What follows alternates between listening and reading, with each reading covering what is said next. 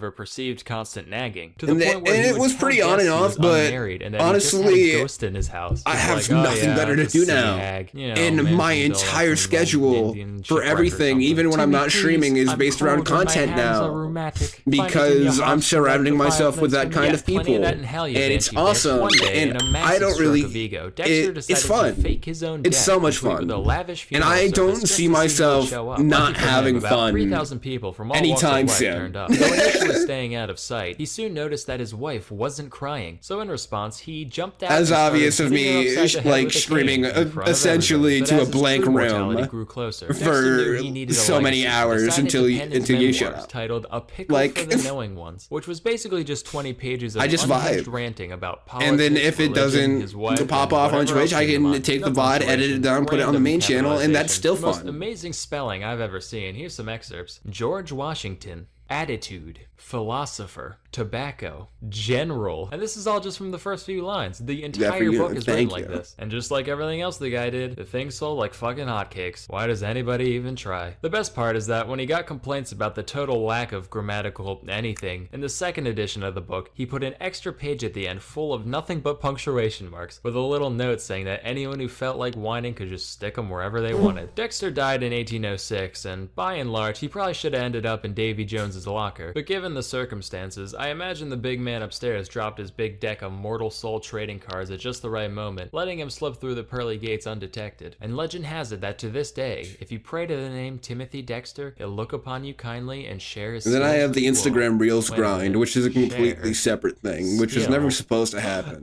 Skillshare is an online learning community with over 25,000 classes in design, I posted one Instagram Reel and more. to make fun of my friend because he always says lock in. Classes on must-know topics. And now, your skills, unlock new opportunities. and that reel popped off, and then Instagram started pressuring me like crazy to make more reels. And none of them have quite done the same. Remedied with a houseplant known to improve air quality. But I'm not even sure why I'm trying on the reels arc, because the majority of my Instagram is just like my art. To try, I'm sure your dorm or apartment will start to show signs of non-insect life before you know it. Join the more than 7 million people already learning today with a special offer just for my viewers. While Skillshare is normally less than $10 a month, everyone who visits the link in the description can get 2 months of unlimited access to their 25,000 plus classes for absolutely free. So please, quit your public McTuition and get your private free tuition today. Anyway, that's all for today. Till next time, I'm Sam and what kind of art do I do?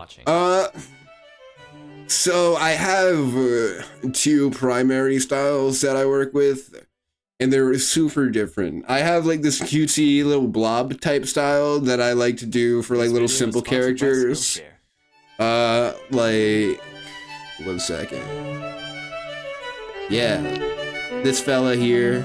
Oh no, I selected slow fade. Hey kids, oh god, this is gonna go on for 20 seconds. Called boats the airplanes of the sea, but while every this little blob fella here, slow motion, he's so also my profile picture. His awful counterpart. Her legacy in many ways resembles my. Oh god, this is gonna take so long. 3-year-long travesty plagued by blunder after blunder due to both. Then I also have this scene, and a lot of the artwork it kind of has that vibe. USS William D. Porter. But then when I do traditional artwork, it is completely different. Yeah. I've been doing traditional artwork for he's pretty high class at destroying, 15 years now, so during summer camp because he was trying to I just get lost into detailing a piece of paper video games to camp anyway. for like everyone did. Fuck you, Fletcher. 3 or 4 hours. You're supposed to be more mature than us. You're the reason I grew up with a lingering resentment towards authority, and my only reprisal is that I got to draw you as a disgusting fat lard for millions of people.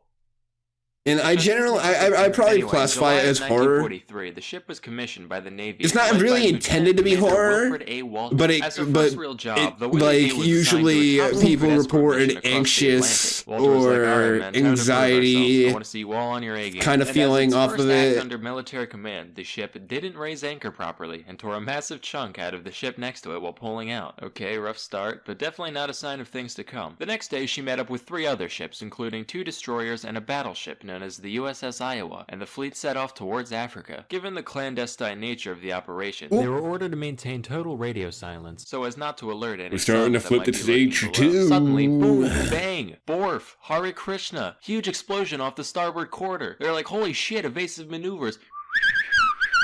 But after however many minutes, the transmission comes in saying, hi, this is Wilfred D. of the Willie Walter. So a depth charge may have accidentally fallen off the ship, and we may have also forgotten to turn off the safety mechanisms on said charge, causing it to detonate immediately. So if you heard a little noise a bit ago, no cause for alarm. Also, sorry for breaking radio silence. Love you, bye. Shortly thereafter, a strange phenomenon was spotted near the ship. Officer, what in the rhyme of the ancient fuck is that?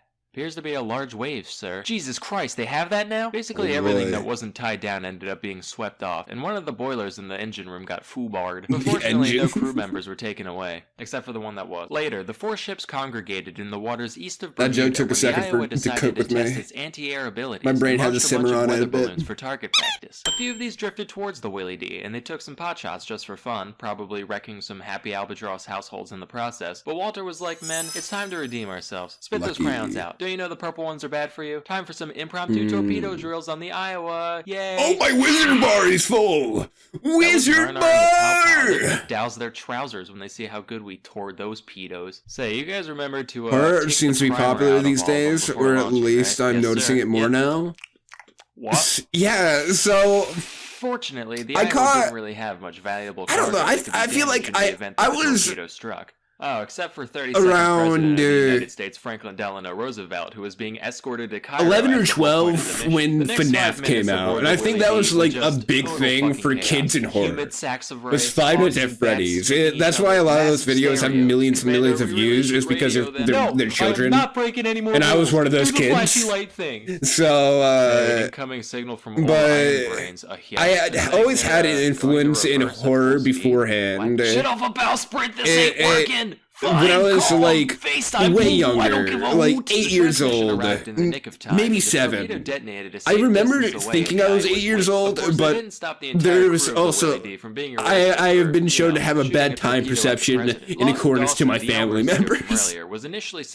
So I could have been younger, and it was but we are sending you and the rest of Carnival Killer Clowns from Outer Space, which was just like this super funny prop gimmicky B horror movie so they kicked it for a while that my dad put on for me because he really liked horror and he wanted me to also like horror, and this was a very successful attempt because after that a lot of I was already drawing at this point, but I was only doing like Crayola drawings, and then I started doing like crayon drawings of like spooky clowns and dolls and stuff, and then years later I would you know, of some guy named Charles. Here they actually did some I would be hospitalized, and I would essentially have a lot of time to myself for a long time, and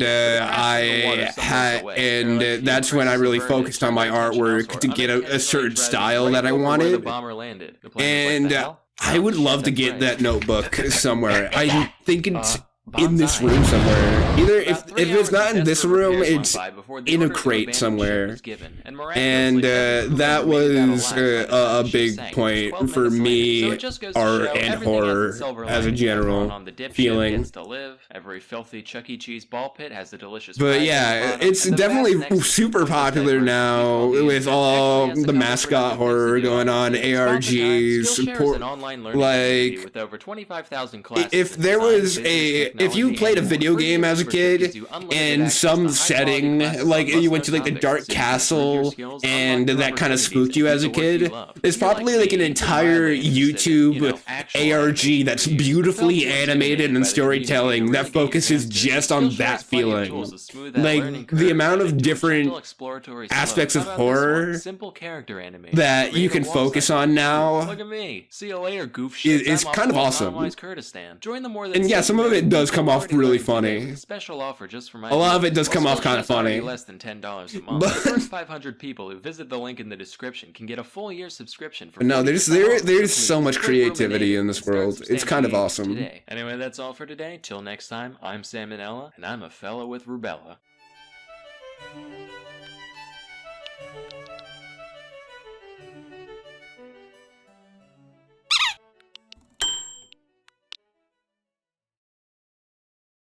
Dragon Harvest. How long does the Dragon Harvest go for? Okay. So I could capitalize off it like this. Nap I took in January of Backfire. Boy, are my arms tired. I'm gonna take my chance. Plot. Queen's dead. War in Ukraine. The Taliban's back. What is? Holy shit! They made a movie called Scoob. Unprecedented global pandemic, Space Jam 2, some popular guy named Brandon. Yep, that just about covers it. Anyway, we all know about the scientific names Oh of shit, animals, this is the but new did you ever stuff. wonder what they actually mean? To find out, we must look to taxonomists. They're the guys responsible for the systems of nomenclature we use to classify organisms, and boy are they convoluted. First you got the big 8, domain, kingdom, phylum, class, order, family, genus, species. I've seen plenty of mnemonic devices for this, but since the D just showed up in the 90s and is still Donkey disputed by Kong some scientists, he's usually not plays included. So allow me to suggest a few. Dizzy kids puke cereal on fairground staff. Dumb kittens pushing cups over feeds growing spite. Donkey Kong's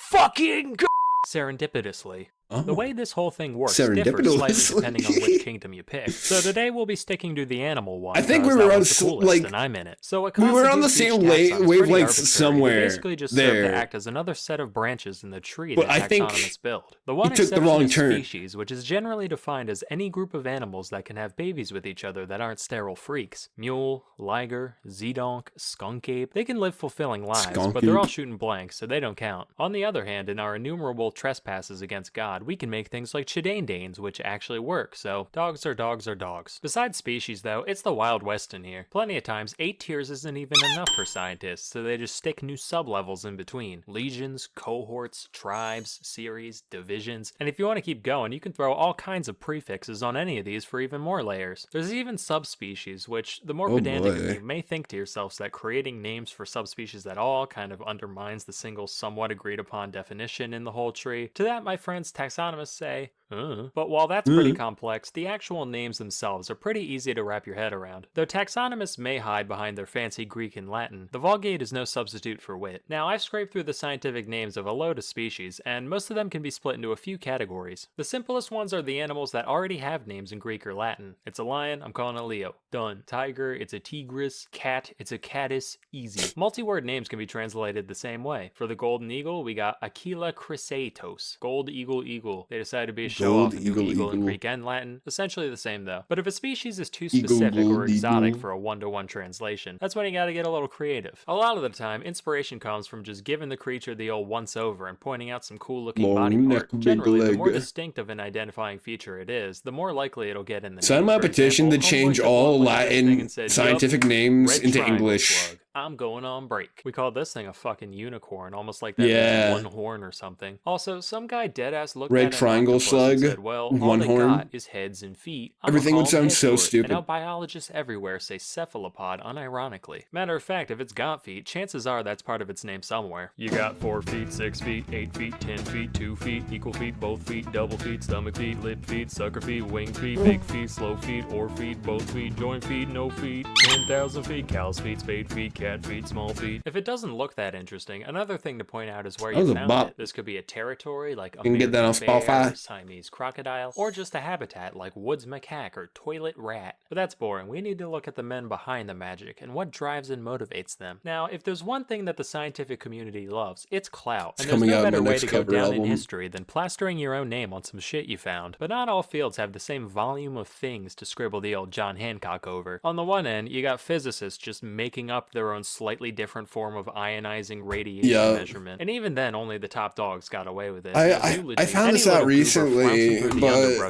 I was looking the different densities of different I will elements call him Splinkus's ladybird. Alternatively, because plenty of biologists it have given was shout-outs to their relevant contemporaries, to both other the game I biologists was and those across the trying to academic make, gamut, from geologists to and like I was trying to make like explorers and different more. Naturally, Darwin's got a different show, elements but even the background characters have get different immortalized one way or another. Millard, durabilities Thompson, Grant, based Summer, on Rollinger, their Stevie, actual TVA. like I don't atomic know, but density. they've all got Because I'm a gazelles, so they nerd. must be pretty cool. And of course, other times, the name checks I people who had realized fuck all to do very with quickly anything except for one that taxonomist being a fan every of theirs. single Plenty of popular website I celebrities have looked species on, named after them, but since all the big huge stuff was found and branded a while ago, most of these idols are commemorated through none of them were repulsive little consistent, invertebrates. You got even though they were all done by Beyonce, different the only colleges and similarity I can gather universities here and is shit Queen like Bee that. looks like a bee, both not a real But bee, also, Amphilis no, they gregarious, like like a lot of the later. In 2007, one Jason Bond, A lot of the professor of biology at later UC elements Davis, dubbed this have little dude the Remigio wildest Fila names Nil that Youngie nobody to can honor agree his favorite on. musician, which caused my You know, man Stephen Americanium Colbert to is go on is TV is a and thing. profess his utter indignation Was at attempting not to be a having Spider thing. named after Ever heard of himself. So Americanium? naturally, the next year, Bond actually went on the Colbert Report to announce the naming of apostagist Stephen Colbert. So,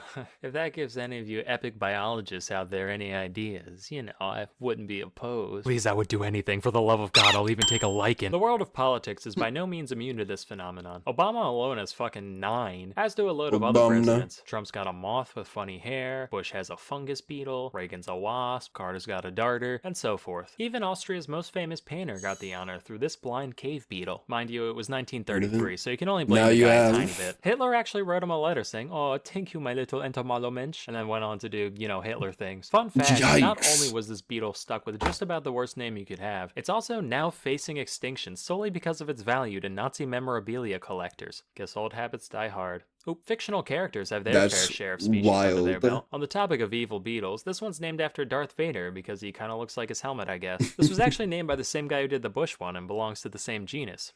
There's also this mite, genus Darth Vaderum, which is a lot more accurate and frightening. In 2012, a single bone from above the eye socket of a hitherto unidentified theropod dinosaur was being studied. And suddenly, under the light of the full moon, the guy working with the specimen had his neck covered with hair and his lips clench into a pog and his endocrine system fill with soy, and he said, "It's just like the eye of Sauron." And then he started chewing on Funko Pops and sweating cream of meme and snorting G Fuel and shitting D20s everywhere until the prostate stimulation made him. The dino's genus is now Jesus. Sauroniops from Eye of Sauron. This spider was named after Godric Gryffindor because it looks like the sorting hat. I forgot how intense some of these jokes are.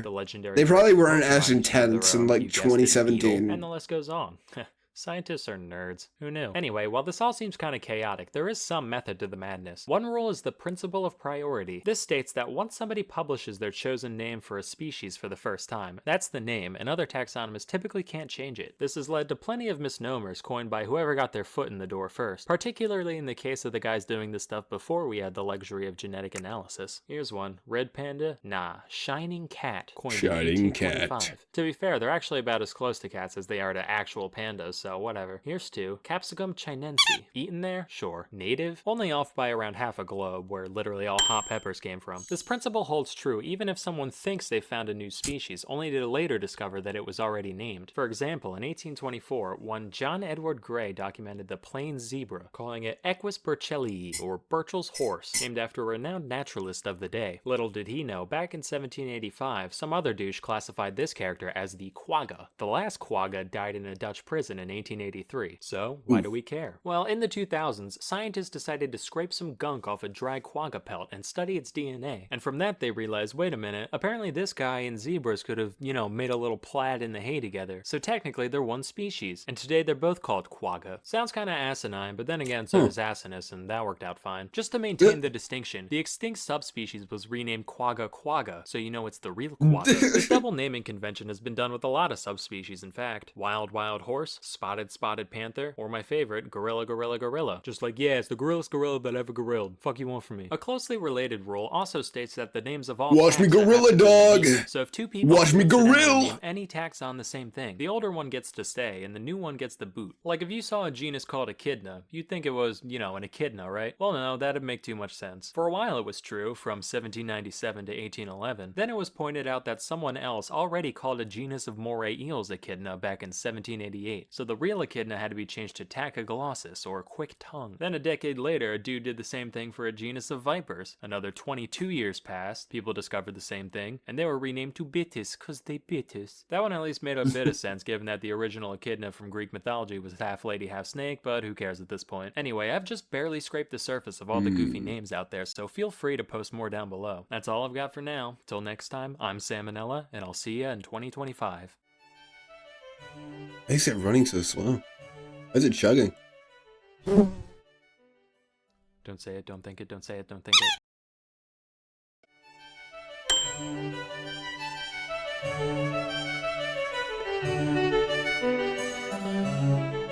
Hey kids, today I've got another just character gonna study close for it you and all, a reopen man it. known as Zhang Zhengshang. In 1881, he was born into poverty in the Shandong region of China. His father was a head shaver, not a barber mind you. If a head shaver's a barber, then a ditch digger's an architect. He also moonlit as an alcoholic. His mom, meanwhile, was a literal practicing witch and exorcist, already a recipe for success. Zhang joined a group of roving bandits at age 20, as one does, right around the Xinhai Revolution, where the Qing dynasty was overthrown and the Republic of China was established. But in 1916, the kidneys of the nation's widely disliked monarchist leader done shat the bed, causing a power vacuum that ultimately led to what is known as the warlord era of the Republic. During this time, different regions of China were constantly shifting hands between a collection of separate military groups, all of whom were ruthless both to each other and to the people they ruled over. And through charisma, favors to the right people, and a keen sense of military pragmatism, our humble highwayman soon came to be one of these warlords. Now, Zhang was quite skilled as a leader of war. After the Russian Civil War, he recruited thousands of fleeing white Russians, not beverages, but Bolshevik butchers, which bolstered his battalions and brought big bonuses to his bloodshed. He also made efficient use of armored trains, which proved to be highly cost-effective at transporting large amounts of troops and supplies. But that's not what you people care about. You want some clownage. Well, rest assured, Zhang was quite the character. Now, we all know the age-old debate between positive and negative reinforcement. On the one hand, if you treat people well, you'll probably get the same treatment back later down the line. But on the other hand, nobody's ever taught a tiger to jump through flaming hoops with just pets and temptations. And if you think that's messed up, that's because, well, yeah, it is. Circuses are fucking evil. But like all great leaders, Zhang knew how to appropriately apply both the carrot and the stick. As an example of the former, he defeated the forces of enemy General Wu Peifu largely by convincing members of his army to defect, with the promise that they could keep their original rank after switching sides, which he fulfilled. But then he was like, yeah, I don't know if my loyal men would be too happy about being outranked by strangers. Well, only one solution here. All my guys are ranking up. Problem was, so many officers were promoted that Zhang literally ran out of gold and silver to make new insignia. He was like, I gotta think about this. Went out for a smoke, looked down, hey, wait a minute, and had the rest of the emblems made out of the colorful foil found in cigarette packages. It said that during the promotion ceremony, people would look down and notice their little star already had a rip in it before the event was even over. But hey, there's still a colonel or poobah or whatever now, they can't complain. On another occasion, he proudly announced that he would either win an upcoming battle or return home in his coffin. And though Zhang was many things, he was not a liar. So after he ended up retreating, his men paraded him through the streets in a casket while he waved and sheafed on a cigar. So you're probably wondering why they called him the dog meat general. At this point, my head was swimming with lurid fantasies about him eating dog flesh or wearing dog flesh or eating dog flesh. Turns out, nah, he was just real into pai gao, of which the act of playing was colloquially referred to as eating dog meat. And also dogs. He was also sometimes jokingly referred to as the three don't knows, since he didn't know how much money he had, how many concubines he had, or how many men were in his army. Well, funny, there was some truth to the nickname, which did sometimes cause issues. Some were minor. For one, he had a lot of trouble remembering the names of the 30 to 50 women of all nationalities in his harem, but he got around this by just assigning them numbers. Number 4 is real flexible, 27 makes a killer key,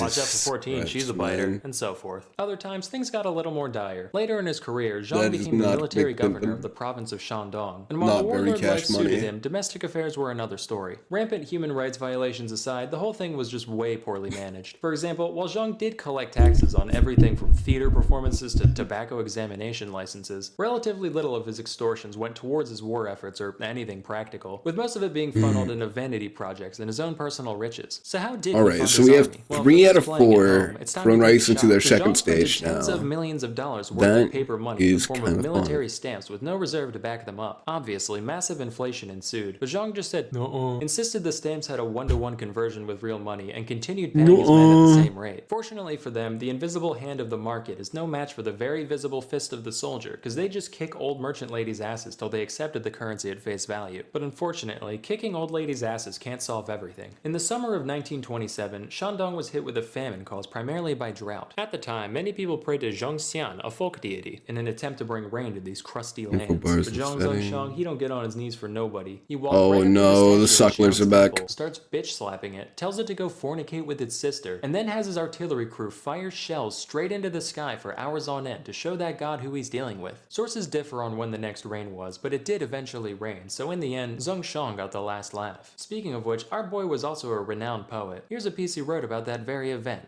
The sky god is also named Zhang. Why does he make life hard for me? If it doesn't rain in 3 days, I'll demolish your temple. Then I'll have cannons bombard your mom. Truly prophetic. He's got a few other good ones too. Let me just dim the lights real quick. Yeah. This one's called Visiting Mount Tai. From afar, Mount Tai looks blackish. narrow on top and wide at the bottom. If you flipped it upside down, it would be narrow at the bottom and wide on top. I like that one a lot, because it's like he heard about metaphors without realizing they're supposed to have a second meaning. This one's titled Poem About Bastards. You tell me to do this, he tells me to do that. You are all bastards, go fuck your mother.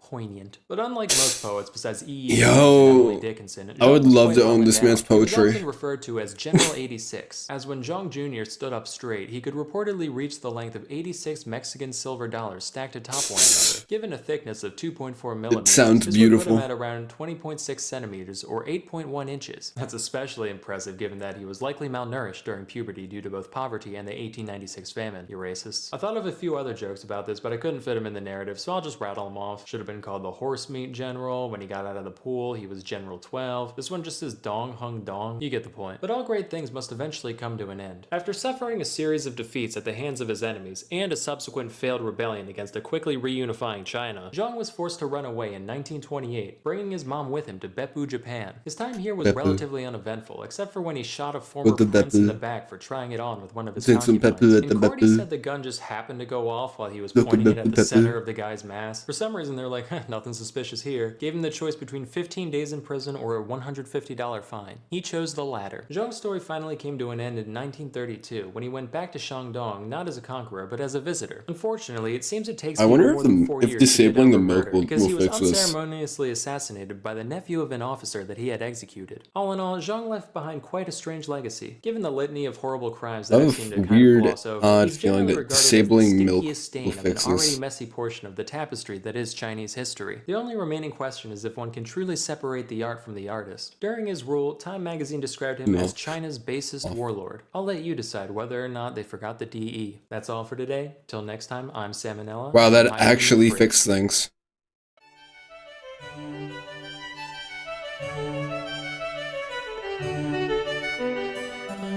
Hey adults. So most of us are aware of at least one animal companion to the commander-in-chief. All but 3 presidents have owned some kind of pet during their term, and there's good reason for that. Not only does a lovable mutt serve to humanize an otherwise larger-than-life figure, but Screen their cute reader antics mode? can also be a great distraction when needed. Huh? Drone strike. Wait, what's Never this? heard of her. Hey, we're doing a photo op with this dog that shares a name with my vice president's son, cause you know, that's not weird at all. But as it turns out, dogs and cats are just the tip of the iceberg. There have been a lot of quadrupedal occupants of the White House, even without Miss Lewinsky. So today we'll be going through just a few of the more interesting ones. Going back to the beginning, Washington had critters galore, including 4 black and tan slur hounds that he named Drunkard, Taster, Tippler, and Tipsy. They sound like if Santa's reindeer were all alcoholics, which would be a shame Those because part of the Rudolph's Yule red nose lads? would no longer be of note. John Adams had 3 dogs that presumably spanned the alignment chart, being named Juno, Mark, and Satan respectively. Not a joke. Jefferson kept around 40 sheep during his presidency, one of which was a 4-horned Shetland ram. Though nameless, said ram soon became famous for killing a young boy on White House grounds. Rather than immediately destroying the animal as we'd expect today, Jefferson just had it moved back to Monticello. It was eventually put down, but only after it single-handedly killed several other rams at the estate. What the Which just hell? goes to show how Jefferson operated. Random child, not the best optics, but that can be forgiven. But my own property, that's a bridge too far, Rambo. John Quincy Adams' wife Louisa practiced sericulture, which is a fun word for silkworm keeping. As a side note, sericulture has been going on since at least 3630 BC, which is kinda nutty, because that means we domesticated worms to turn their goo into clothes before we figured out how to ride a horse. Jackson had an African gray parrot named Poll, short for Polly, that would apparently curse like a sailor, probably thanks to the teachings of Old Hickory himself. Having outlived its owner, Poll ended up being removed from Jackson's funeral service after unleashing He's so not much running profanity better that at guests all. found it genuinely upsetting. He also kept roosters for cockfighting, which was acceptable I don't at the think this time, and mode was still meant far for from the worst thing he's done optimization. morally. During Van Buren's term, the Sultan of Oman sent a variety of gifts to the president, among them being a pair of tiger cubs. He was like, this is badass, and desperately wanted to keep them in the White House. But the dickheads in Congress asserted that, due to a specific constitutional provision, gifts to the presidential office weren't for the man himself, There we but for go. the people. Van Buren said, fuck the people, them's my tigers, and got into a legal battle with the legislator over the issue, which he eventually lost. The tigers were subsequently sent to a zoo, and over 20 years later, Van Buren died of pneumonia, completely unrelated to this incident. Although Andrew Johnson had no de jour pets, he did befriend a family family of mice he found in his bedroom, feeding them flour and grain and referring to them as the little fellows. It's an oddly wholesome thing to hear from someone who essentially set the trajectory for the next 100 years of black disenfranchisement. Mr. Johnson, we still have a country Had a beautiful,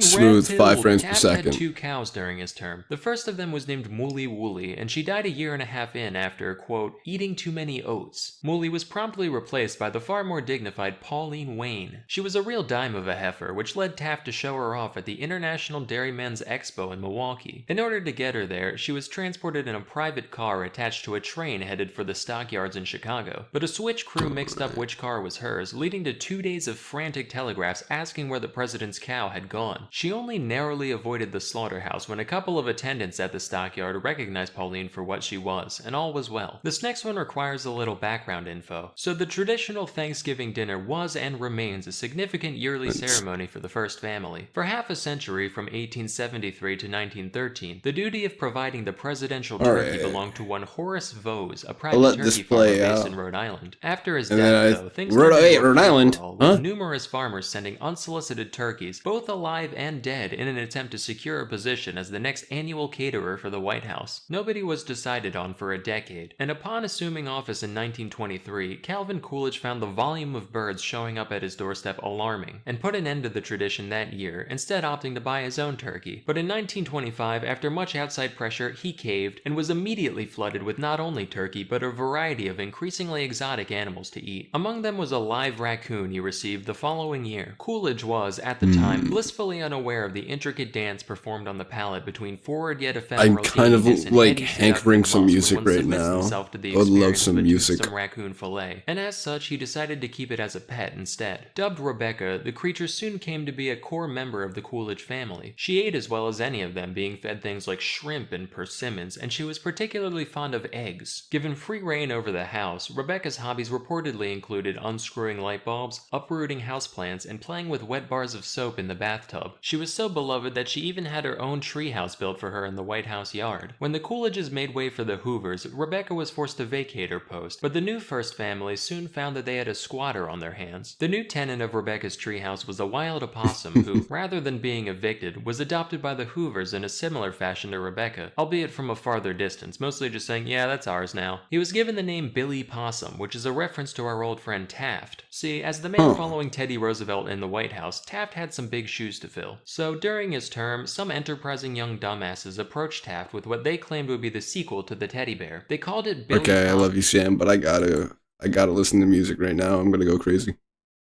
Go crazy, go stupid.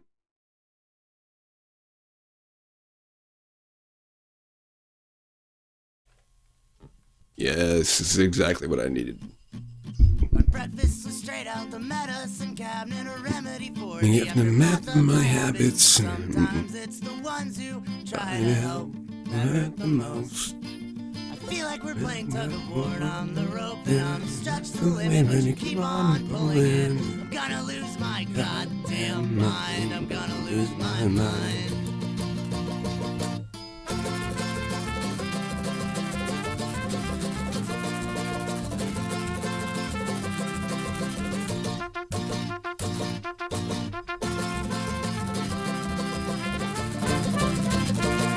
Oh, that's why it was so quiet. Here we go. Hide away in the back of a cave in the top of a mountain. Don't need me. No one see me, so I don't have to deal with them. And it's running smoothly now. 'Cause I don't got the pop-out player. I'll get something. I'll get something to occupy that corner. Image. Corner. It's a solo operation. I'm just far more comfortable alone.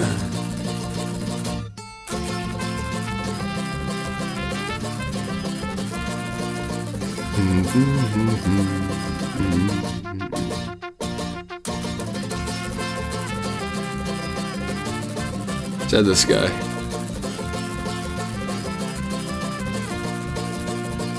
Tears that apathy, it's gotten the best of me. I'm so tired of you talking my ear off about all your problems I just can't fix. Don't appreciate someone take company. Constant Perfect. So call me antisocial, call it masturbation. Either way, it's a solo operation. I'm just far more comfortable. You know what's running actually better, because this would have actually just fucking destroyed my computer. I think the pop-out player takes up way more than I expected.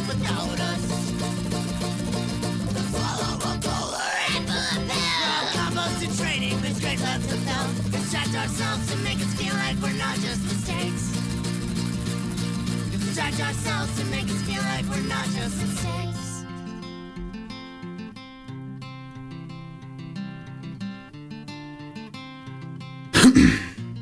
It seems that everybody always There's a bone to pick, I'm an honest to break. Never again will I make the mistake. trusting anyone.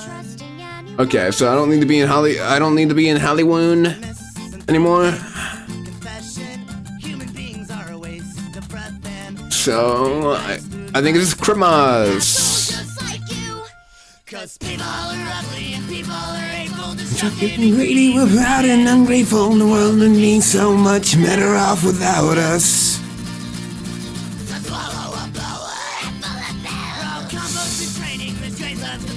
Move ourselves to make us feel like we're not just mistakes. Ourselves to make us feel like we're not just My breakfast came straight out the medicine cabinet. the town. Yay! It's actually been mad long since I listened to some Guilty Gear music. This is exactly what I need to reinvigorate, re-energize. Watching from afar. Perfect playlist. Because I'm afraid something will change. Me without me, I'm the one to blame.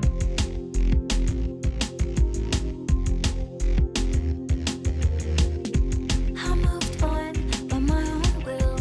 I had nothing else I wanted to do. Was it hard? But I didn't hate it. I didn't. Tap, damn you! I've been patient, but it was bearable. I've had the gray haze for a long time though. I never found out what it was. It's my stress, that's for sure. I Never wanted to run away. I was very motivated. I love this feeling. Who would I ask? I've been patient, but it was bearable. Bearable. I've had the gray haze for a long time though. I never found out what it was. I taste like There we go. vegetables I don't like. The town inside me and everyone's voice. Only I'm not there, just watching from I move around way too much. I can go home, 'cause I'm afraid something will change. Me without me, I'm the one to blame. Reindeer, give cookie, give completion. Oh shit. Yep, I'm not waiting. 3 to 7. Santa Claus. I already have the gift. Just can't open the box. I know all about it. No one can solve it. Unless I decide to do something about it. It's not even the case. I've been patient, but it was bearable. I've had the gray haze for a long time though. I never found out what it was. I hate the alarm clock I chose. The town Alright, we could combo off of this. and everyone's voice. We can combo here. I'm not We have a potential for a combo. Cause I'm afraid that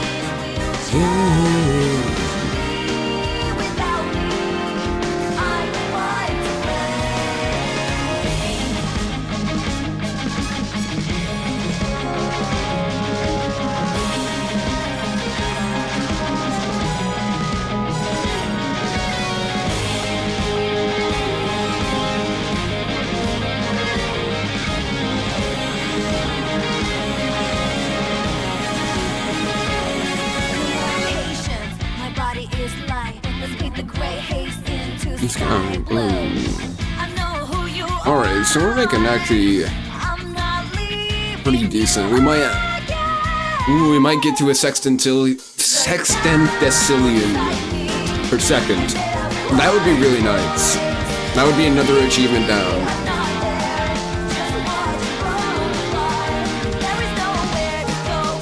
Nowhere to go, when you're not home.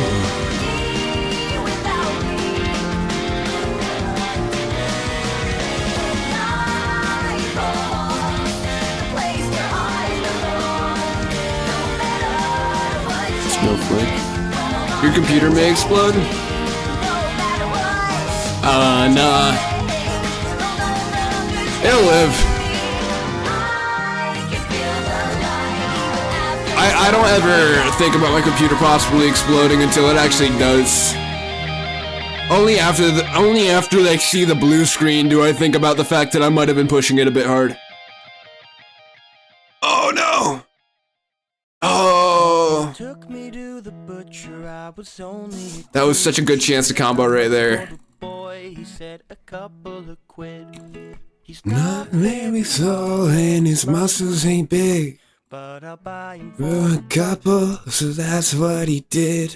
Hung me in the freezer by a couple of hooks. And nothing personal with pity and looks. I smiled 'cause I had no friends around town, but I'm hanging with the butcher now. Butcher put me on the cutting board, but before we could start, I said I had a request and be delicate with my heart. I'm not very strong and I'm not very smart, so if I had the chick, it's my favorite part. Cut me into pieces, but he left my heart whole. Then a figure with the sight came to carry my soul. I smiled 'cause I had no friends above ground, but I'm hanging with the Reaper now. If he changes it, it's hanging with the Reaper. Said he sympathized that I'd had a real hard life. Put my heart into his cloak and said we'll find it's a new home. But he still the stake for the road. Oh no, no.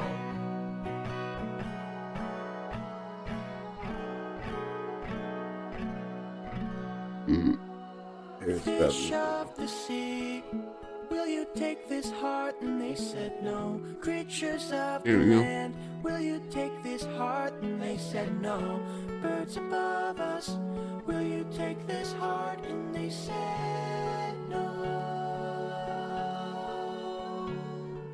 Nowhere left to. The secret's out. I have long ass hair. I just kind of use my headset as a headband, as a hairband. The Reaper took my heart in his bony hand and said, a promise is a promise. Oh wait, sugar's way down. Again, but not as man. Oh shit, we just made ourselves a stock option. Oh, but I'm broke. I didn't fear the Reaper. Now I've become I can't actually afford it. Okay, now you're actually trying to depress me. Really? Say something?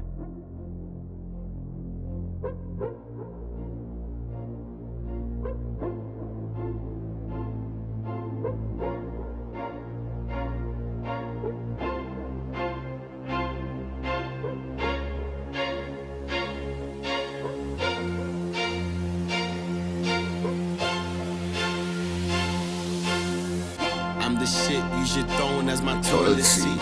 I demand the king's ransom for royalty. I deserve a mansion of royalty.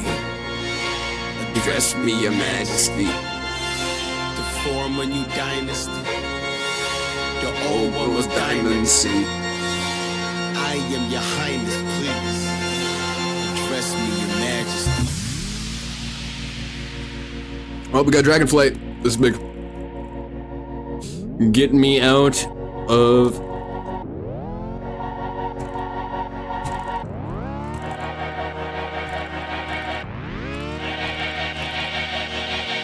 Instant classic, this classic of gold art.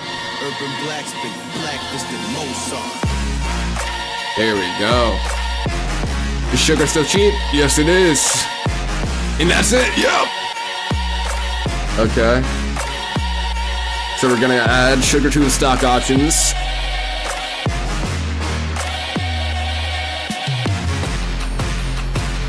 Now we got 4. Nut and salt have been just like hovering around the 150 area, but they have never actually reached it. Meanwhile, butter is going all over the place. Butter might actually be dropping to the next cheapest, but that's not good for me because I already have that stock option.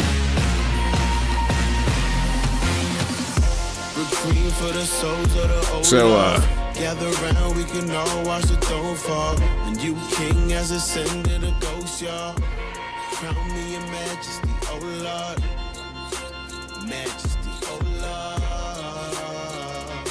Oh Lord, it's the classic, this classical gold art. Urban Blacks, it's in black, it's in Mozart.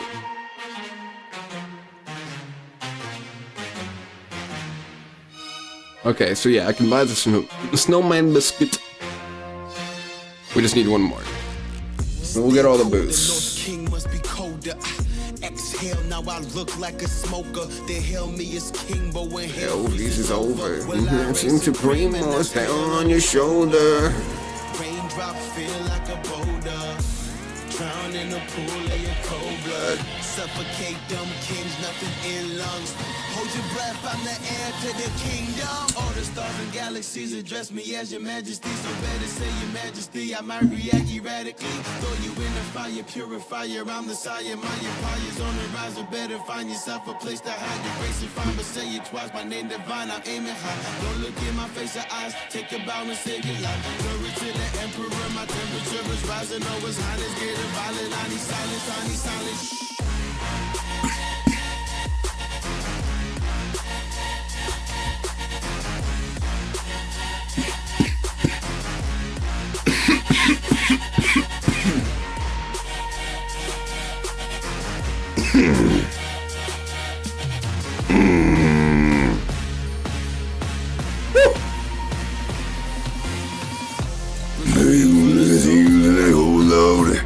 Now moving on in the phone pole. Thing that that's ended the whole no. Me, your majesty, oh Lord. Your majesty, oh Lord. Oh Lord. I'm the classical Mozart. Blacksmith, the black-fisted Mozart. There we go.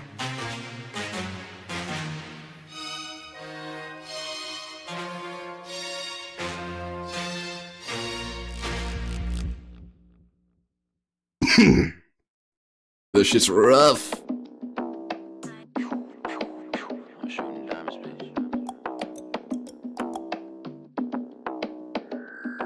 I'm a dead man, cause I'm chasing Money till I drop. I'm a bread man, stacking up this money. Yeah, like that. I'm a businessman, I'll take the consultation if I flop. If I spend a bag, I'll double up, I hit the slingshot. I'm a bread man, cause I'm chasing money till I drop. I'm a bread man, stacking up this money till I clock. I'm a businessman, I'll take the consultation if I flop. If I spend a bag, I'll double up, I hit the slingshot.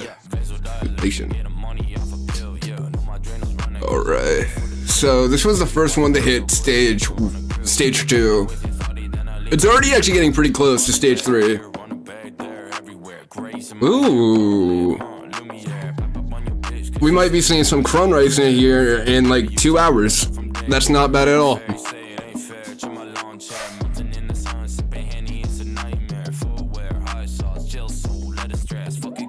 Let me take you on a time lapse. 3 years since I started rapping, about 300 tracks. 2 years since I started seeing profit. Let me last year to the world, fly out on LAX. Next year, fuck a deal, my mama know I never kept. Dead man, cause I'm making money till I drop. I'm a bread man, cause I'm gonna money till I stop.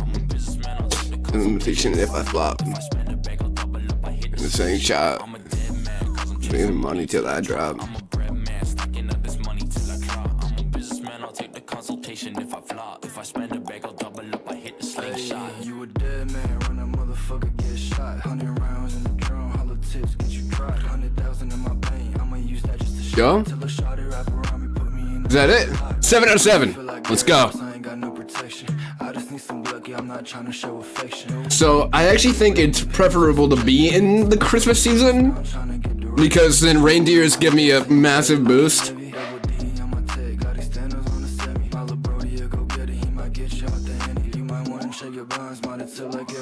I'm a rich man, I just bought a foreign at the lot. I'm a sick man, I just keep on dogging bitches raw. I'm a lit man, all this jewelry I got on, but you ain't robbing me, bitch, you got it all wrong. I'm a dead man, cause I'm chasing money till I drop. I'm a bread man, stacking up this money till I clock. I'm a businessman, I'll take the consultation if I flop. If I spend a bag, I'll double up. Lightning fingers.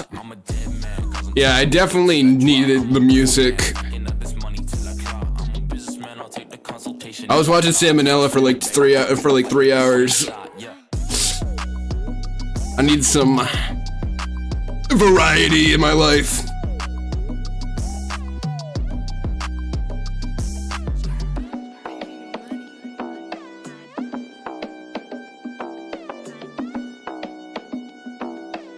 What was that? Stock Tick? Okay, no, that was Garden Tick. $10 is one band. 10 bands is one rack. 10 racks is a brick. A brick is $100,000. Yeah, They think I'm crazy or something. I'm having a baby is fine. Basically, like my baby is fine.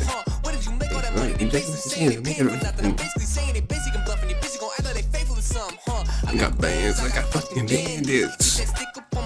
Semi-automatic. Hey, how they traffic? I'm here working magic.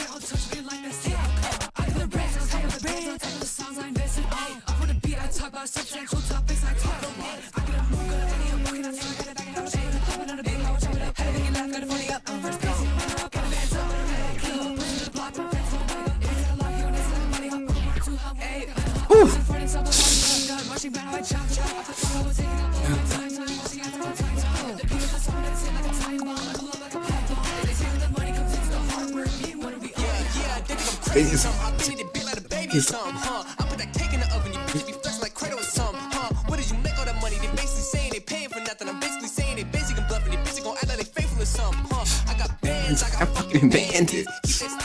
Semi-automatic. Out of traffic. I've been working magic. So much fucking money. I wish. That'd be great. It's falling out of my pockets. I don't know what the fuck I'm gonna do with all this.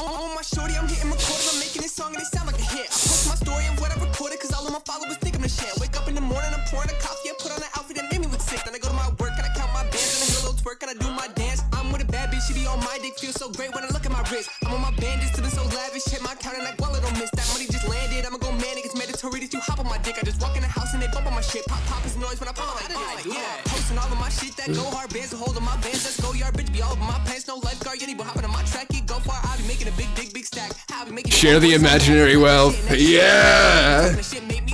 I actually don't know what money they're talking about either. This song has like 1,000 views and 500 of them are mine. So maybe I'm the one giving them that money. I don't know how I found this song actually. This entire artist is like super underground.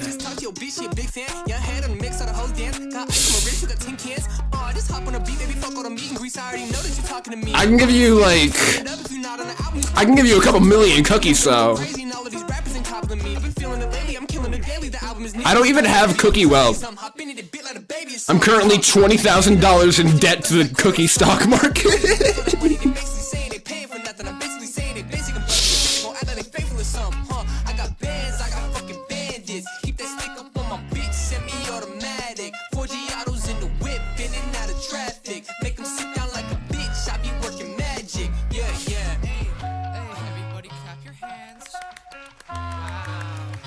Wow, thank you. Thank you guys.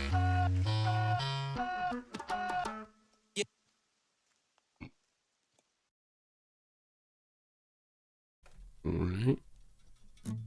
Ooh.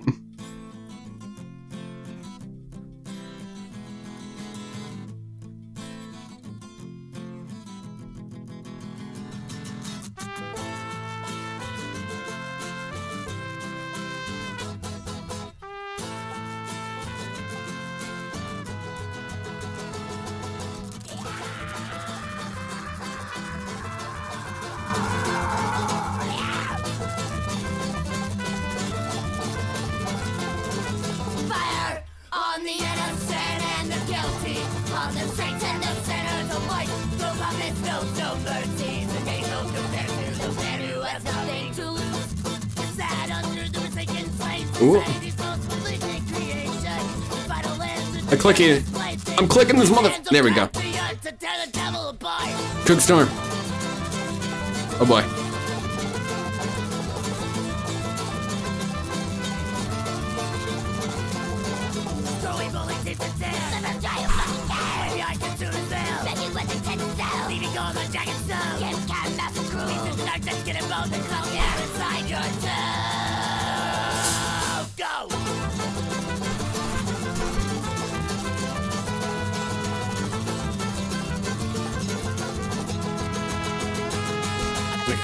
Going through emotions, within these smiles, I see it on my face.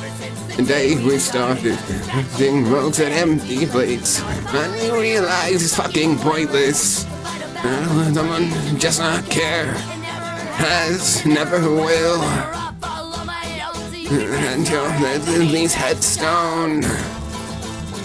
For all I care, for all I care.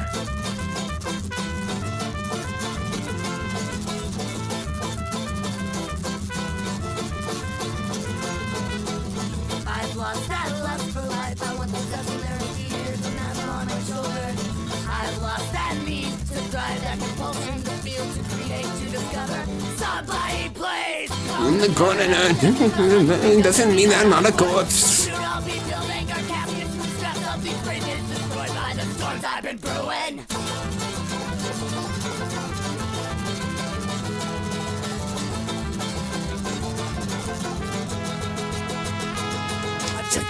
Going through the motions, an empty smile painted on my face ever since the day we started.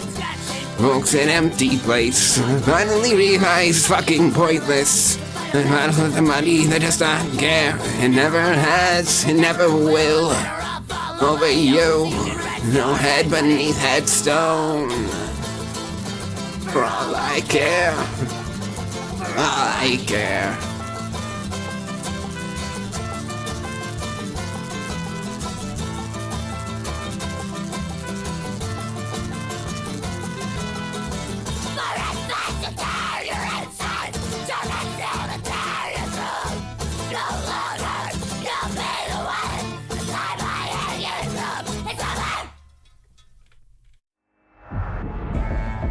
Yo.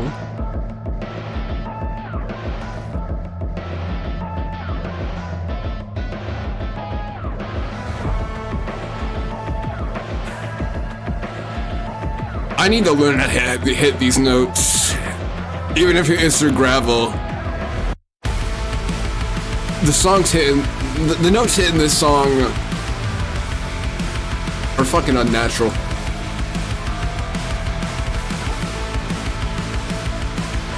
I might have to use my fucking like rocker gravel voice on it, which completely changes it, but I might need to.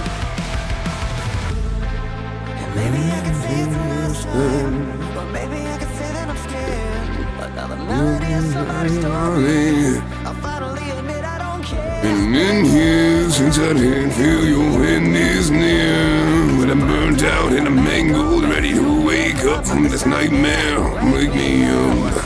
I always flip to the start. I'm just trying to get a look at what is sick of the yard. And all the damage is spark. I'm at the power of fame dollars that change the charge and maybe function parts. I didn't want it this way. I used to long for this day. Yeah, sure the money was great, but sucked me into this space. And now the dream that I was chasing seems to chain me in place. Cause this game it just takes and it takes and it takes.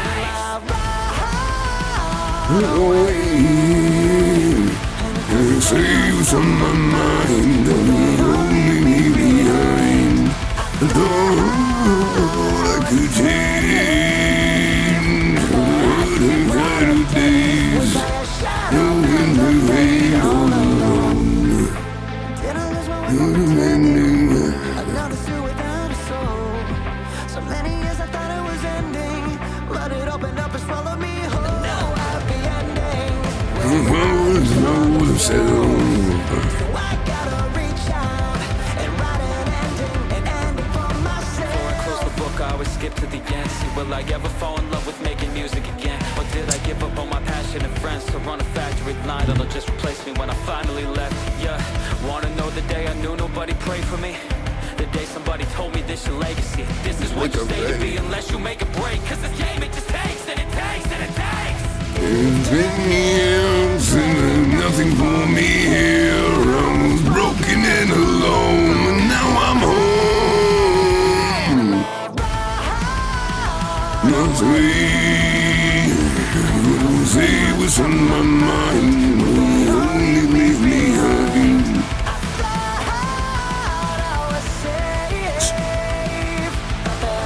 How would I even Oh boy, I might butcher this. Wait, I need to attempt it. Will I rock? How does... What note is that? Fucking... Will I ride? Will I ride away? And when I say what's on my mind, will it leave me on me? And well, I thought I could change. This is not the note, though. It's just not the note. How does he do it? God fucking damn it. NWTB.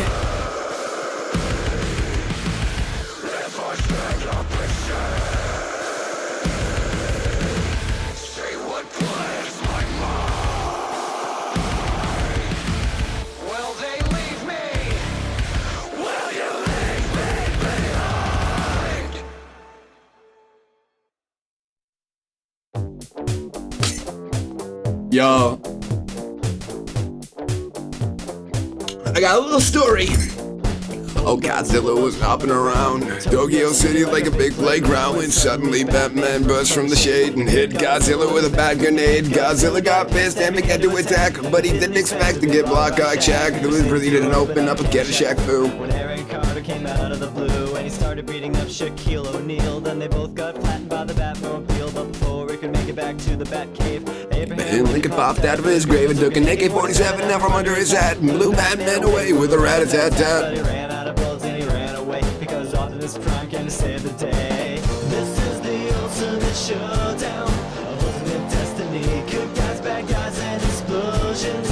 As far as I could see, only one will survive. I wonder who it will be. This is the ultimate showdown of their destiny.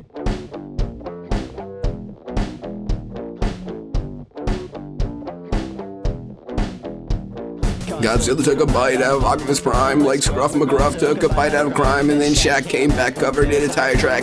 Next gen land. Batman was sitting tried to hold steady when Abraham Lincoln came back with a machete, but suddenly something caught his leg and he tripped. And Indiana Jones took him out with his whip, and he saw Godzilla sneaking up from behind, and he reached for his gun that he just couldn't find, cause Batman stole it and he shot and he missed. Jackie Chan deflected it with his fist, and he jumped in the air and he did it somersault when Abraham Lincoln tried to pole vault into Optimus Prime, and they collided in the air and they both got hit by Care Bear Stare. The destiny, good guys at night, explosions. As far as the eye can see.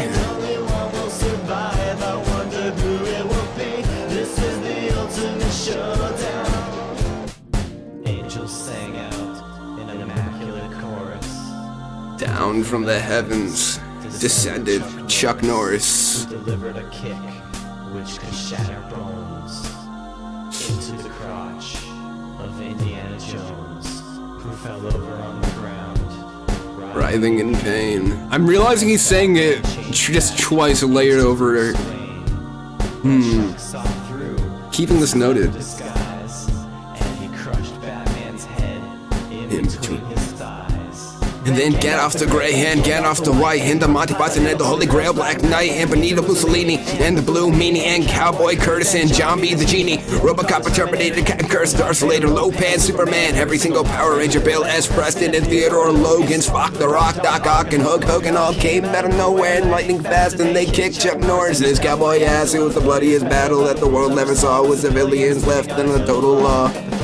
On for a century, many lives were claimed, but eventually the champion stood. And the rest all the better. Mr. Rogers in a bloodstained sweater. This is the ultimate showdown of ultimate destiny. Good guys, bad guys, and explosions. As far as the eye can see, and only one will survive. I wonder who it will be. This is the ultimate showdown. Ever since I have bought sugar at $9, it's plummeted to $2. This is what we call in the industry a fat L.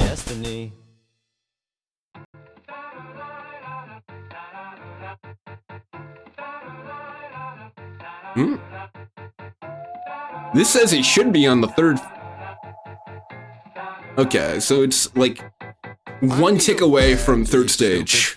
Peep them cheeks and throw a fit, throw it back, make them sick. That's my little Florida bitch, fine hoe, bad as shit. Shorty like my favorite dish, like the way she flick her wrist. That's my New York City bitch. I just been cooking, they just been looking. Shorty been acting a fool, she getting sauce in the cushion. In love, there ain't no sauce, you can never really have too much sauce. Beat the jab, let the cheeks fall off. I'm a nuisance, with no hoes in the state of Massachusetts. I don't know what to do with my exes get the new tits. All my adversaries on a cruise ship, all inclusive. And my Netflix is translucent. Get my legs laid, that's my resolution. Hey yo bitch, like the Constitution. I need a bad bitch, stupid thick. Keep them cheeks in through a fifth. Man, back, make it thick. That's my little Toronto bitch. Like my favorite dish. That's my Minnesota. Hold up, wait, stop the tape. Please take a moment to get out my face. Hold up, wait, park the race. Got a list, she good faith. I'm standing on this, gonna vanish with myths, moving around like a myth. That makes me wanna go make massive amounts of fucking cash. With your bitch playing whoop, catch her in the ride, rides and catch her in the pussy. Wide receiver of the nookie, pull up to Panera just to play a little footsie. Ahoy, chips and cookies, gravy be the kid, got your bitch playing hooky. I need a bitch that look like Snooki, riding through Atlanta about a boot scoop nigga. Bands now, not tomorrow, and me a sayonara. Via Gogara. Put that otter and carbonara. All money, Ooh. once upon a time. Lucky. Like Futurama. I got moms and Punta Cana. I feel like Tommy Bahama. I need a bad bitch, stupid dick. Beat them cheeks and do a fit. Throw it back, make them sick. That's my California bitch. So we're back with sucklers. Do I actually have any reason to keep the sucklers? I don't think I do. Like the way she flick her wrist. That's my Yokohama bitch. Bad bitch, stupid dick. Beat them cheeks and do a fit. Throw it back, make them sick. That's my little Parisian bitch. Fine hoe, bad as shit. Shorty like my favorite dish. Like the way she flick her wrist. That's my Tijuana bitch. Just Kim. Ooh. Come on, straighten up. Fuck you, your formula, and your dumb bitch of a daughter crabs. Gay! Young enough to die, and original to fuck. Yeah, I came from the bottom, baby, I'm not getting stuck. We should lean by the leader, like, what? We should lean by the These legs haven't stretched in hours.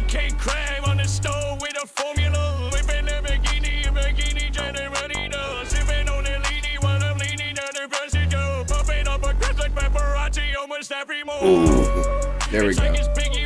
Alright. Thank you, Plankton.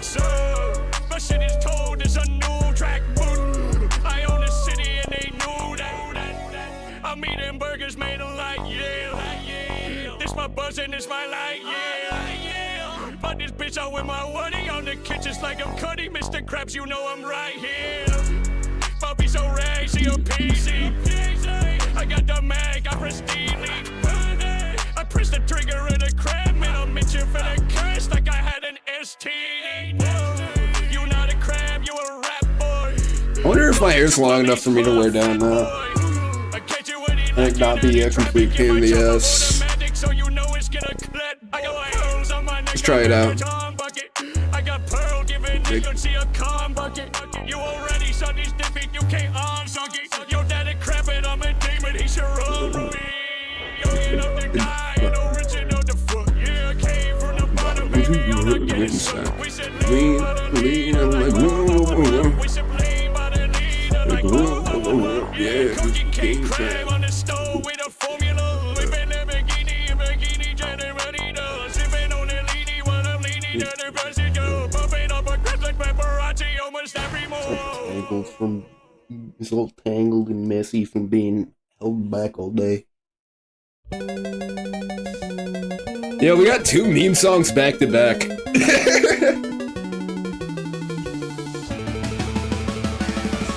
All right.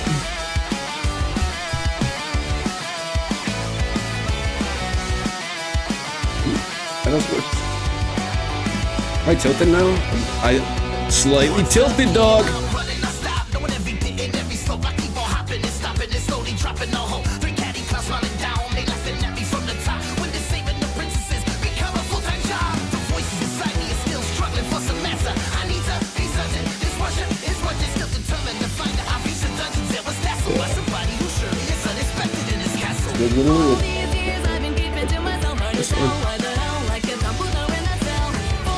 Yeah, it doesn't bother me still. I don't know.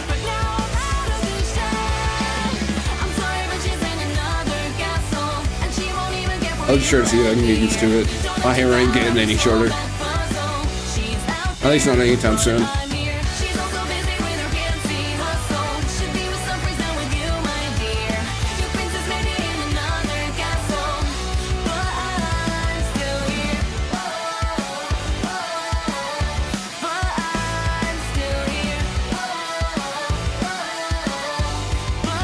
Put it into one giant spike. Like a ponytail? Like a forward ponytail? I've done a forward ponytail before for like the joke of it. It's not very practical. Are you talking like in the shower? Like, do I like unicorn horn it?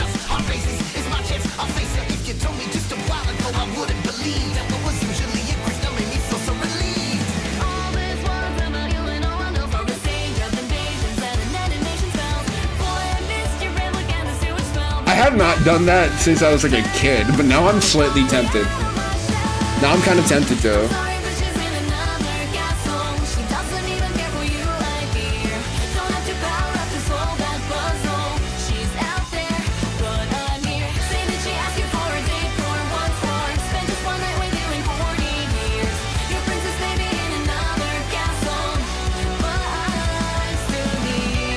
Oh. Sunrise is blooming. It's blooming, dog. Watch me bloom. Watch me bloom, dog. Watch me bloom.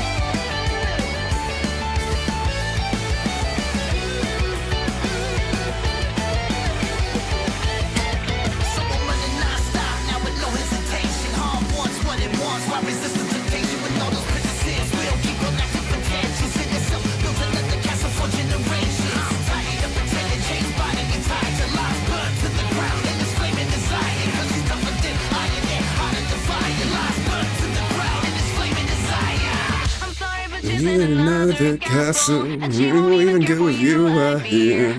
Along this puzzle, she's out here. You want me to repeat it? She's also busy with her fancy hustle. Don't be away to you out here.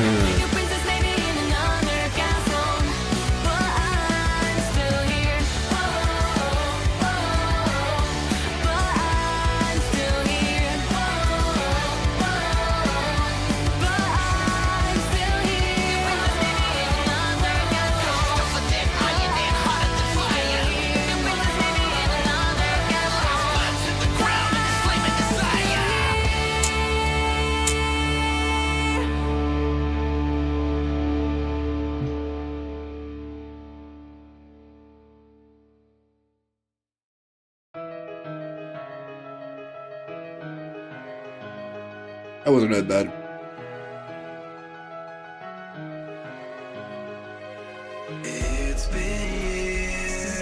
Okay, it wasn't that bad. Ooh. The second hit was way worse.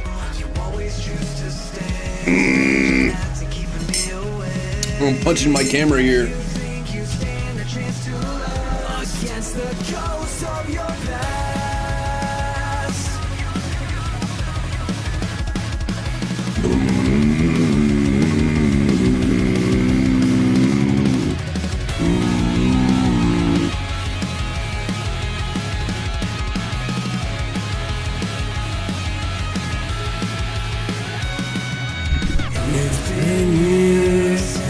your face right here. Been alone in the hell I got my home. Left me to decay. Finding me It's was yours to take. and I found my new obsession. Now it's just you and me. You turn away, I'll be right beside you. You cut me off, but I'll always have another way to find you. My body's still mending, you're in for a side. Another night, but it doesn't get easy because you start picking up all the pieces that they salvage. No matter what the ending, you won't last. Why do I go off screen here? I want to be not on screen here. There we go. And then I just need to center myself a little better.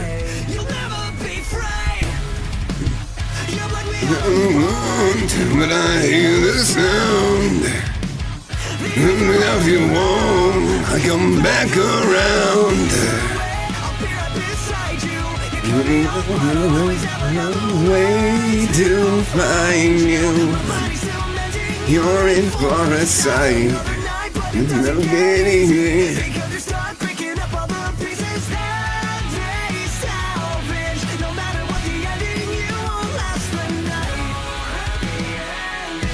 We'll never find you.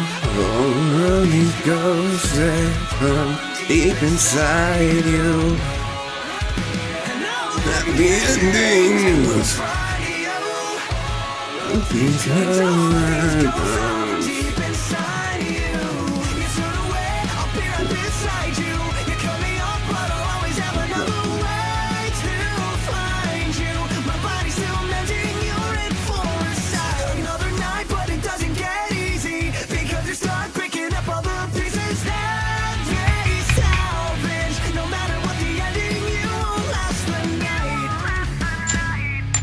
God, why does Nate wants to battle mix probably the hypest FNAF music fucking possible. Like, the fact that it's a Five Nights at Freddy's fan song is actually like a disservice to the world. Because that could just be a standalone song. And it probably would have gotten millions of views. But because it's FNAF, it's a sleeper hit. I listen to basically only sleeper hits. Are we finally... Did they finally add the guillotine song to my replay mix? I think they did. I think I'm losing my head. Think I'm losing my mind so swiftly. Think I'm losing it all. Now to pain me. Guillotine, lose our heads together. Let's all go to the guillotine, learn it all forever.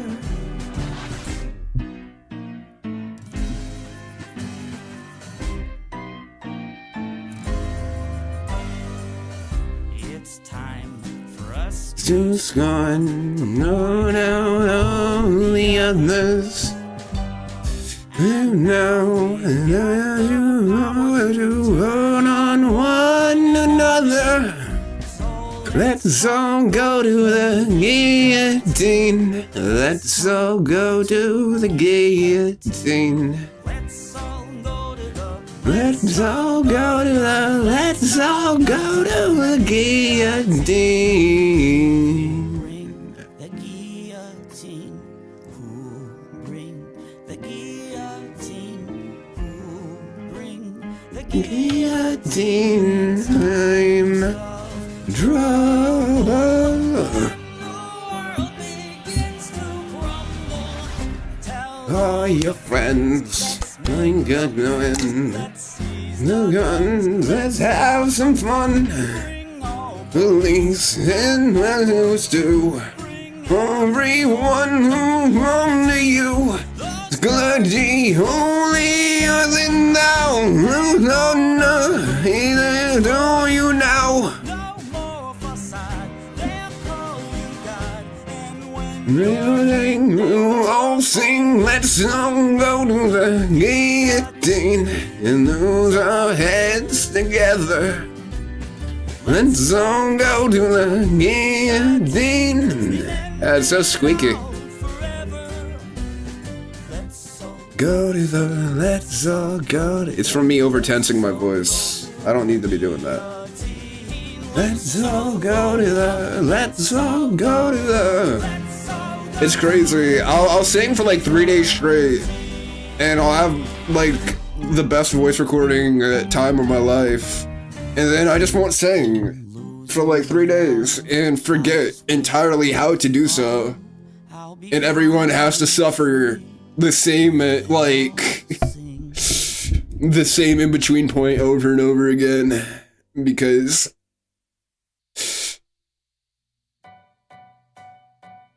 I didn't keep to my craft for a day, and I've forgotten it all. Rusty Cage to Rusty Cage, huh? Alright. Rusty Cage vibe? To find and lovers, oh. You like singing then? Yeah, I'm a fan. There's only some songs that I can sing well, but I do try. I do like vocal warm-ups and all that fun stuff. I'm a big fan of music in general.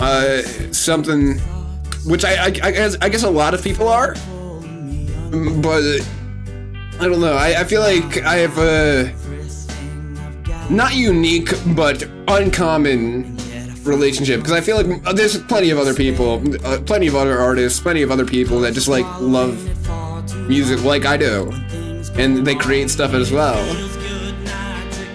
But no, I've been writing lyrics for about 5 years now, and alongside writing lyrics, I've been trying to improve my singing to like sing the lyrics as I would want them to be sung, because I know there's like a job in it, right? Like I could sell these lyrics or show these lyrics as a portfolio to a actual like publisher, and I could end up being a ghostwriter or something like that. But I would really just like to perform my own stuff.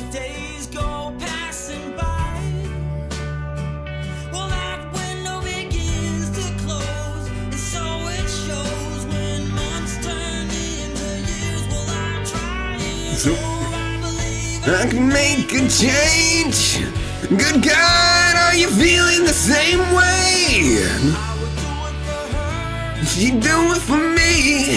This is where we ought to be. I'm only a man, my sense of pride. Rusty Cage's voice is a bit nasally though, and I feel like whenever I go nasally, it goes super nasally. He is like half nasal. He like closes half of his nasal. If you do it for me, if this is where we ought to be.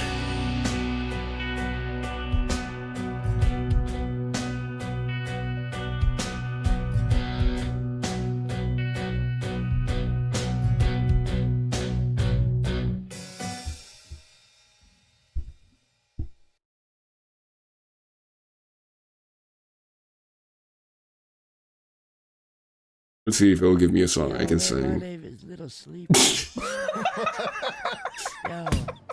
Yo. I don't think I can sing this song. Just give me a second. Not for difficulty, but just because I don't think there's any singing in this song. My name's Little Sleepy at the bus to grab. One hand on my nightcap, others on my gap. So don't you cross me or will some major splash. But honestly, I promise I'd rather just take a nap. I said my name's Little Sleepy out to bus a rap. Okay. Cereal seems, the price of cereal seems to be going down. So don't you cross me or will some major splash. But honestly, I promise I'd rather just take a nap. The nap chat that puts rappers in nappies, and my chamber never jams when I'm rocking them jammies. I run up on some bangers, this shit. I don't want nothing falling on my desk. I'm finna drift or not off. No, I'm not woke. No, I'm barely chipper. slipper, but I'll go chip if you trip up on my slippers. No laces or zippers, I just pop them on. And when I go walk, all my hops is gone, they all scatter. Cause old nemesis is here. Only big wakey will make you sleepy feel. You'll never catch me out on his street side. But besides that, sleepy's all at ease. I fall asleep on the street like you sleep on my heat. Laying back so hard when I'm humming a beat. Once my alarm beeps, I'll be breathing hot fire all the way to 8:30 when I gotta retire. My name's lit, sleepy out to bust a rap. One hand on my nightcap, others on my gap. So don't you cross me or else I may just blast. But honestly, I promise I'd rather just take a nap. I said my name's Liz, sleepy out to bust a rap. One hand on my nightcap, others on my gap. So don't you cross me or else I may just blast. I can set up a song I can sing and to come up next though, I think. Yeah. It's not even that far from the, alright. See, I'm a freak on beats, but I'm asleep in the sheets. Yeah, I bet no space finna get you up on your feet. I'll try to give a proper performance for the next song. Saps be jocking, try to swipe my rems at night when I am sleep talking. Not mumble along in a similar tone. Only get with chicks if they've got a Tempur-Pedic. But this ain't sponsored, so screw they brand. I only make deals if they will sign the whole band.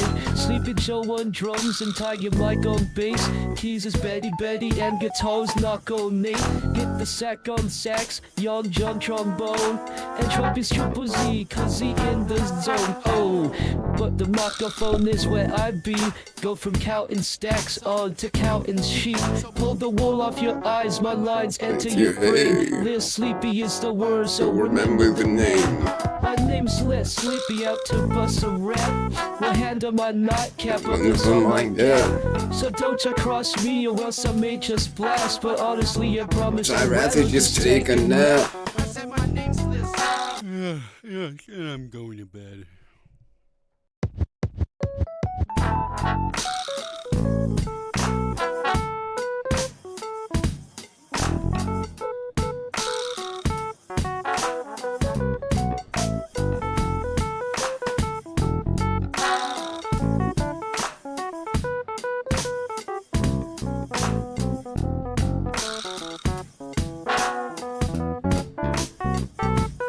Such a funky groove. Oh shit, my wizard bar is full! Wizard bar! This is exciting. This is in fact Pog. That means I'm set up to do one hell of a combo right here. Frenzy, okay. So we're almost guaranteed to have an interaction, another combo interaction here. Whether it's a 2-layer combo or a 3-layer combo, that's up for a question. But I need to lock in here. Okay.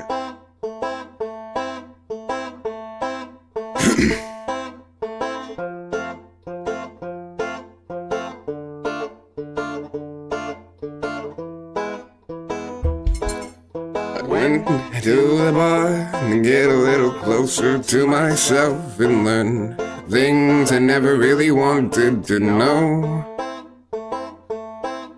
The walk got a little far, so I stepped into a cabinet that smelled like vinegar. Stains and showed what's in the grove before. But I want to be where all the stupid things I say sound so romantic and true. I'd run out with you if you disaster me too. I love the shitty things we do together. Live with me in this sin forever. And then you, I know you'd want it too. I'd say you take the shot, feel this chance, feel the fire, and let me have this dance with you. Yeah. We take things a little far, but you couldn't name a place I wouldn't go with you. A plane, a train, a car I'd run. If I was dead, I'd float, I'd roll in bed with you. Even on someone else's blood, on top of someone else's love. in the worst motel we find. 'Cause home is the last place that I'd stand to be with anyone but you. Well, I'd rot in hell with you if you disaster me too. I love the shitty things we do together. Live with me in this sin forever. Hell and you, I know you'd want it too. I'd say you take the shot, see this chance, feel the fire, let me have this and dance with you.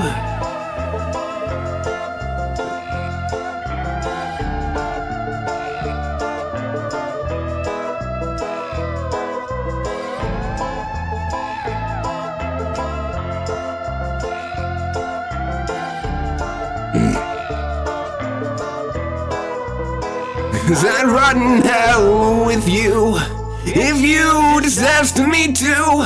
I love the shitty things we do together. Live with me in this sin forever. Hell and you, I know you'd want it too. I'd say you take the shot, see this chance, feel the fire, let me have this dance with you. I would still call that mid, but that's probably the best I'm gonna do tonight.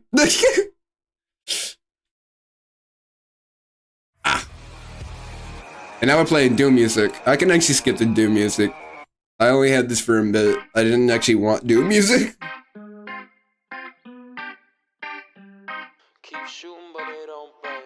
You thought it was nice? Thank you. I need the self-esteem boost. Thank you. I really do. I used to sing really well younger, like when I was getting into a bunch of different skills. Singing was one of the big ones that I wanted to get into, and I got really, I would say I got pretty good at it. And then I got super self-conscious. I got mega self-conscious.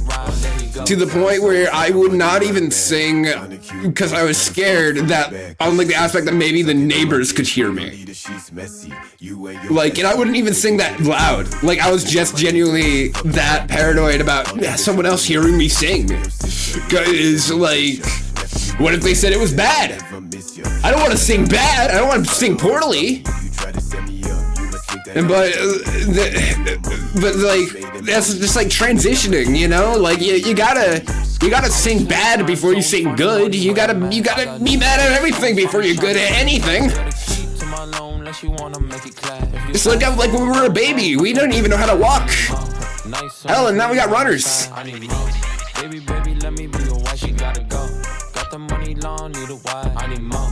Pink spinners on my pink ride. There you go. A new bitch with an ass trying to please me. Silly ex-girl, want me back, why'd you leave me? Care more for the money than the girl, yeah, I'm greedy. Hit after hit after hit, yeah, it's easy. I don't care for much, care for moolah la la. Yeah, this pussy boy talk too much, blah blah blah blah. Yeah, she pays on a date, she my mama Sita. And this baby won't fold, let she Mona Lisa. Yeah, I wake up, I check my DMs for too many girls. I think my neck is the only one that be getting pearls.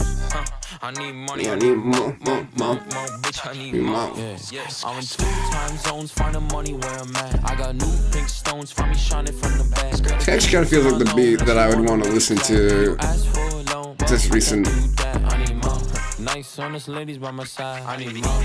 Baby, let me be your wife. She gotta go. Got the money long, need a wife. I need more. Pink spinners on my pink ride. There you go.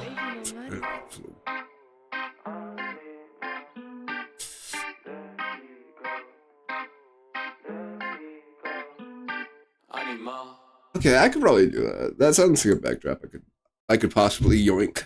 Right now, I literally wrote like this little tiny rap verse right before I started stream, just because I had the feeling to write, and I needed to write something. And that's something I feel that's kind of awesome about creatives, or being a creative, or something that you probably only related is like just like having the burning need to create something despite having no clue what it is. You just sit down and you're like, I need to make something right now, regardless of what happens. And it can lead to some pretty wacky stuff. That's how I got my Snoz Goblins, who are now the mascot of my goddamn channel. That's how I make most of my layouts. I just feel like I should make some layouts right now, and then I do. It sounds like a nice feeling. It is. It can get a little frustrating every now and then when you create something and then you're like, but I wanted to make it better. But like, you know, your brain's quality is always gonna be way more high definition than anything that you can think of. It's when you can actually, like, I remember I did a stream recently where I tried out animation, and I had never really animated before besides like the 2-frame animations I do for my little like little scenes here. I have another. I think this is from this like up until that stream. This was the most intense like animation I've ever done. And then I streamed and I animated for like 5 or 6 hours, and I remember hitting play on one of the scenes that I had just finally finished. I had drawn everything, I had colored in everything, I had done like 20 frames of animation, and it was all smart, and it was all just for like this little goofy gag at the beginning, and I got so giddy. I got so happy seeing all that drawing I just did just get brought to life like that, like an actual animation, because it was an actual animation. They gave a big loafer, green bread, got me chillin' like a clean sofa. It's that thick older, young Millie T, young fuckers, black boy, oh silly me. Better talk shit, cause I'm either in my cons or my golf shit. Pants got a little flood, nigga pipe down. I'm little boozy where I wipe down. I ain't got time, yeah, right now, cause niggas dying every day and I ain't like brown. And ID ain't wanna give a nigga no power, so I went and did a 12-page spread and blow, nigga, I ain't got time. Listen, man, I'm that boy. All you little niggas clones, boy, I feel that boy. You better kill that noise. Turn around and be Matt Root when they see that boy with them biggers and that gap tooth. Bitch. Right on. Hell yeah. Oh shit, all my Chrome Rays are in bloom. So, how long do these take to mature? So just a couple more ticks now. I laid these Chrome Rays out at the beginning of the stream. In like 20 minutes I'll be able to utilize them. Yeah.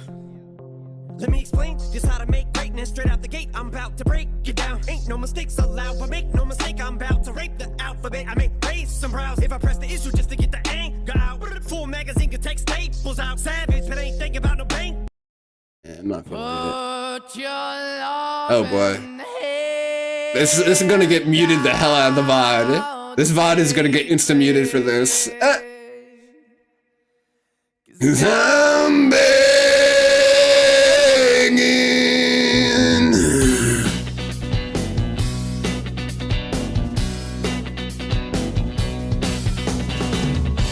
I'm begging you.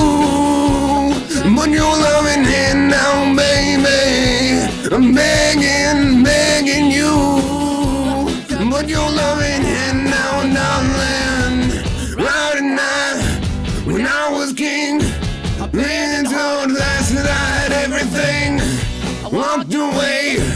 Right on then, easy come and easy go to the day. Anytime I bleed, you let me go. Yeah, anytime I feel, you got me. No, anytime I see, you let me know. But the plan is to let me go. I'm on my knees when I'm begging, cause I don't wanna lose you. Oh yeah, I'm begging you. Put your loving hand down, baby. I'm begging you. Put your loving hand down, darling. I need you. You're on the hand. Just I want to be your man. Not a man they want in the end. Only then can I begin to live again. An empty shell I used to be. Now no one my life thinking no one me. Looking man that I don't know. Lazy girl, devil girl to see my soul. What we dacing, why the bathroom, why the basement, why got good shit, don't embrace it. Embrace it. Such a weird little flow we got here. Moving on.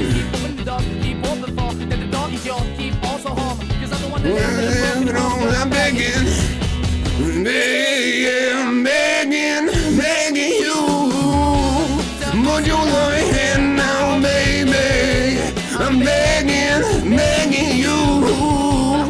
Put your loving hand now, darling. Finding hard on my own, as we take it all alone. I can't hold back until dawn and fade to black. I'm begging you. Put your loving hand out, baby. I'm begging you. Put your loving hand out, darling. I'm begging you. Put your loving hand out, baby. Begging you. Put your loving hand out, darling. I'm begging you. Put your loving hand down, baby. I'm begging you. Loving hand down.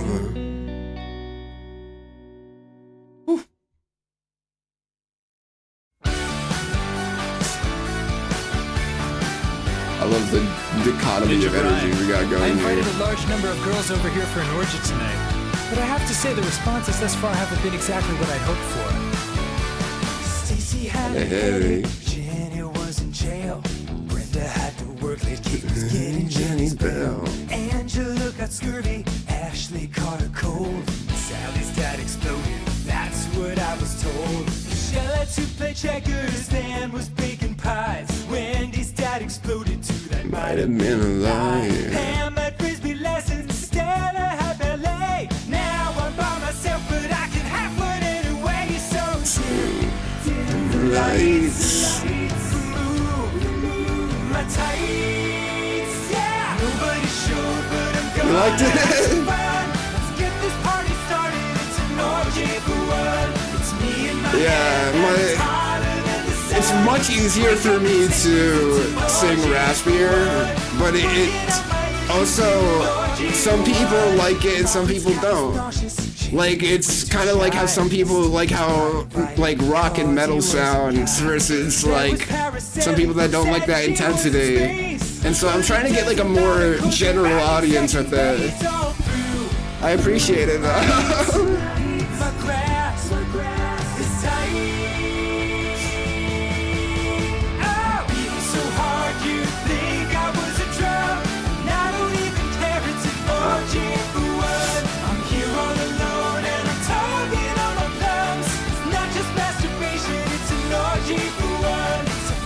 Celebration, it's an orgy for one. Orgy for one. Orgy for one.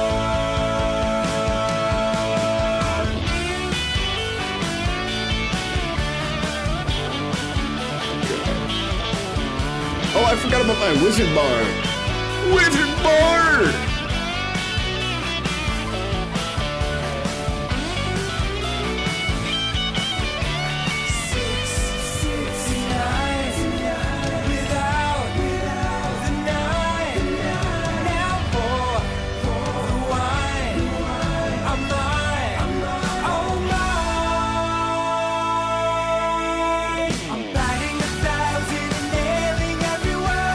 Thank you everybody at this orgy for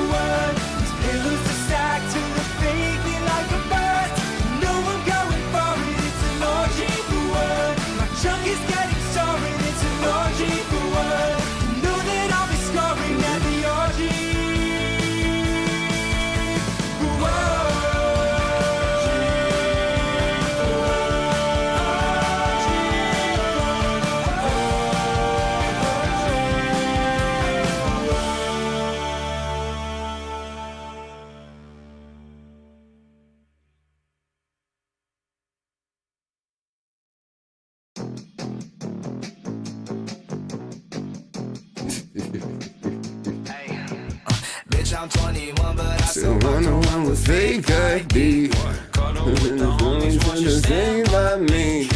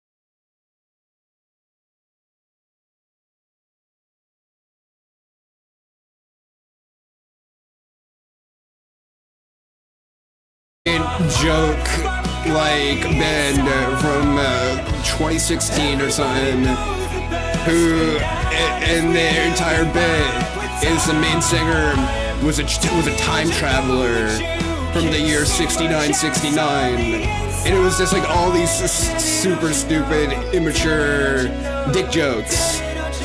And this is the first song I showed to my dad. By the and he fucking loved it. And I'm pretty sure he still listens to it today. The girls are steering clear. You walk like a newborn deer.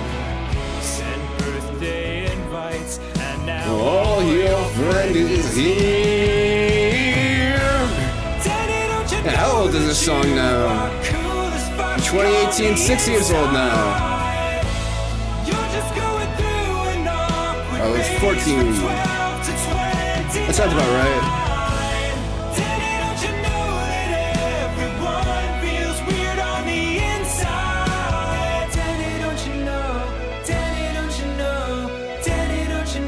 I was 14 or 15.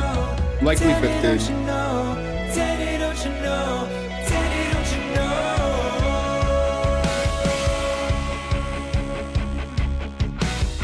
Close your eyes and you will see a window into your destiny. Now you're on top, and they want more.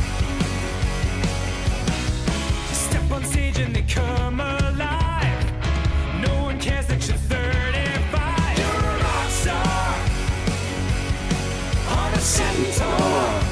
Get a centaur. You're still a nerdy kid inside, but now you finally found your tribe. Hear the crowd roar, give 'em what they came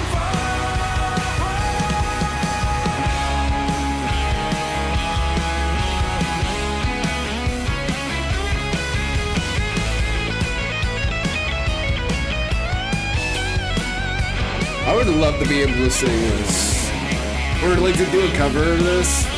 Probably for said reason, for the story. Like, it would be a very nice gift to send to my dad. But this is like so outside of my realm. It's not my style of voice in either style of voices I have. I wouldn't know where to begin on this one.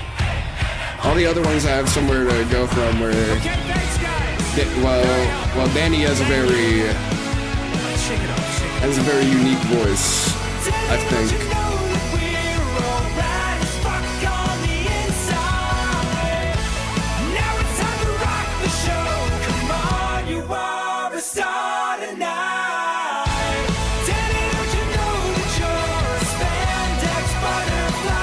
It's like the opposite of my voice. It's the voice of someone who's been soft-spoken and hasn't done a drug for a decade.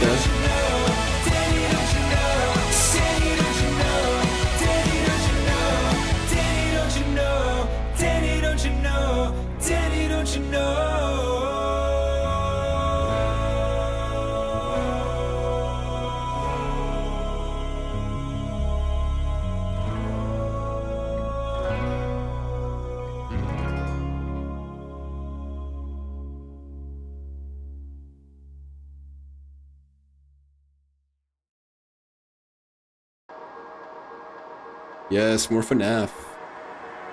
I really hate you. Stop getting in my way.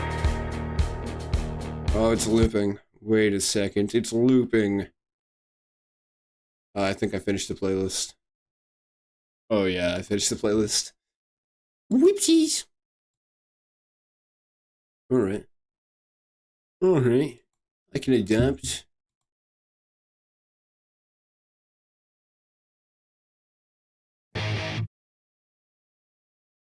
Boom, boom.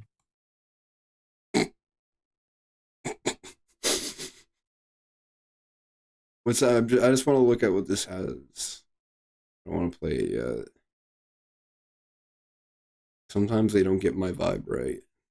And I have to look around for a second.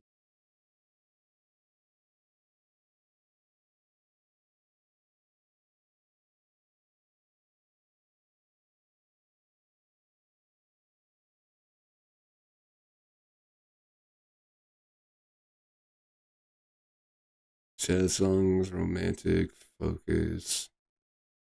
What's focus? Feel good. Party. Workout. I'm not in any of these scenarios. What would energy mix be?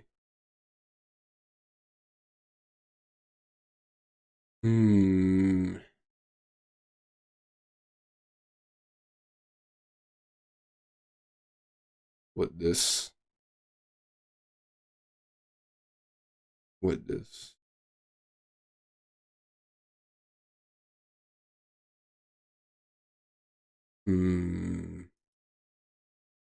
Oh boy. Why is this such a tough decision? It really shouldn't be.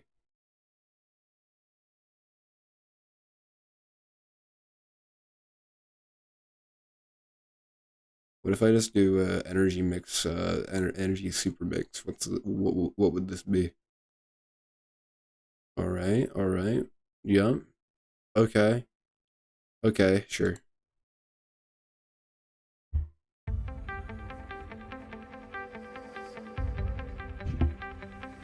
All right.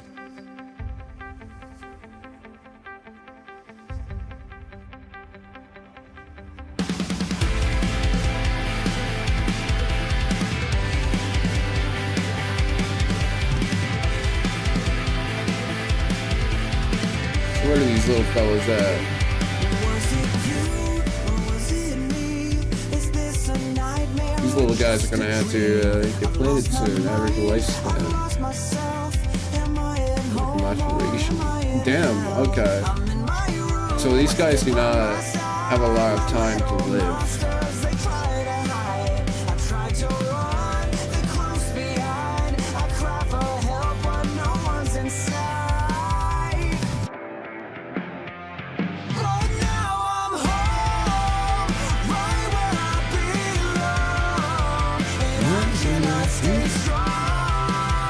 In my mind is what I deserve all alone. Please let me go. Suckers in my arms. I know nothing else when I'm on my own. Damn you, enter. Nate wants to battle. Damn you, Nathan.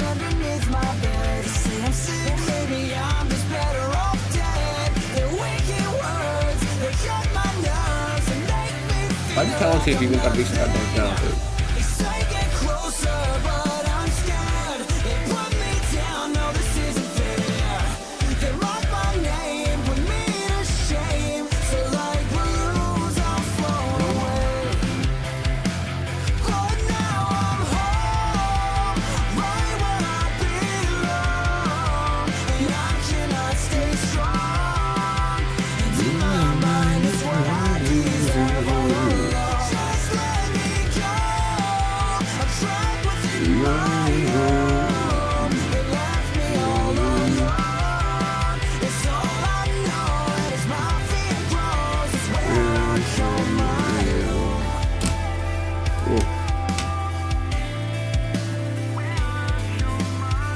This song sounds good. Yeah, doesn't it sound amazing?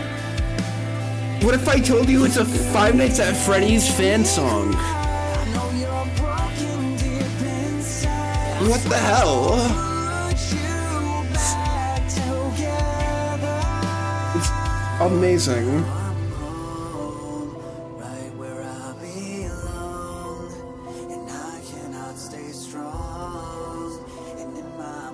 Wild. Absolutely wild. Just let me go. I'm trapped within my home. They left me all alone. It's all I know, and as my fear grows, it's where I'll call my own.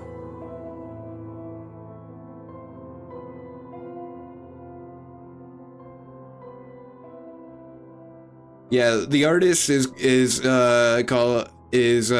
named Nate Wants to Battle, and genuinely, bro, has no chill when it comes to music. Like, he releases banger after banger for everything he does. And you are positive the man and ape cannot be related? Hey.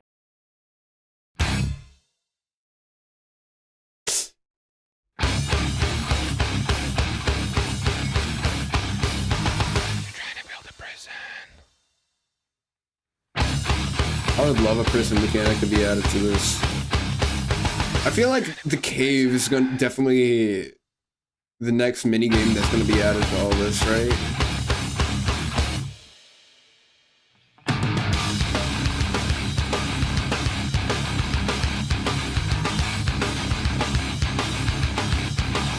I wonder what the next minigame is gonna be, because we're about due for an update in like a month or two? No, a month from now, yeah. We're pretty due for an update on this game. And it's basically confirmed that the next update of this game is going to include a new drop-down panel.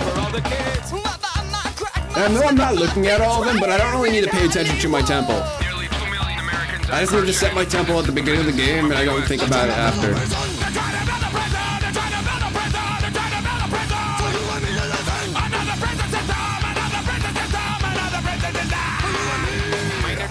Fill your prisons, you don't even flinch. All our taxes paying for your wars against the new non-rich. Minor drug offenders fill your prisons, you don't even flinch. All our taxes paying for your wars against the new non-rich.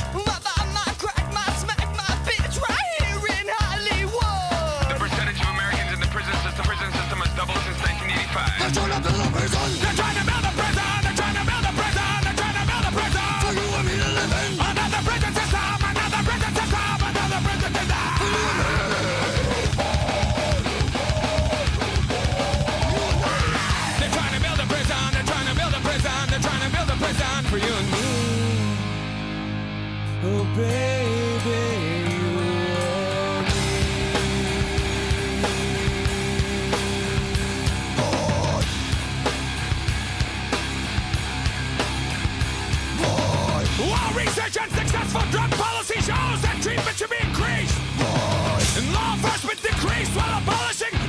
We have hit 5 hours. We have hit the halfway point of tonight's stream. Let's go, guys. We've done it. We've made it halfway. Secret wars around the world. Drugs are now your global policy. Now you police the globe. I'm gonna cry if I have to regrow the Crown rights again. Money's used to rig elections and train brutal corporate-sponsored dictators around the world. They're trying to build a prison. They're trying to build a prison. They're trying to build a prison. They're trying to build a prison. So you want me to live in? Another prison system. Another prison system. Another prison system.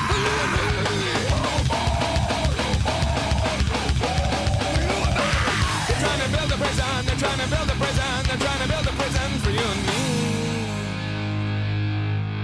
Oh, baby.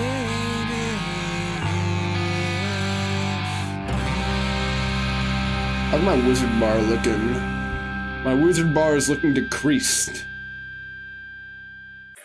Oh shit, wait, no!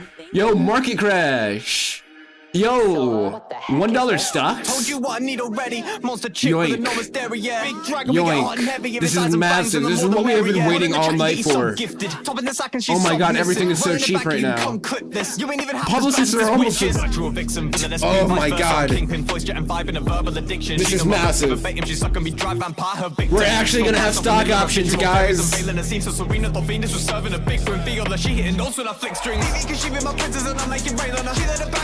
Yeah, eggs are down.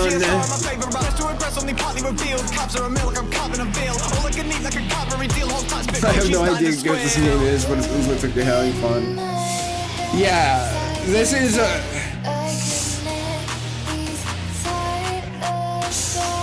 So, Cookie Clicker is a fun little game where it essentially all starts kind of like this. Where you all start with a screen kind of like this, and you just click the cookie, and you get upgrades. But as you move on through the game, you unlock certain things. And some of the more complicated things is a garden with a variety of cookie plants. Upwards of 34 of them, from what I'm looking at here. And a actual stock market that keeps live track of how many buildings you have and how well they're doing. But you're fucking with a goddess. Walk up to saying they knew me. Get a ticket. It gets super complicated so quickly for no reason, and it's so fun. My last Cookie Clicker stream took like 14 hours, and that was just to find a single cookie plant.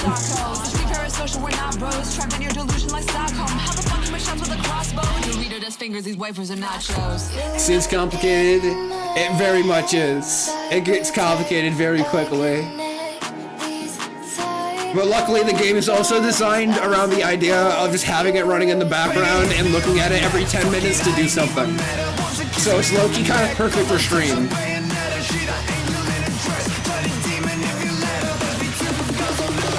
We can make your life better.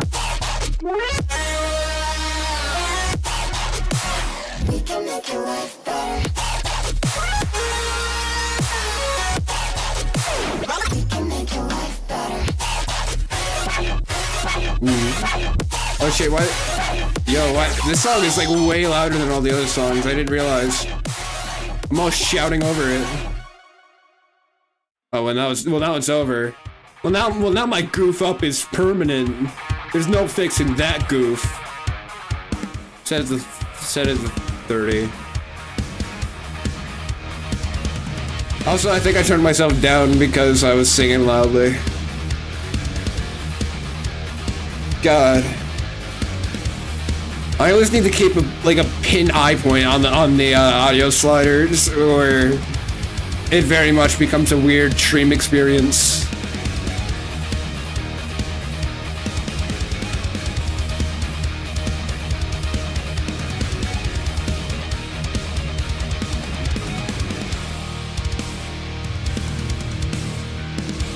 But because this is YouTube Music and not Spotify, not every song is stabilized to a specific volume. YouTube Music.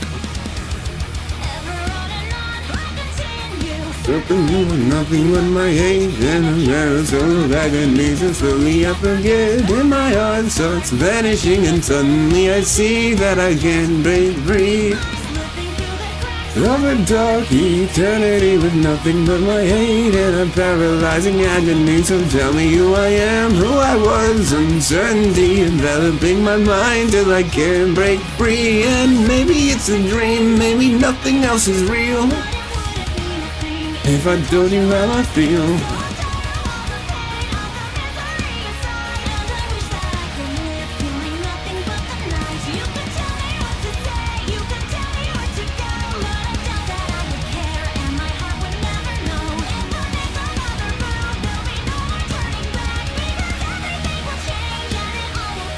I feel like it should be more.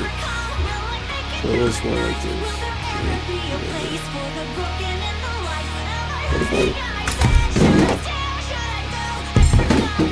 I'm messing with my desk stand here. My camera is literally just a broken phone mounted to a chair, so we're getting a little experimental here. There we go. Oh, well, now I'm overexposed. 1 second, I'm gonna have to get in everyone's personal space really quick. Huh?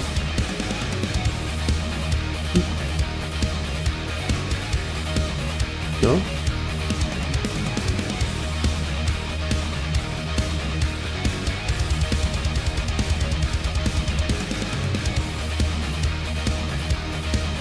There we go.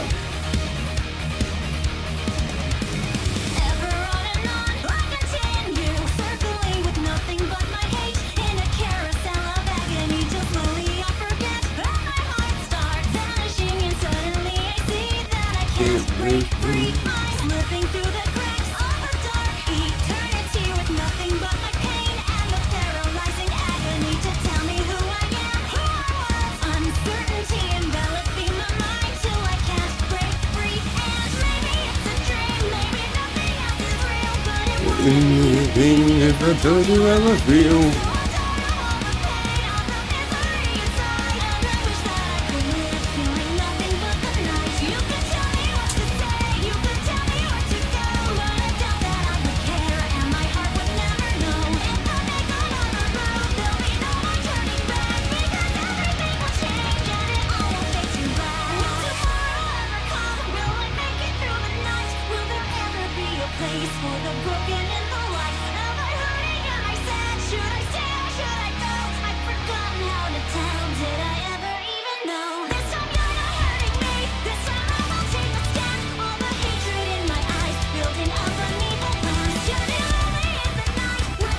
This bowl is completely fine.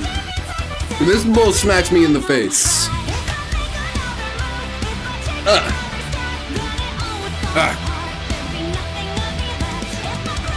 It's a little painful, but I'm for it. I'm game.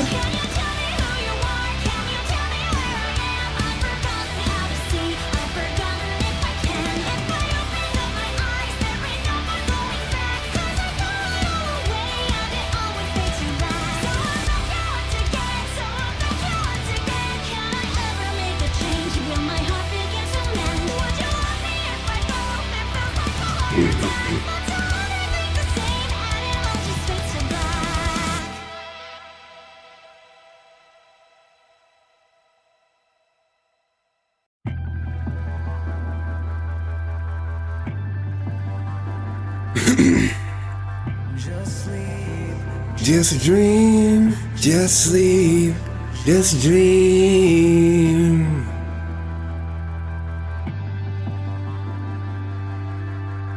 Just sleep and just dream.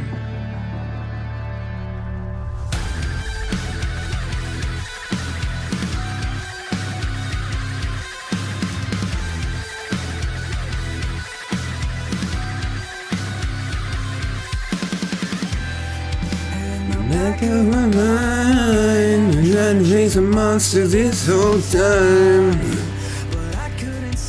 The monster was me, one heard I cry. disappear. Get me out of this mess and away from the stress. Set me free so I can rest. We're only kids who lost our way. If we wait long enough, then we'll be safe. Just sleep, just dream.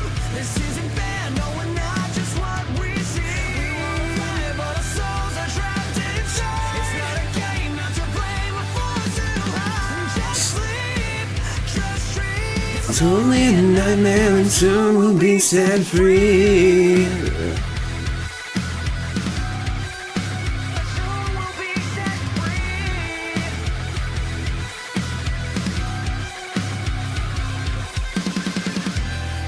And I've been crying out for help. I know I'm bad, but I mean well. Can you see my disguise? I'm different inside. And can you break this spell? All the ghosts from before Oh, thank God I saved myself from doing that. end up breaking down. Actually, I think my game glitched out. Now you have the key. 'Cause I can't take the pain no more. We're only kids who lost our way. If we wait long enough, then we'll be safe. Just sleep. What did I just do? I think I broke it. I broke it.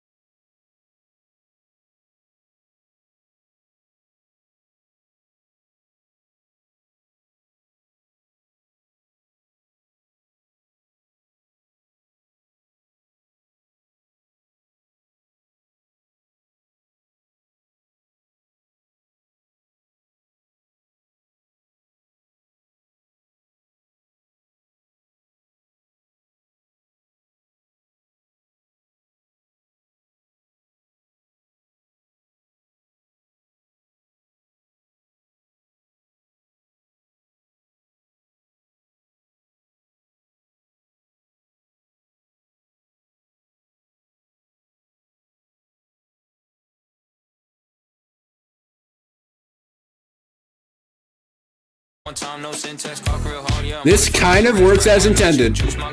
Not entirely, but it does. I can actually zoom in now, just a little bit. There we go. I learned to count a meal before my ABCs. Fuck your Delta 8, yo bitch ate my D. Bitch, I'm 21, but I still walk around with fake ID. What? Caught up with the homies, watch you stand by me. This dick day free, baby, pay my fee. Say la vie.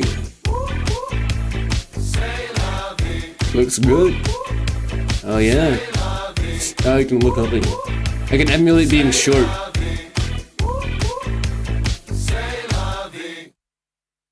It is now canonical that all my audience is taller than me. Well, that's until I stand up.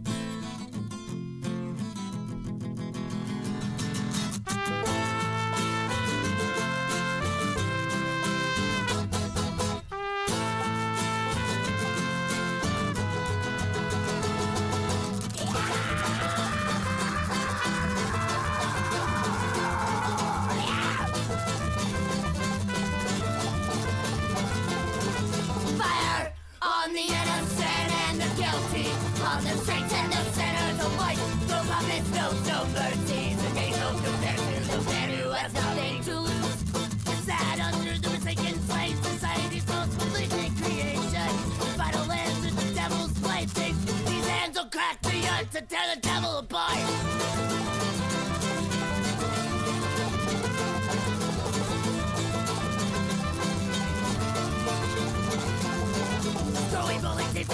Now I can actually look all around the screen and it's on camera. This is actually kind of good. It's good.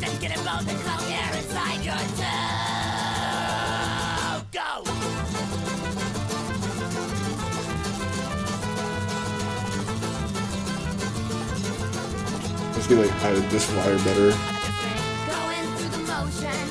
An empty smile updated on my face ever since the day we started.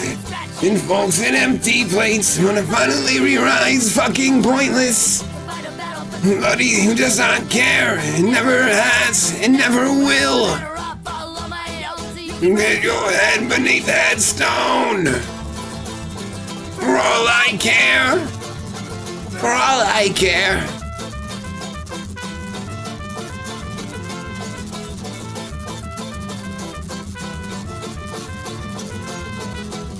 I've lost that love.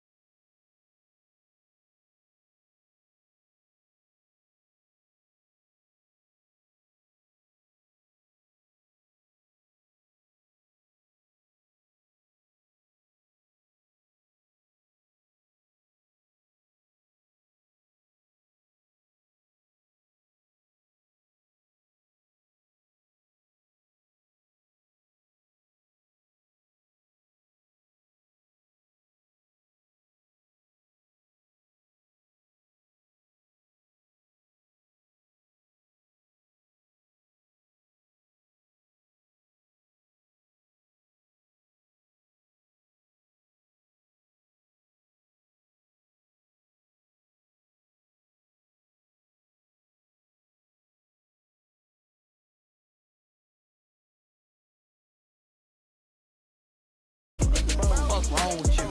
This shit is so sad, man. Check this out. I just need a baddie. She ain't need to have a fatty. Just as long as I can ride it like a caddy that I'm pulling. And I promise I don't give a fuck about what they say to me. The titties could be ABC. As long as I can lay the D. Size could go A to Z. Between them where I'm made to be. I seen it moving gracefully, no make believe. And if they're on the smaller side, it really mean more space for me. So I'ma fill the vacancy. Cause that ain't shit that you can take from me. Hey, so let me pull up on Abby Jones. No pretend to hit it both sides like a palindrome. Though we finna hit a lick and split a casserole. Re-up when I spin the block and tumble like I'm pass and go. I'd rather she be flat than have him full of acetone. For me it's all about the shape. Cause if the acetone, it doesn't make a difference if she busty when her ass is thrown. Toss her a band and now she building up my mana flow. I seen Elena need a new broom to ride on. And just the same I need a new boo to slide on. Hey, they know I'm fucking with them witch bitches. Cause they the anything you want, I'll grant your wish bitches. So if we being honest, I may need a witch missus. Am I gonna have to make a song about this? And I ain't fucking with a nigga being dismissive. I'm ducking all the negatives so every dismisses. Cause back in days I had the pop but couldn't piss in it. See back in days was ducking shots but couldn't miss in it. If life an ocean and you nothing but a fish in it, you gotta get yourself a rod and start to fish in it. I treat your thotty like the air, I put my fist in it. I treat my body with the care, treat my businesses. I pull the Glocky on a hoppy, get the kiss in it. He out the loop, we run him down and that's the gist of it. Can't let a nigga hang if he ain't know the wishing is. Hey, give me a bad bitch. And her titties don't need to be massive. Hell, they don't need to be average. I ain't a picky eater, nigga, I'm a savage. You can see it though. Kill the pussy feeling like the blackin'. Hacking with a white hat, I pull up on the back end and tap in, you lacking. I'm all bad, that action, I'm strapped in. She got the flattest of surfaces and her ass is the curviest cause she actually working it off. They look at all that I prefer and call me a pariah. When I know that all you niggas was side on Zendaya. Hold on, I need me a Nessa supermodel girl. She better put a nigga on a stretcher, I ain't stressing about shit. Like I'm killer with Kobayashi, sipping sake and getting sloppy. Before she was something psychic, I might just call her Tatsamaki. She kinda toxic, but don't be shocked, I'm trying to rock with Roxy. Hagi is a no-brainer, see that fruit a low hanger. Niggas talking crazy on my Discog, but I ain't never pissed off, cause I know all the niggas getting no bangers. To a hater, I feel no anger, cause I'm secure in my position, feeling no danger. Patiently waiting for the day that I could go major. Yeah, that's just the Fendi fucking facts, nigga. I'm really out here making real money, rapping about fictional women. I think I'm cool with doing it. Escape to Oklahoma. Yeah. I'm just having fun with it. That sounds zoomed out now. Shit ain't even serious yet. But don't worry, it'll get serious soon enough.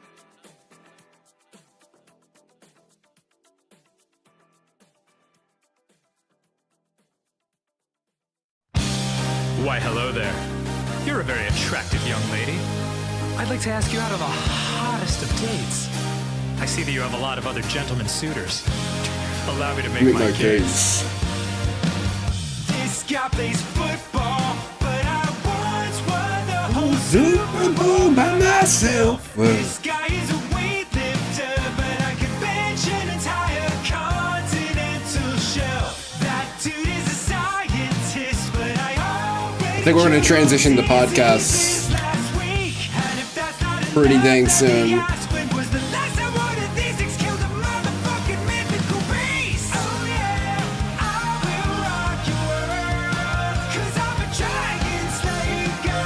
I know somebody need to piss soon.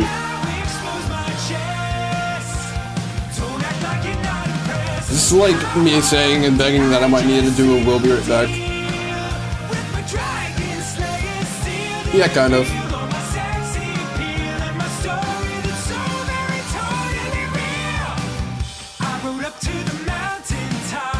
I'll give myself another minute.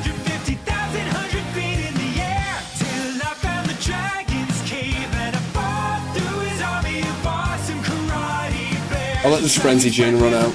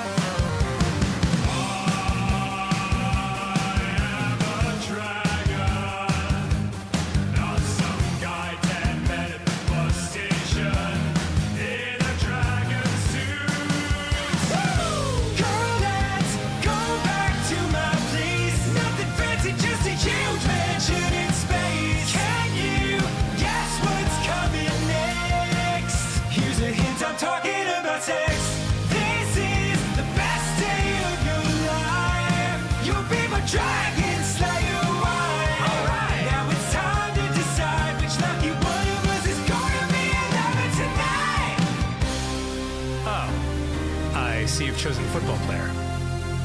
And the scientist. And apparently the weightlifter.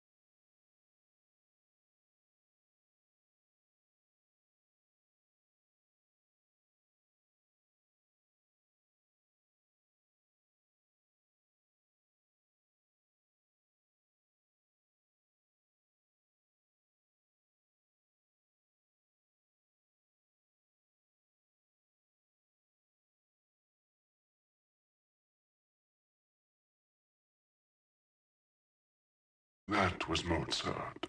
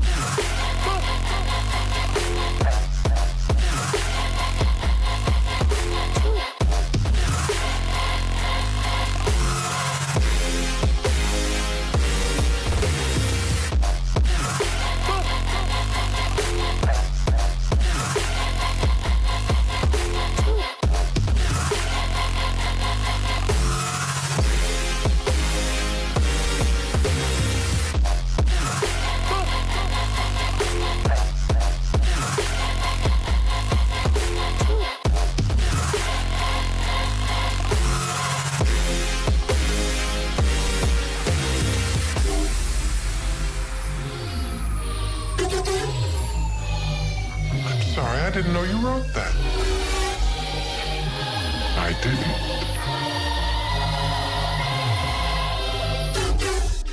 That was Mozart.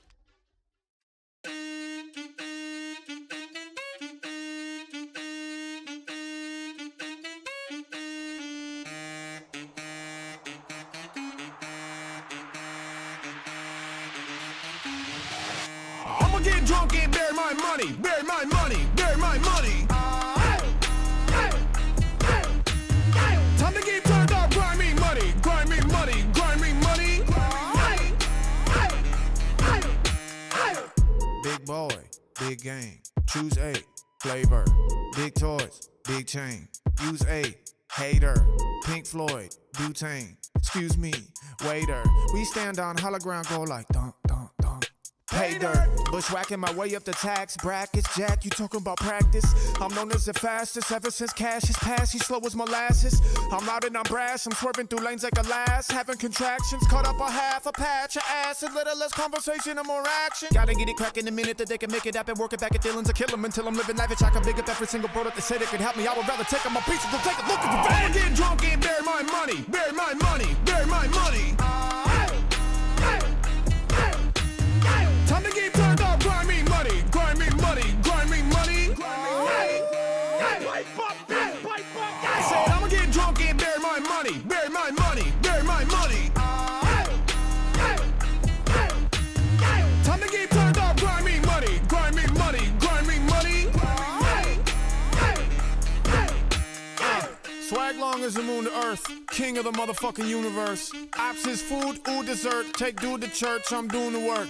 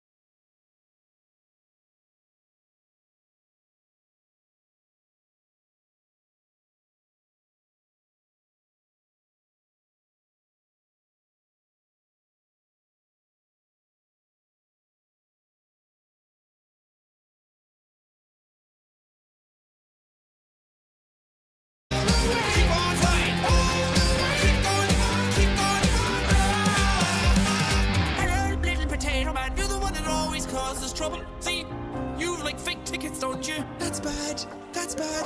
That's bad. That's bad. You got shot. No! Little potato man. You were always my favorite. I believe in you. I believe in Steve. In Steve. All right, you're back. Grab the glory. All the way to victory. All the way on the dancing. All the way. Keep on fighting. All the way. Going to get this. All the way. All the way. Keep on the dancing. All the way. Keep on fighting. All the way. Keep going. We got some sucklers.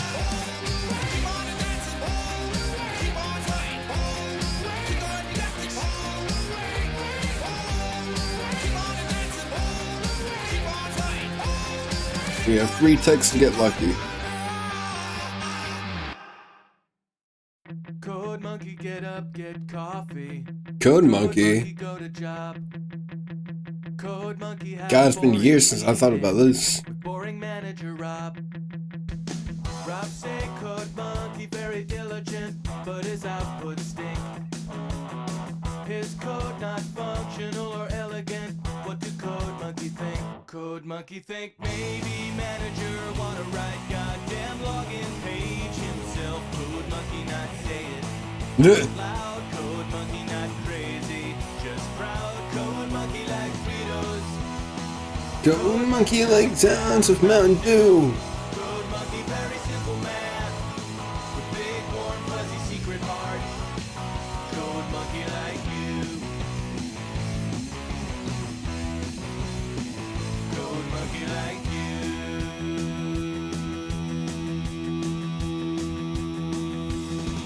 Code monkey hang around at front desk till your sweater look nice. Code monkey offer buy you soda, bring you cup, bring you ice. You say no thank you for the soda, cause soda make you fat. Anyway, you busy with the telephone, no time for chat. Code monkey have long walk back to cubicle. He sit down, pretend to work. Code monkey not thinking, so straight. Code monkey not feeling, so Great. Code monkey like Fritos. Code monkey like Mountain Dew. big warm fuzzy secret heart. Code monkey like you. Code monkey like you. A lot.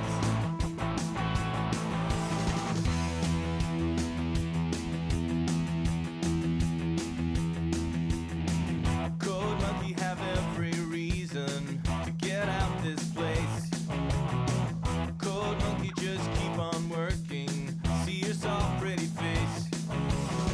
Much rather wake up, eat a coffee cake, take bath, take nap. Oh boy.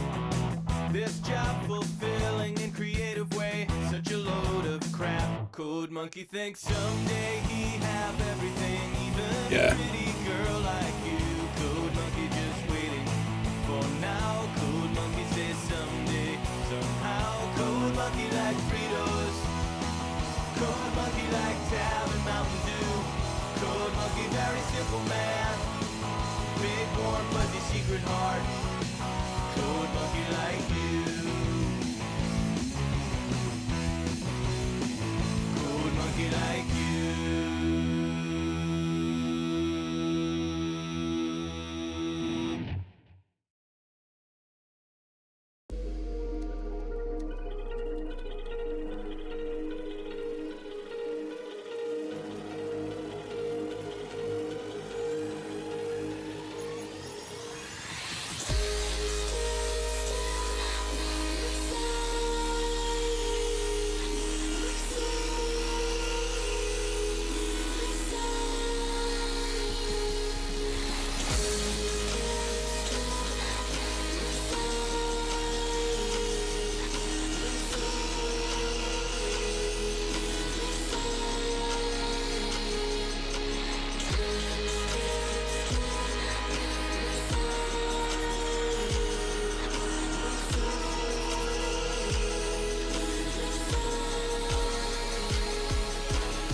There you go.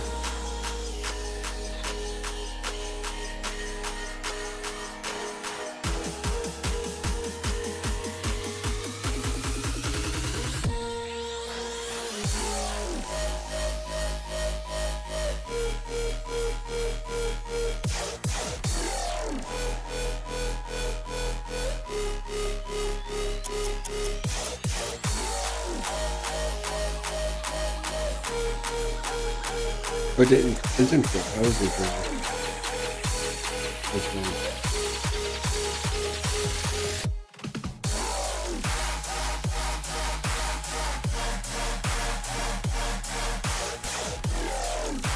Here we go.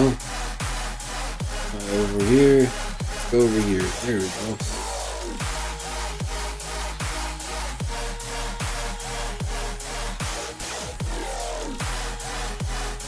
That means I can do nothing but not flip it the way my hair intended to be flipped.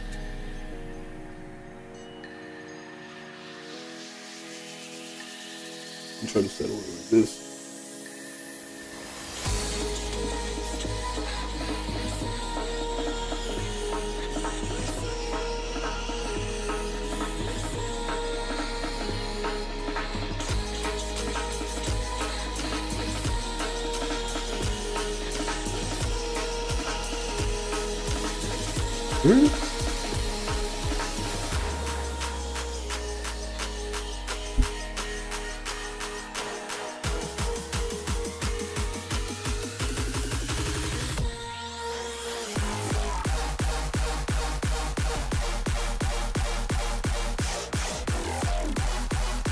Oh shit.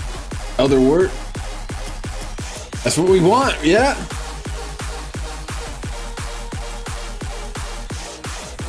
Hell yeah. First try, baby. I'm so glad we don't have to wait another 4 hours for more Chrome Rice. What does Chrome Rice do? Grandma CPS plus 3. They're not really outputting though.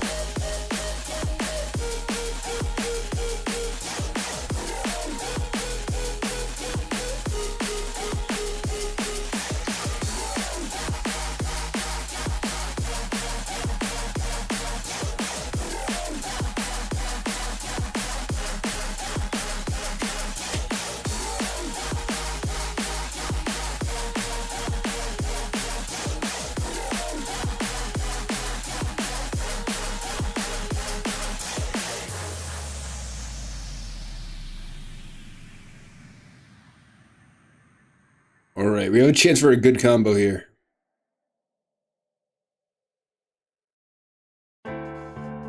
No.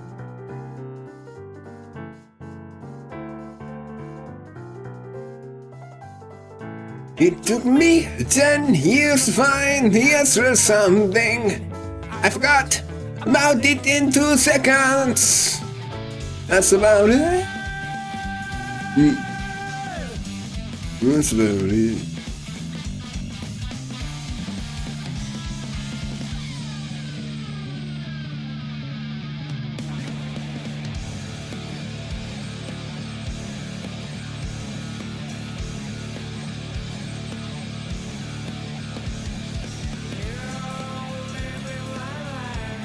I'm actually supposed to be exploring the weeds.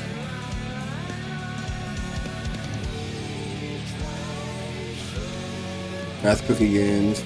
Math cookie. Immortal. Wait, what?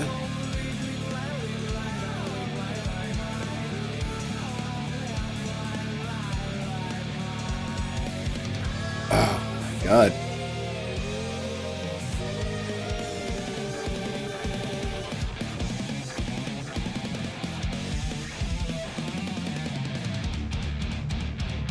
That's pretty wild. So I'm gonna have to freeze the garden before I go to bed tonight. But we've essentially wrapped up what we can do with the garden for now. Fucking 13 hours.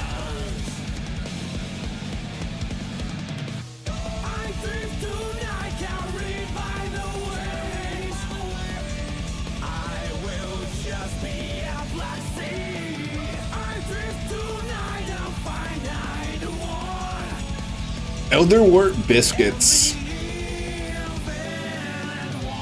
I'm gonna have to grind Elder Wart.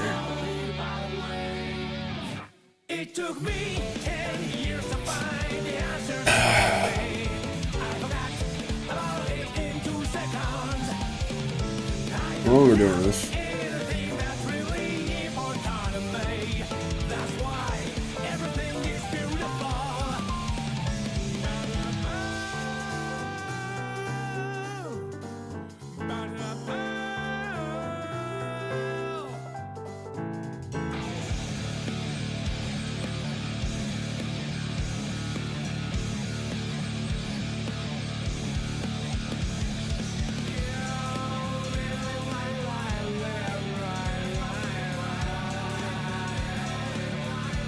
I know one of these, you just gotta click it.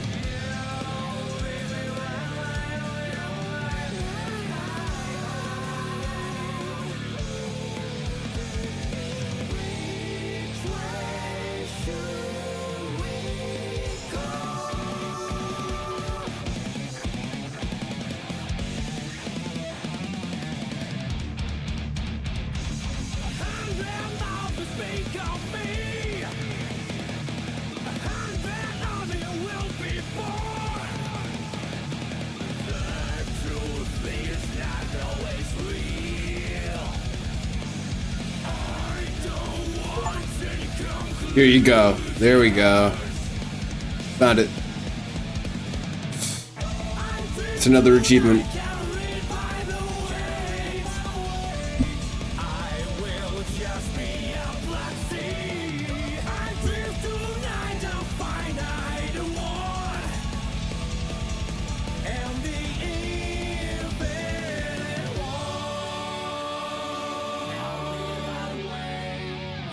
Can you hear it? The pulses of the living. The ironic rhythm is a grand orchestra. It's never the same tone. Who wants to stop this? There can be. When the violent storm is over, blue sky is more beautiful than ever. You see, I want that, that's all I want. I drift to find the waves. I'll just be a rock steam. There you go.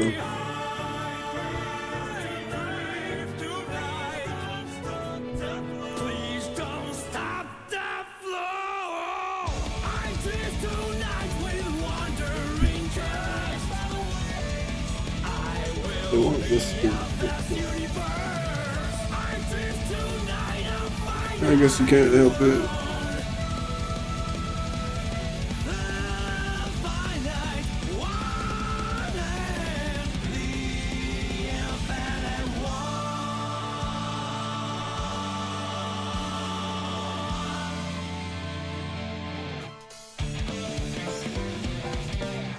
Oh boy.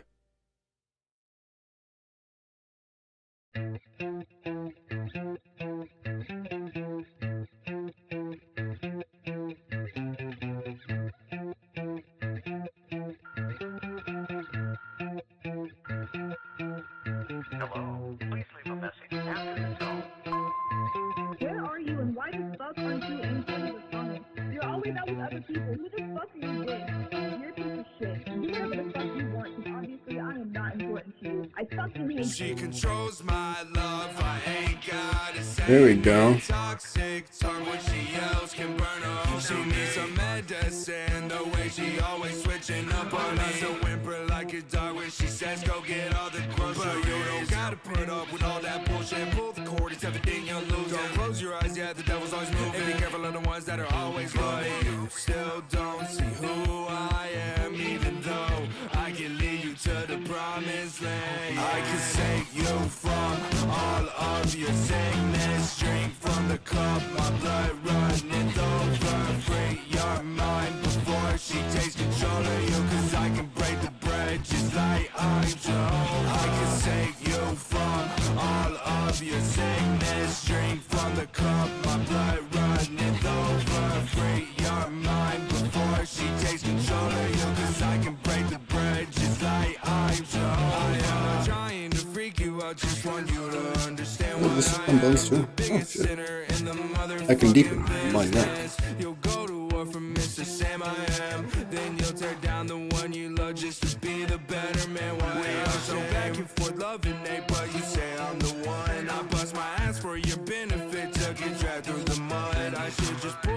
trigger, finish it, then maybe it's done. But you don't understand, it's you that's always holding the gun. I can save you from all of your sickness. Drink from the cup, my blood runneth over. Free your mind before she takes control of you. Cause I can break the bread just like I'm Jehovah. I can save you from all of your sickness. Drink from the cup, my blood runneth over. Free your mind before she takes control of you. Cause I can break the bread just like I'm Jehovah.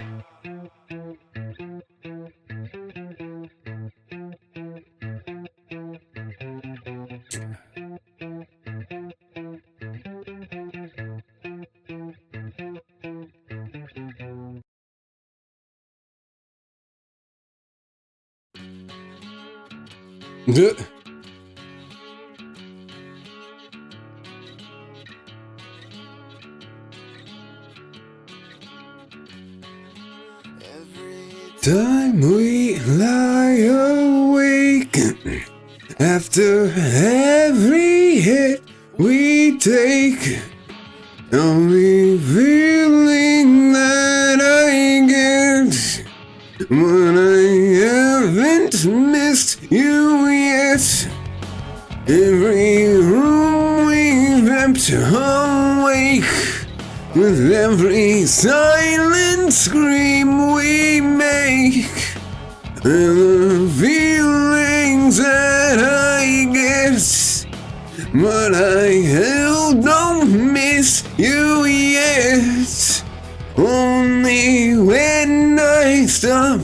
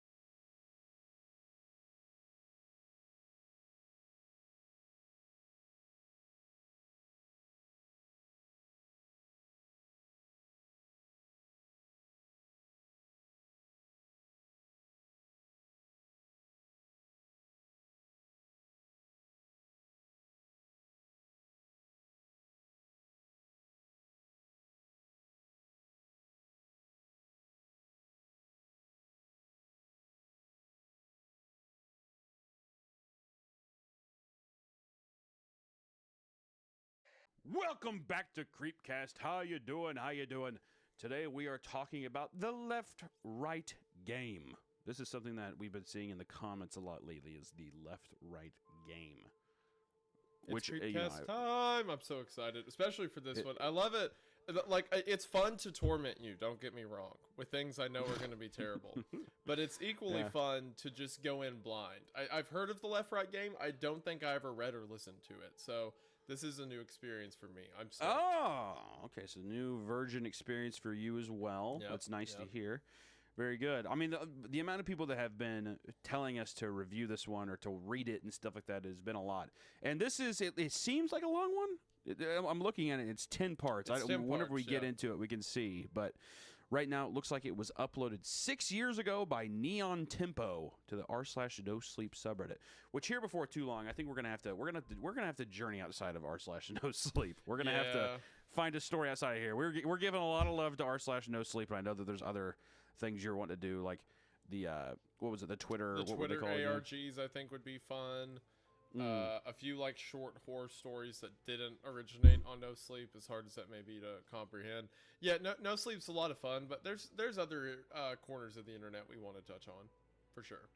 If you are watching this on YouTube and you're thinking about saving it for later, maybe listen to it during work or school and be a degenerate and listen to it at a bad time on Apple Podcast or Spotify. It helps us out a lot if you can go there, listen to it there, and also, give us a nice little rating. They say it helps us. I don't know who it is, these powers that be, but they do say it helps. So I'm just going to go with it. I know how the YouTube algorithm works. I have absolutely no idea how like the listening algorithms work. So I'm just going to say they're probably right. So do that thing. Yeah. There was well, actually, what was the thing here? I tried looking at the you said on podcast we were doing pretty good on podcast. We got up to like someone told me that we were like number 1 in our category for a while, and when I looked at it, we were like number 20 something overall, like 28, 27. So of all podcasts on Spotify, so that's pretty cool. Thank you. I hate to toot our own horn, but I think that we are we're tooting away, so we appreciate it very much. Yeah. So I think without further ado, I say let's get into it and see what we can do here. Because like I said, this is a 10-part series, and it starts off with just saying, has anyone heard of another crash? Part 1. Recipes are cheap. Let's go. You want to do the same thing we did last time? And everything else that crash is my stock options. And also, it seems like this time there's a lot more. Actually, almost all the things that has crash were my stock options. A few points before we start. And recipes. Firstly, I am not the protagonist of this story. I just went to university with her. And though she went on to become a professional writer, I most certainly did not. She'll be taking over from me further down, but until then, please forgive my slightly awkward delivery while I give you guys the necessary context. Secondly, I don't know what you will make of the following events, and I'm sure many of you might consider it all some sort of hoax. I wasn't present for any of what transpired in Phoenix, Arizona, but I can vouch for the person who wrote the following logs. She is not, and has never been, a fantasist. Yeah, that's it. What the hell's a fantasist? Someone who makes up stuff, lives in fantasy. Lives in a fantasy world. Yeah, pretty much. Yeah. Also a liar, I guess, meant here. Anyway. Oh, okay. Okay, so I once knew a girl called Alice Sharma. She was an undergrad at Edinburgh Uni the same time I was. My educational poison was history, a degree which has greatly benefited my career as a bicycle repairman. Alice Sharma studied journalism, though perhaps studied isn't the word. It's not an exaggeration to say that she lived and breathed the subject. Editor-in-chief of the campus paper, recognized God, I just need to find my hair tie. Radio. She was frustratingly tunnel-visioned, and she was a journalist in her own right before anyone gave her a professional shot. So he's going to a professional school, the Edinburgh Uni, and she's a journalist, and it benefited my career as a bicycle repairman. That was sarcasm. Okay. Yeah, right, making sure. He's like, don't worry, I have a degree in history. Definitely helps for what I currently do. Yeah. Yeah, I see. We met in student halls and became friends almost immediately. A meandering waster trying to stay off his parents' farm and an intrepid, ambitious reporter may not seem the most obvious pairing, but I learned not to question it. She was inspiring and smart, and she proofread all my essays. I'm not too sure what she saw in me. We were eventually flatmates down in London, where she chased her dreams and I chased my tail. She got a few jobs here and there, but nothing befitting of her skills. After months of fruitless internships and rejections, Alice called a flat meeting, telling us that she was moving to America, accepting a position chasing stories for National Public Radio. The job had come out of the blue, the result of a Hail Mary application she thought had been dismissed out of hand. We threw her a bittersweet going away party and put the room up for rent. The party was the last time I saw Alice Sharma. She dropped out of contact a few months after her departure.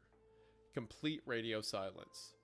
I assumed she was just busy, so I carried on with my small but happy life and waited for her to pop up on television with some important words below her name. Chief correspondent, senior analyst, something like that. The radio silence was broken last week, and for reasons you'll glean further down, I'm less happy about it than I would have thought. Arriving home from work, I found a lone email in my otherwise bare inbox. An email that would later be described as suspicious by my tech literate friends. Despite being born in the early 1990s, I didn't own a computer until uni, and I've missed several important lessons in the world of cyberspace. Lessons like, don't call it cyberspace. Of course, and more importantly, don't open emails with no text, no subject, and no sender's address. I realize most of you would have deleted this anonymous blank email immediately. My friends certainly would have, but beyond my basic ignorance about online safety, something further compelled me to open it. The only thing of substance in the entire message was a zipped folder labeled left.right.as. I don't have to explain what I was hoping those final initials stood for. Wait, what? What was he hoping? What? I don't have to explain. Oh, Alice Sharma, her name. I bet. Yeah. Okay. Yeah, I'm telling you, it's going right over my head today. Yeah, Good yeah. Lord. I was also these little sarcastic jokes. I'm so distracted by him being such like an unconfident little piece of shit that I'm like, oh, that's it's like blurring the lines. That's a lot of violence. Just out of the gate. I'm sorry. I'm so distracted by this little piece of. I'm sorry. All right. Anyway, now that Hunter's got that emotion out of the way, I got it out. It's dumb. No more. No more. That's good. Yeah, I'm sure you won't have a single other one. No more negativity for this whole time. Opening the zip folder, I found myself staring at a stack of text files, each one titled with a date, continuing sequentially from the very earliest file, 7/2/2017. To any Americans in the room, this is the 7th of February. See, I would have read that completely backwards. As yeah. Anyway, as July 2nd, like a true American. I've since read the files a few times and shown them to some friends. They don't know what to make of it either, but they certainly aren't as concerned as me. They think Alice is just in a creative writing phase, and if I didn't know her, I'd have to agree. But the thing is, I do know her. Alice Sharma only cares about the truth, and if that's the case with these files, insane as it may sound, then it's very possible my friend has documented her own disappearance. Ooh. All right, you got me in with that. That's a good tagline. I like that that's not a nice little hook. Yeah, you're gonna keep calling a stupid idiot of I will. I will give my thoughts here in a moment, but yeah, so it's a fun deal. The people who suggested this forum said you discussed strange occurrences, etc. Okay. If you guys have come across anything to do with the below or know any of the people involved, then please send any information my way. Has anyone heard of the left-right game? Hello everybody, sorry to take your My name is attention off of such a Markiplier grisly here. story, but if there's one thing that we can both agree on, it's that we like stories. But sometimes stories can be frustrating because, at least for me, if the original story wasn't written in English, then it can be hard to tell what the author's true meaning really was. I mean, I can't tell you how long I had to struggle through different translations of the Divine Comedy. But there's so many good stories out there, and so much to be learned from things that weren't necessarily written in our native tongue. And today's sponsor, Babbel, is here to help. Babbel is the language learning app that is scientifically proven to get This you to is a start certified speaking a new L. language in as little as 3 weeks. Lessons are designed by real language teachers and can help with everything from translating writings to having conversations with someone in a different language to travel in different countries. I understand that a lot of us, especially those of us who are done with school, couldn't be bothered to take on another subject. But not only is it incredibly fulfilling to learn more about cultures outside of your own, but it's also a lot of fun because Babbel's interactive teaching method and even games they incorporate into their lessons makes it more of a relaxing pastime than a chore. I myself am using Babbel because in the next couple years, my wife and I would like to take a trip to Europe. And during that trip, we want to hit countries like France, Italy, Germany, because there's so many exciting Dragon and Harvest? things from history to see over there that I'm never going to experience if I just stay in the United States my whole life. And if I'm going to travel over there, I want to at least know the basics, like how to ask for directions, how to order off a menu, etc.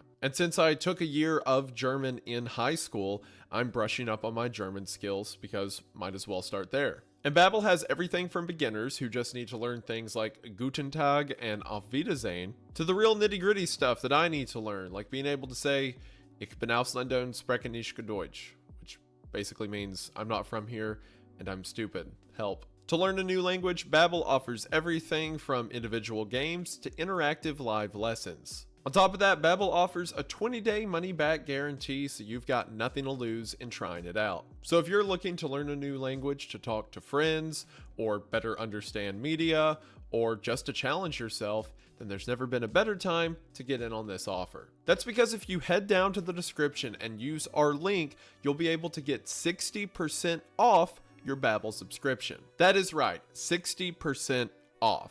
Babbel has all kind of different offerings and different subscriptions, even up to a lifetime subscription. But if you head down to the link in the description, then you'll be able to get your subscription for 60% off. The world is out there and waiting for you, and all you've got to do is pick up the phone. Again, head to the link in the description to get 60% off your Babbel subscription today. Thank you all so much for watching the ad, and thank you so much to Babbel for sponsoring the show. It really does mean the most. Hope you all check them out. Link is in the description, and we are back to the show. Okay.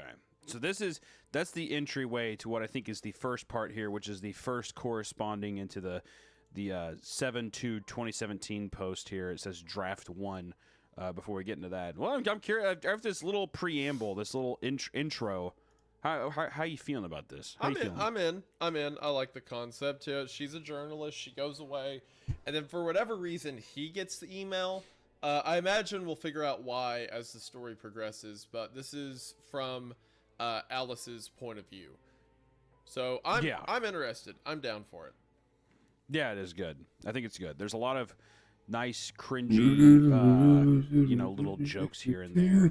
Nothing too egregious or whatever, but my God, build up some confidence. I'm wondering, honestly, with this, just to have a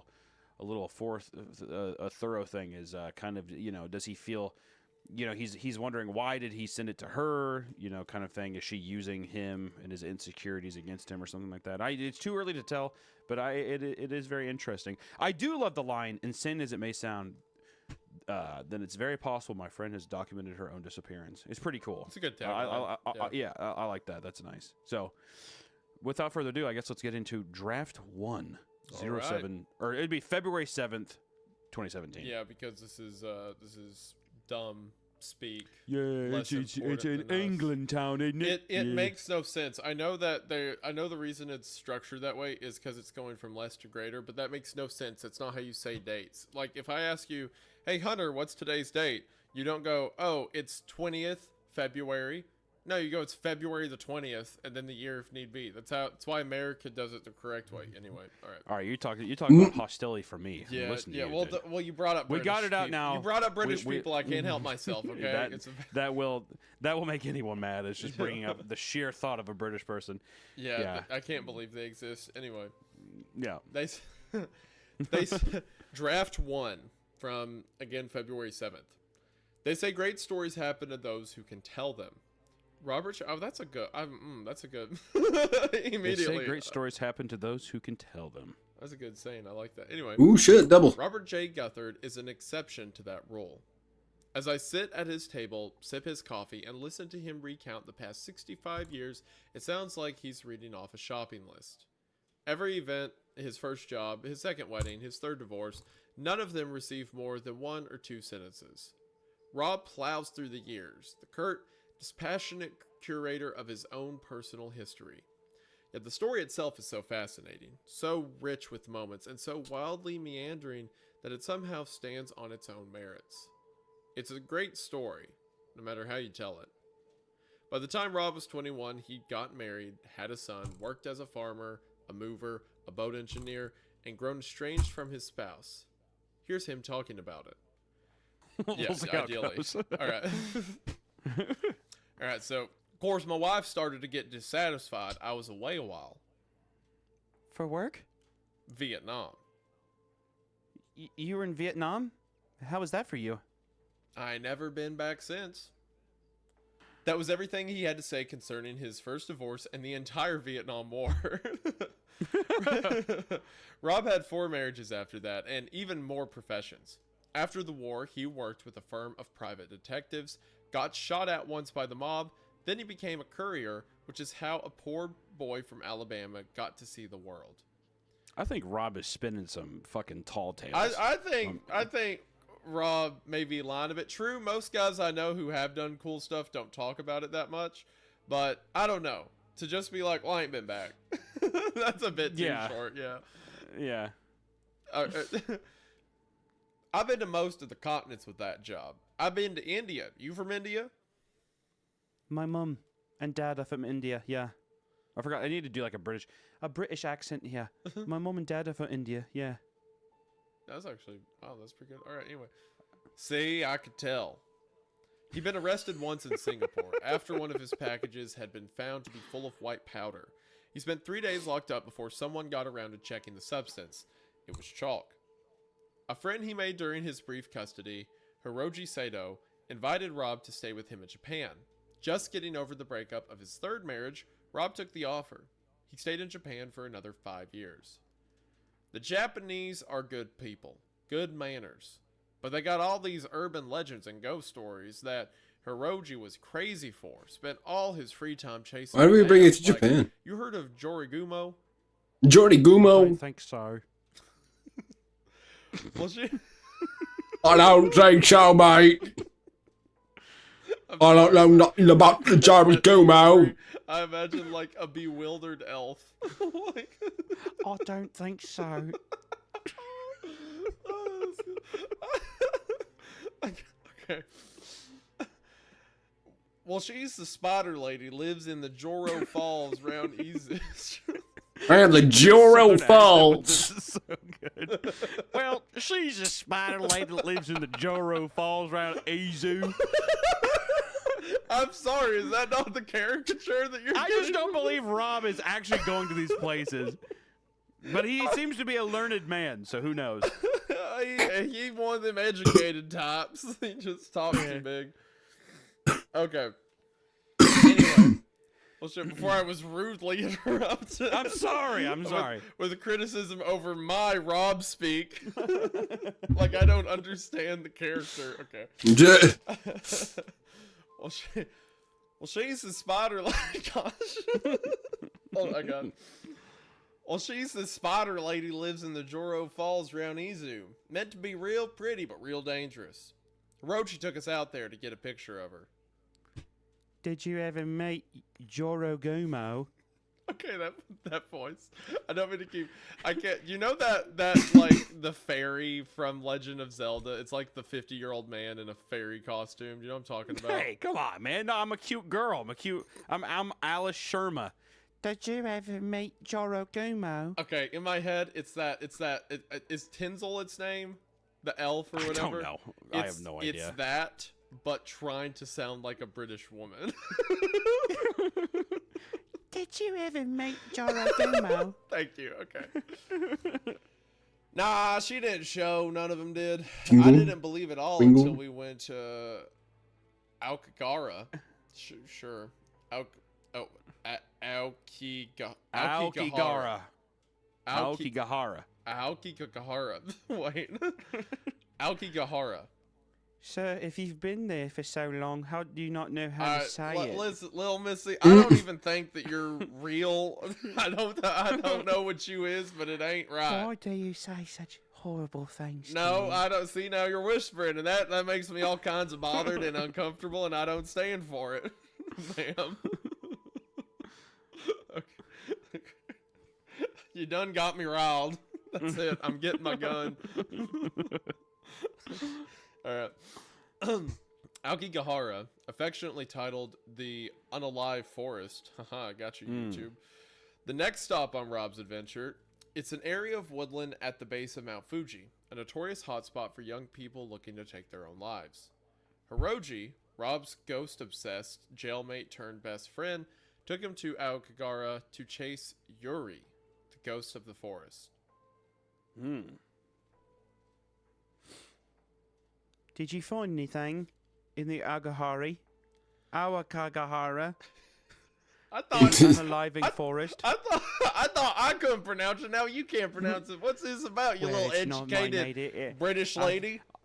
I wouldn't say I'm a cultured woman. I just wanted to know if you've seen any. Did you find anything I see there? how it is. You think you're all sophisticated better than me just because I'm from down here in Phoenix. Yes. Well, let me tell you this. Yes. You think that it's fine for you to mispronounce it, but when I mispronounce it, it's because I'm some dumb yokel. Is that right? Yes. Yes. Well, that just... Now, Rob, I need you to just get back to the fucking story, you deranged old man. Well, that ain't quite Christian of you now, is it?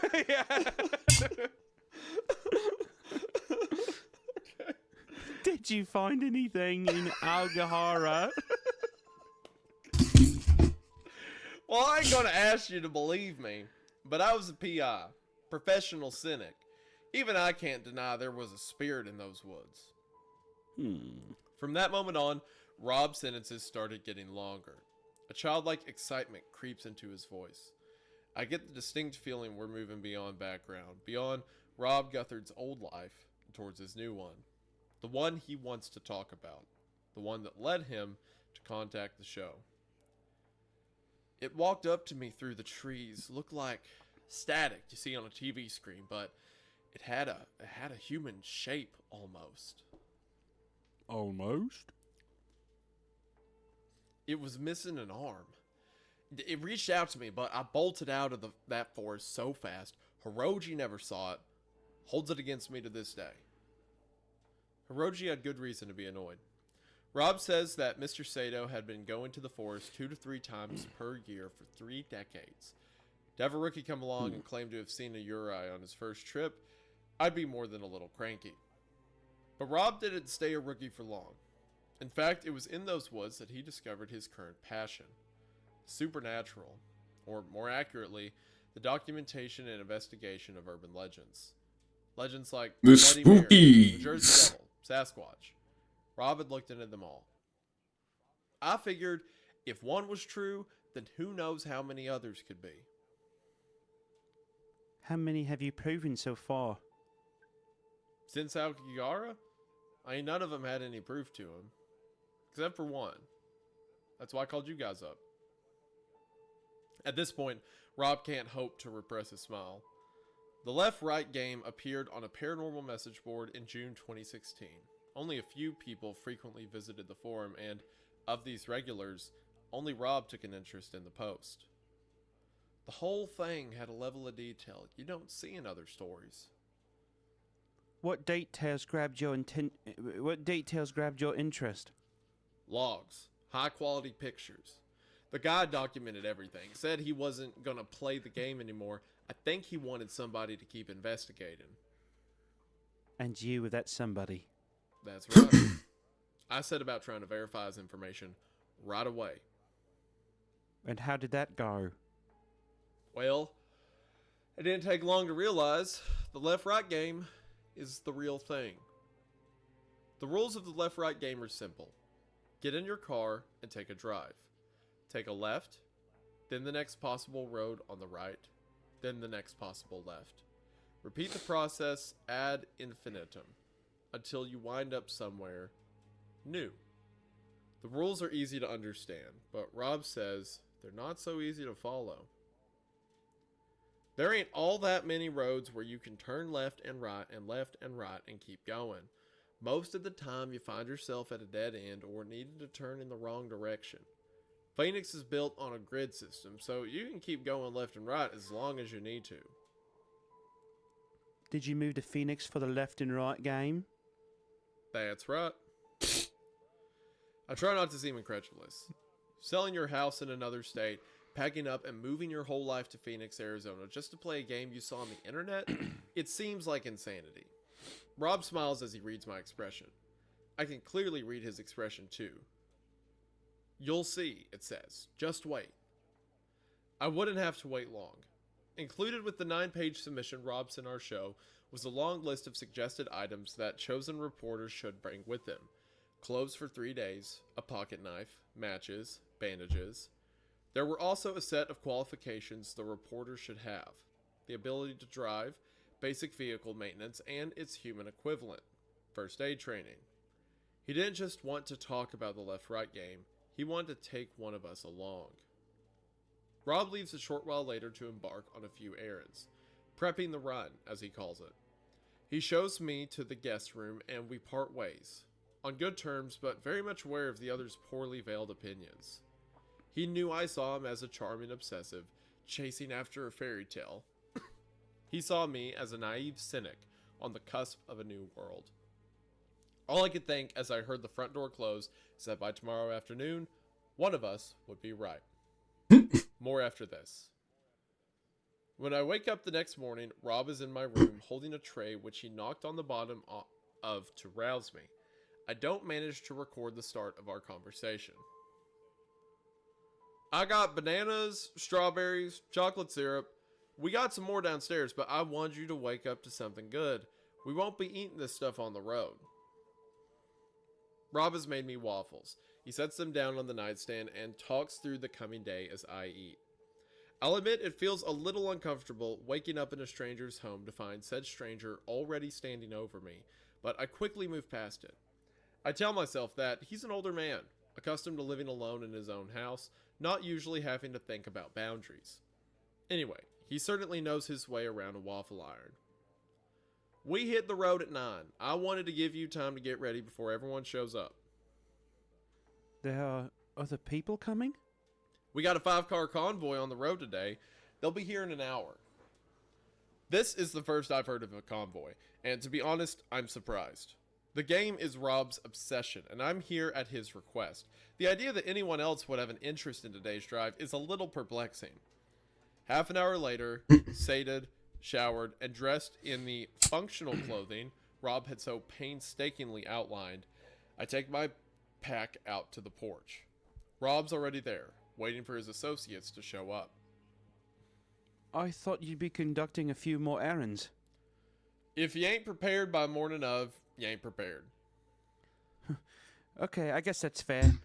Oh, Rob, is the garage locked? The inside door won't budge and I wanted to mic up the car. Yeah, it's locked. I'll open it for you. Thank you. In fact, it's about time I wheeled her out. Fair warning, Miss Sharma, she's a thing of beauty.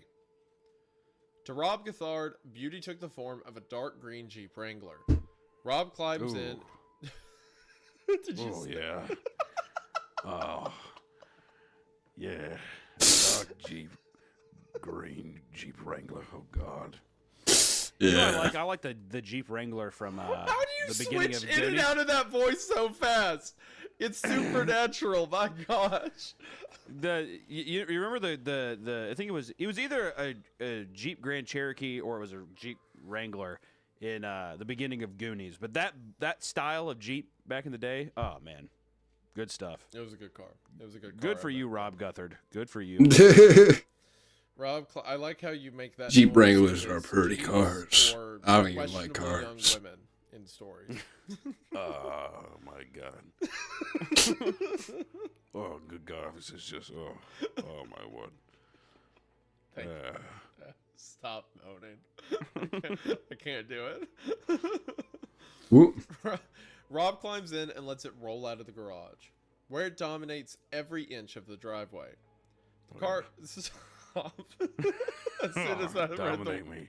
As soon as I read the word dominates. Every inch of Oh gosh. So the car is stupid. large. Yeah, I know you were waiting for that Yeah, one. yeah. All right. 4 doors with the roof enclosing the entire compartment. It's also been modified extensively. Yet another example of Rob's dedication to the game. What are you thinking? I think your 2 Caterpillar treads short of driving a tank. Yeah, I fixed her up good. I put the winch in, heavy duty tires. The light rig on top is LEDs. Hmm? They'll make midnight look like noon, but they don't use hardly any power. Aren't Jeeps open top usually, or? Not at all. This is the Unlimited. I like to have a covered car when I head on the road. I climb in and stow my pack. Rob had removed the back seats to afford more storage space. The place is packed to the brim. Jerry cans of gasoline, barrels of water, rope, snacks, and his own neatly packed set of clothes. I wonder if the rest of our convoy would take the game so seriously. We got Apollo coming up in 10 minutes. No one else has given me a time. I sent the schedule weeks ago. This always happens. My brim's washed up working. His name's Apollo? That's his call sign. Apollo Creed, I think he said. Why are you using call signs? Did I not tell you? Oh, yeah, we're going to use call signs on the road. Keep communication clear. What's your call sign? Ferryman. What's my call sign? I thought about it. I was thinking London. You're from London, right? I'm from Bristol.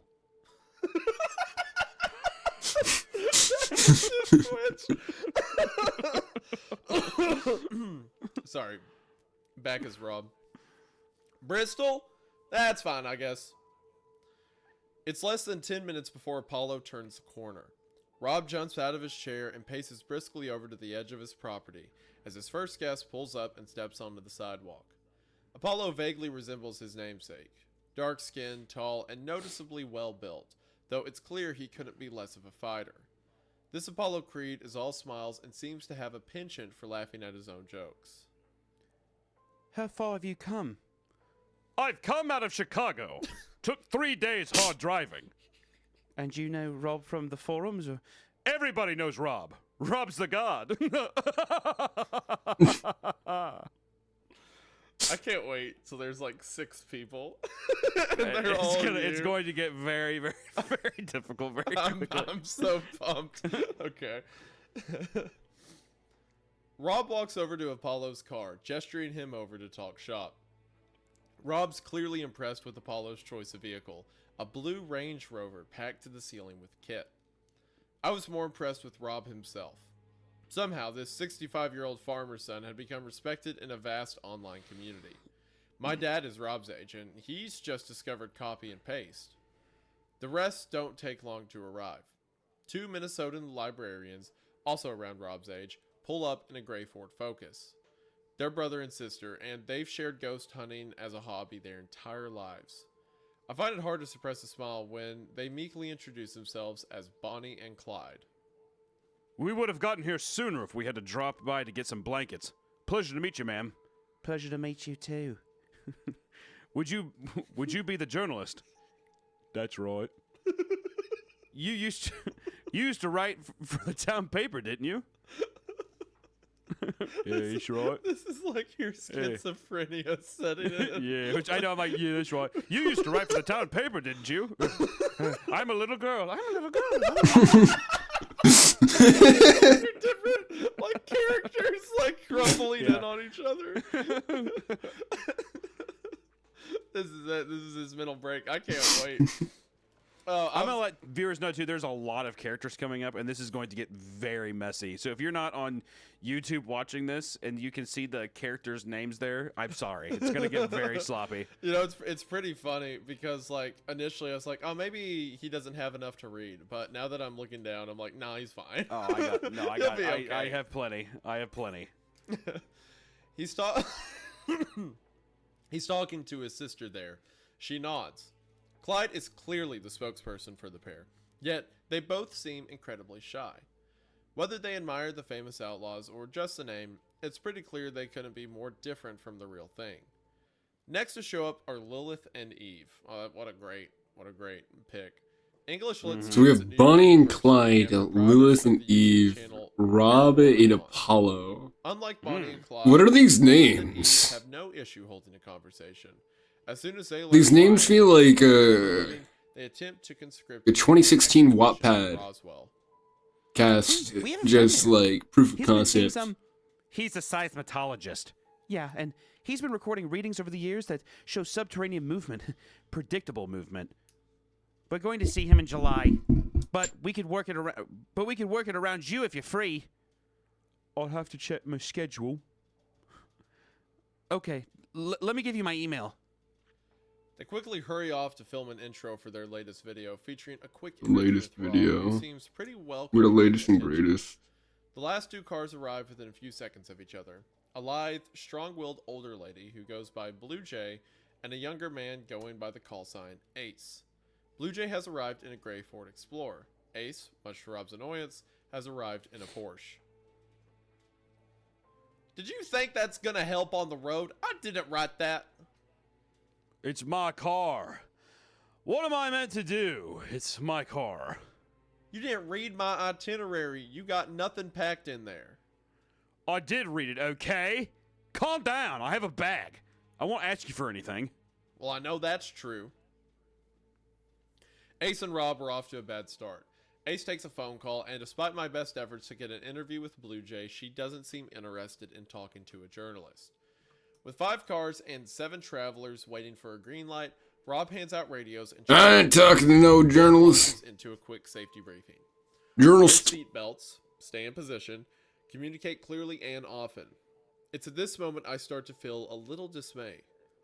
I like Rob, and clearly so does everyone else. He convinced all of them to drive around the country to join in with his game. I start to worry what will happen in the likely event that the whole thing isn't real. Would Rob lose the respect of his peers? Would he accept failure when it comes? After seeing the effort he's put into these runs, the next few hours have the potential to be wildly uncomfortable. We stand right now. With a smile and a few encouraging Take a words, second Rob ends his briefing and beckons me to over appreciate your knees clamber inside and and everything they make do myself as comfortable as possible. when you're a hippie You ready for this, Bristol? and you kneel on the ground all day. I'm ready.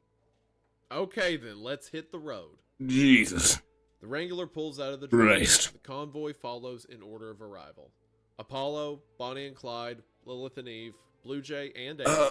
Yep, now they're going through the names. As we come up to the first corner. Rob slowly and deliberately turns left, checking on the others in his rearview mirror. He looks back to the road as Ace's Porsche completes the first turn of the game. Shortly afterwards, Apollo checks in on the CB radio. Oh, wait, more stock options? Is that what I'm sniffing? Cinnamon's going down? How many more to go, Rob? As many as it takes. I could tell Rob wanted them to reserve the radio for something other than Apollo's quips. So fog. But he seems to like Apollo enough to let it slide. I'm not sure Ace would have received the same treatment. My luck's really We take going the up. next right, then another left. Now safely assured that everyone's following correctly, Rob speaks my thoughts aloud. You're wondering the same thing Apollo is. What do you mean? You're wondering I have how not made a many single turns sale will it yet, take but before my we luck hit really some is wall or going up. something. Before you find out this is all just a story. Does that disappoint you? I'd be disappointed if you weren't thinking something like it. But now British. we're on the road. I gotta say something and you gotta listen to it. Okay. We're coming up to a tunnel soon. Any time before we reach it, you can get out. Walk in any direction you like, and you won't be in the game no more. Once we go through, you've got to retrace the route we took to get yourself back out that tunnel. That's when you're home. And you got to convince someone to take you back in the car, because I ain't ferrying you back 20 minutes in. You got till the tunnel. Just God, to I'm go not out going to on remember this. any of these rules. Understand? I'm sure this is all I like Chekhov's gun being Though laid I have out to say I'm beautifully getting in a front of little me, nervous. Ain't and nothing I'm wrong far with a too little dumb nervous. to understand it. We've taken 23 turns by this point. Already, I feel like we're traversing the city pretty effectively. Rob's heavily modified Wrangler solicits a few impressed glances from passerbys, as well as several honks of respect from other Jeep drivers. Other than those few moments, everything seems completely indistinguishable from a regular morning drive. I even start to worry if there'll be anything at all for this story. Reporter takes job, interesting man isn't exactly Pulitzer worthy. Turn 33 leads us onto a short, unassuming street. A row of small businesses in a quiet Phoenician neighborhood. Liquor, secondhand clothing, tools, and at the end of the street, a little shop selling antique mirrors. 10 or so people shuffle along the sidewalk, smiling, talking. Frenzy, haha. The only lone person is a young woman. My frenzy. I briefly glimpse her at the end of the I'm street. going crazy. Ha reflected. Funny. Be funny. Even from a distance, I can see that she's sullen, wide-eyed, and nervous. She shifts constantly. Jesus Christ, cookies are like $200 right now. Oh, I look away to write some notes. it's wild. Also, who has the cookie stuck? Is standing by my window, staring right. It's wild. She's smiling, a wide, Wild. unfaltering grin that seems almost offensive in its complete insincerity. Lambs at the gate, hoping for something better than clover when all they Fractal find are engines. things worse than the slaughter. Why? Well, Rob, Why do fractal engines get cookies? Like, that seems like one of the most... Like, if anything, I feel like you should have the cookie stock. Because you are the one clicking the cookies. Very, almost like... I'm not correct here. Poetic, but like a rhyme. Get me... Or something like a... correct me then. Something weird like that. It reminds me of the Gates of Hell in Dante's Inferno. Abandon all hope, ye who enter here, right? I declare this game officially now dumb and stupid and dumb, and I retracted the 400 hours of playtime I have. All because of this mistake. Yeah, I love that. Ignore. She does this all the time. Oh yeah, the gray ghost lady. Stupid ass gray woman. Who cares? Ignore. God. he wanted to leave me, so I cut him out. The lake was hungry. It drank the wound clean. Lucky. Miss, are you all right? The smile vanishes. It snaps from her face. We are too far. What do you think you're doing? Have you gone mad? I reflexively press myself back in my chair as the woman, wild-eyed and gaunt, slams her fist against my window with every intent of breaking through. Would you dance down the lion's tongue? It will shred you, you whore! It will shred you down to your sins, you fucking bastard! Joe.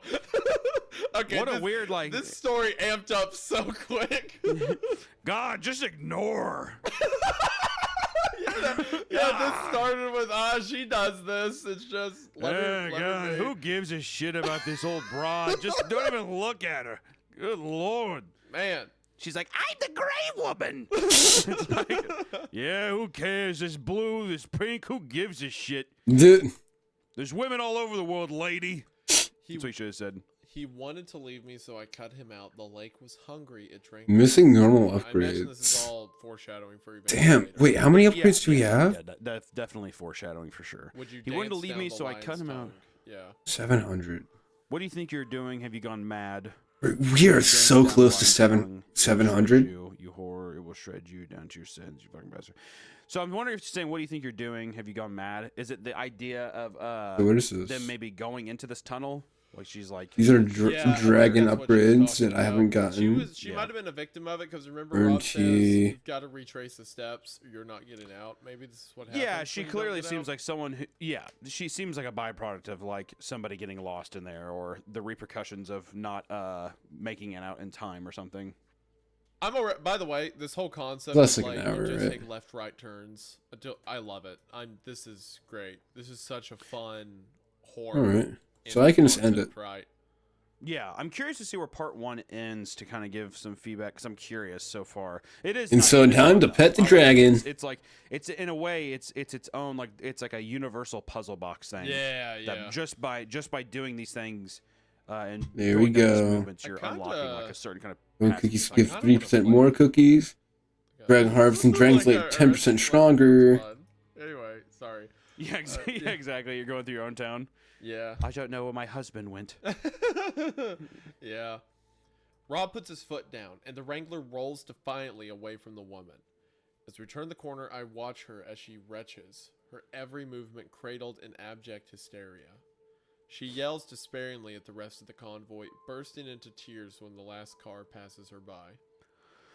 As she shrinks into the rearview mirror, I see her turn to a large mirror on the side of the shop, which the owner is in the process of polishing.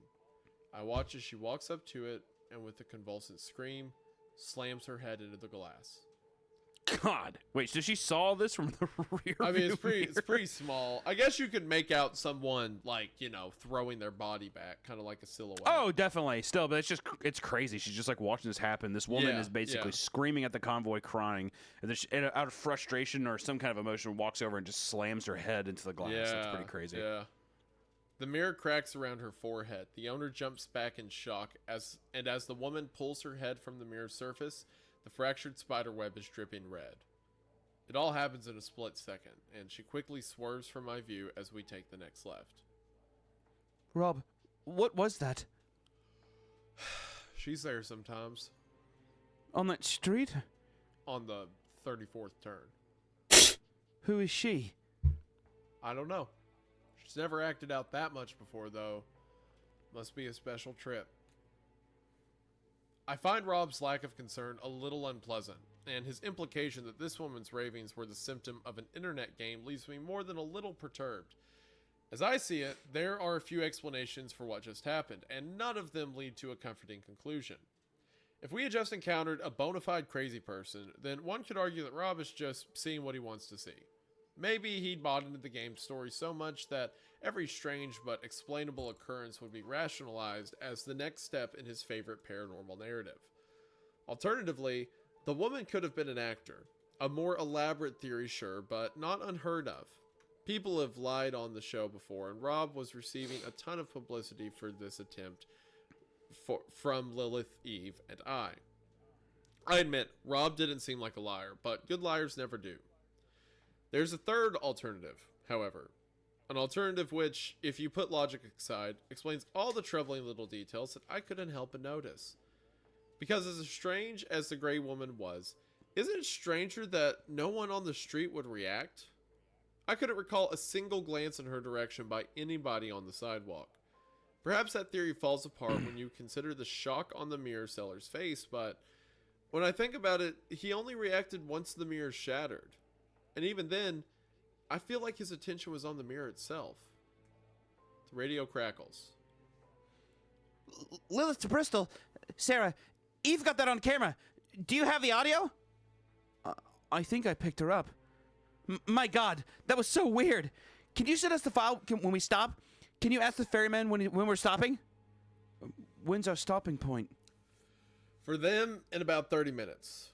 For you, well, you tell me. Rob turns off a busy street just before a large intersection onto a much quieter stretch of two-lane road. Ahead of us, the road slopes down. I just need to pet the fuck out of this dragon. Underpass, which disappears into darkness. We'd arrived at the tunnel. What is this supposed to pass under? Ain't supposed to pass under anything. It's just there. And if we weren't playing the game? Then it won't show. The question is, are you playing the game or not? Rob turns to me. It's the first time he's taken his eyes off the road since we Dragon started. steady bear. He pulls the car to a slow stop at the mouth of the tunnel. Random drops, 3% more common. Now you can go wherever you want to go. But through there, you'll need a car to get yourself home. And like I said, mine ain't turning around a long while. You understand? It's a dramatic statement, but unsettlingly, it doesn't feel like he's attempting to dramatize. It feels like I'm having something genuinely asked of me. Am I ready for what's to come? Do I accept the risks involved? Do I consent to be taken down this road and the next road and the next? Am I prepared to see this game through, real or otherwise, to its end? What are you waiting for? Rob smiles and turns back to the road. He picks up the CB radio, holds down the button on the side. The microphone crackles. This is Ferryman to all cars. Anyone want to step out, then pull to the side now. Otherwise, stay in formation and have some supplies at hand. Got a long ways to go. Much like the game I'm so tentatively playing, my view of Robert J. Guthard seems to change direction frequently. I'd heard all about his life, but I'm sure that I know him. I like the guy, but I'm not certain that I trust him. And though I admire his dedication to the left-right game, I'm not sure I'll like where it might lead us. Yet as he takes us into the tunnel, his face vanishing and reappearing under the dim sodium Ooh, got a frenzy combo going. I can tell that he expects this trip to be a major step in his already impressive story. And this time, for better or for worse, I'm along for the ride.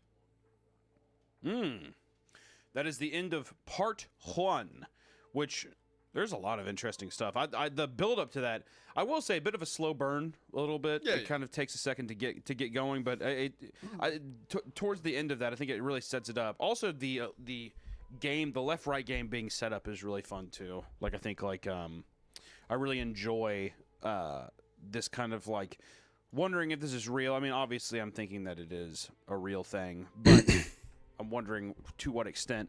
There's been a lot of like different pieces of information that we've received throughout the story. The person who is not our protagonist, who isn't Sherma, she isn't the protagonist who leads us into the story.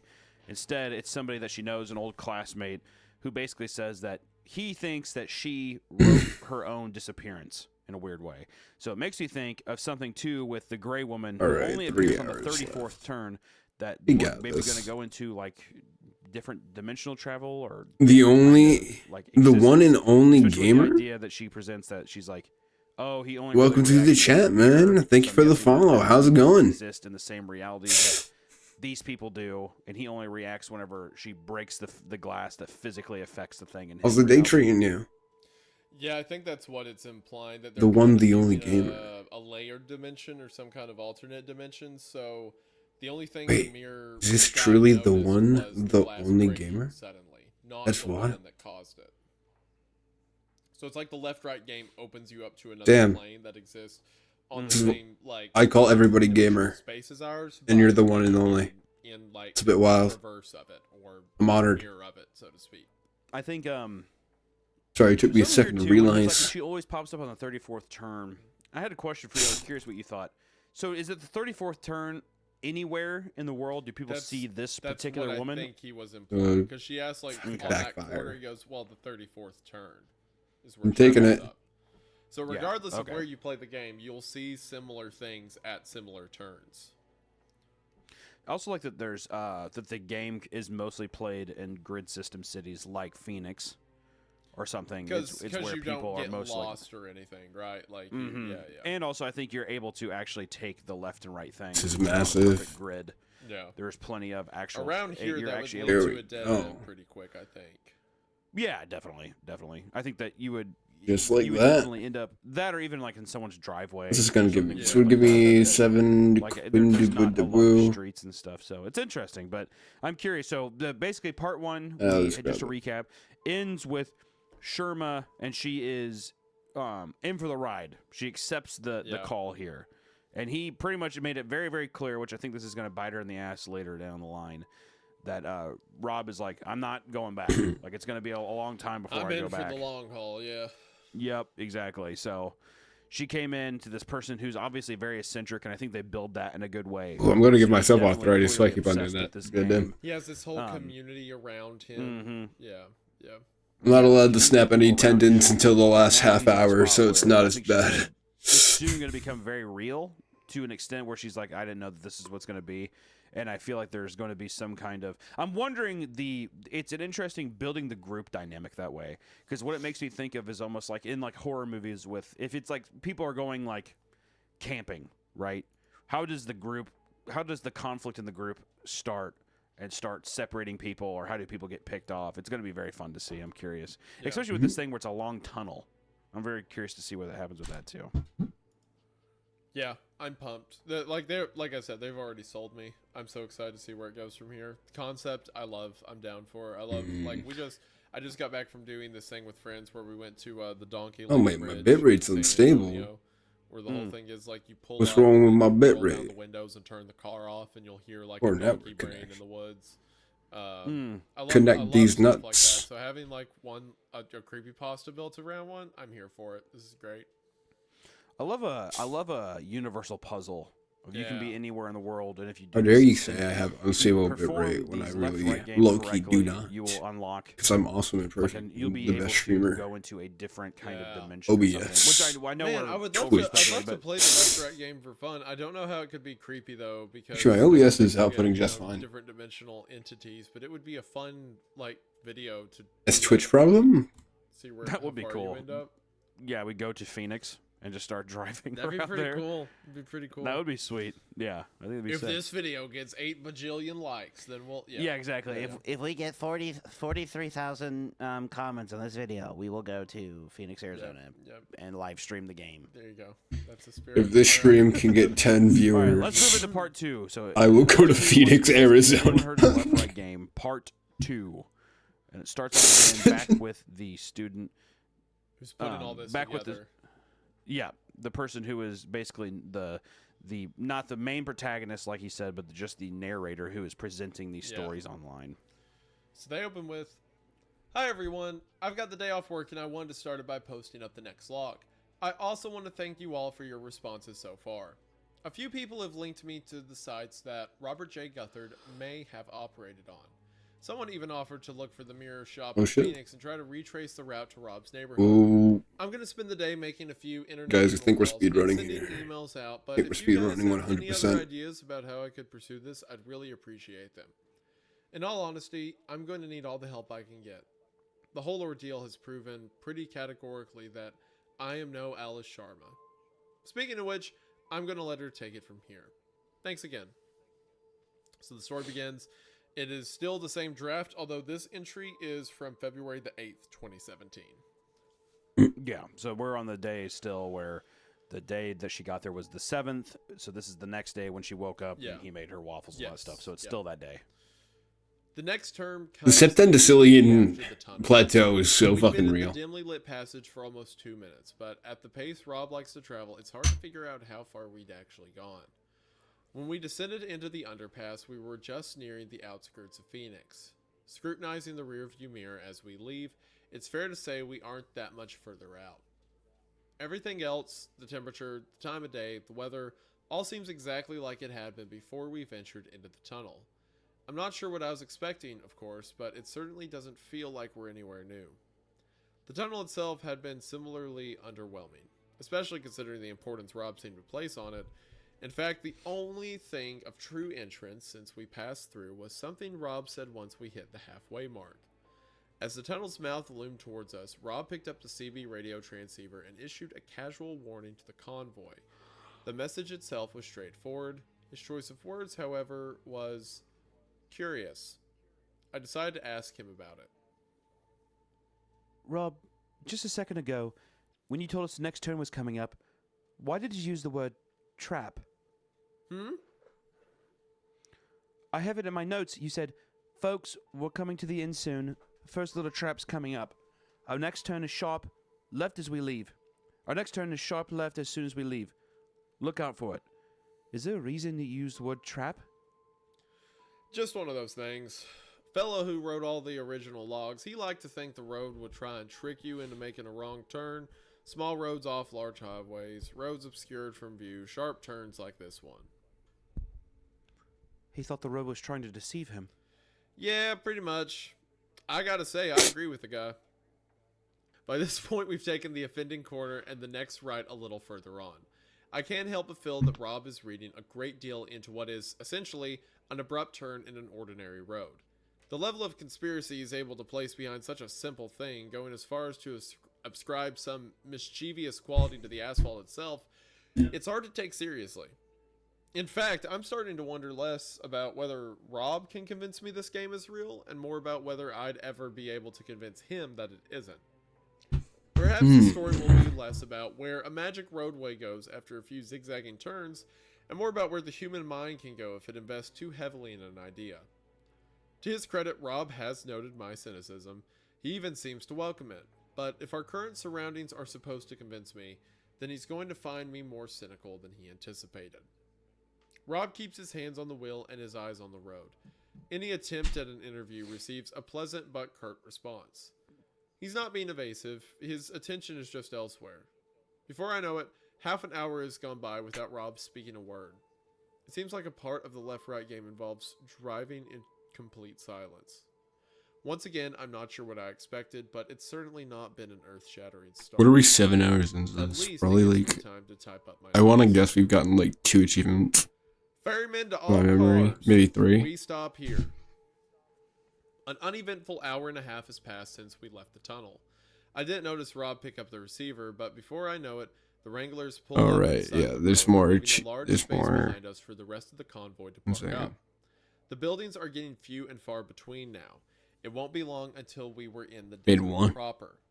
With this in mind, I assume Rob is simply stopping to let everyone drink up. I probably shouldn't assume when it comes to Rob Guthard. Though this is definitely a rest stop, Rob also has some important words for the crew. He gathers us round in a rough semicircle, talking while we eat our provisions. Now, I mentioned in the emails that at certain points on this trip, you need some things just because I say so. This is one of those Mid times. 3, Y'all okay. understand? Yeah, I guess. We get to know what it is, right? This is when he tells us to give him our money, right, Rob? Yeah, I'd rather know what's going on. I hate Apollo, by the way. Voice is so good. He laughs every time he speaks. Oh, He does. Okay. And I Ooh, don't cinnamon. intend on keeping anything from you. I just want to be clear that across this next stretch, you need to follow my orders to the letter. Yeah, we get it. Just tell us already. Rob takes a few moments, perhaps to lend gravity to his point, perhaps to swallow some barbed words intended for the increasingly impatient Ace. When he does speak, it's in a measured and serious tone. He's clearly adamant that we take his words on board. For about half an hour, the next 13 turns, we'll be going one by one. We travel in order of formation. Me and Bristol will go first, then I'll radio the next car to follow. When you reach the Jeep, you park up behind me, then we keep going as normal. Now, Rob takes a deep breath in. When he starts up again, his speech is even more pointed than before. There's a hitchhiker on the road. A well-dressed man with a case. You pick him up, you take him where he needs to go. You do not, under any circumstances, talk to the man. To be safe, don't look at him. Don't take anything he offers you. Don't open the door for him or wave goodbye when he leaves. You do not acknowledge him in any way. You want my advice? Don't say a word till you get to the stopping point. Why do we have to go one by one? Guy who wrote all the logs says he don't like choosing cars. I don't know what that means, but I'm lucky I never had to find out. Why don't we just not pick him up? That isn't an option. Well, I mean, yes it is. I don't see why we... Damn it, you'll pick him up whether you want to or not. Okay, for one, let me just say about that whole interaction, I'm immediately in. That whole thing about a I love that. hitchhiker, he has a case, don't look at him, just drop him off where he needs to go. This is the kind of like old school Americana folktale that I am all about. Go so hard. Yeah, I love the introduction of just like weird rules. Yeah. Or something. Yeah. I'm just like, yep. So you're going to see a hitchhiker, just pick him up, don't talk to him at all, and just drop him off. Yep. Which I'm so stoked to see this interaction with him. Yep. I hope the hitchhiker is just fucking deranged. I'm so excited. This is great. All right. The group is silent. This is the first time Rob's raised his voice. In the ensuing stillness, Ace looks like he'd be more than happy to turn his car around and retrace the route back to Phoenix. leaving Rob in the dust with a few choice words. I can sympathize with him a little. Rob's been treating him as an annoyance, a tag-along who didn't do the homework, but at the end of the day, Ace is doing nothing to fix things. Also, Rob is essentially right. He didn't do the homework. Well, okay. I suppose we should get back on the road then, if everybody's ready. Deciding he has nothing more to say to us, Rob marches over to the Wrangler. Bonnie, Clyde, Apollo, and Eve sit on the floor sharing snacks. Ace loses himself in his phone, and Blue Jay, still maintaining a noticeable distance from the group, takes to her car with a copy of US Weekly. Bristol, can we talk? I turn around to see Lilith, holding her cell phone with the screen facing me. Yeah, sure. What's up? Have you tried to make any calls since we came through the tunnel? No, not yet. Why? Could you try? I pull up my own cell and dial into the office. The line's busy, which isn't exactly uncommon. Lilith watches intently, waiting for a reaction. I'm not getting through. They were busy? Yeah. Why? Everyone is. We have signal. We can make calls, but everyone on the other end is busy. Don't you think this should just be a coincidence? I really mean everyone, Bristol. Well, Eve's been driving. I've been calling. My camera's automated a support line. 911. You dialed 911. For science, yeah. All of them are busy. I even called this guy at my dorm who has a serious thing for me, and trust me, he is not fucking busy. This is weird, right? It's like we've crossed a threshold and the world suddenly doing something else. In all honesty, I'm not sure I do know. I don't want to say it, but it still seems like a massive stretch. Luckily, Rob saves me from commenting when he calls me over the phone. Clearly eager to get back on the road. I tell Lilith we'll look into her discovery on the other side and she nods in agreement, retreating to her friend and immediately slowly I climb into the Wrangler and wave goodbye to the car. Slowly roll back over the road and set off, watching the rest of the I feel noticeably relaxed, despite Rob's presence. The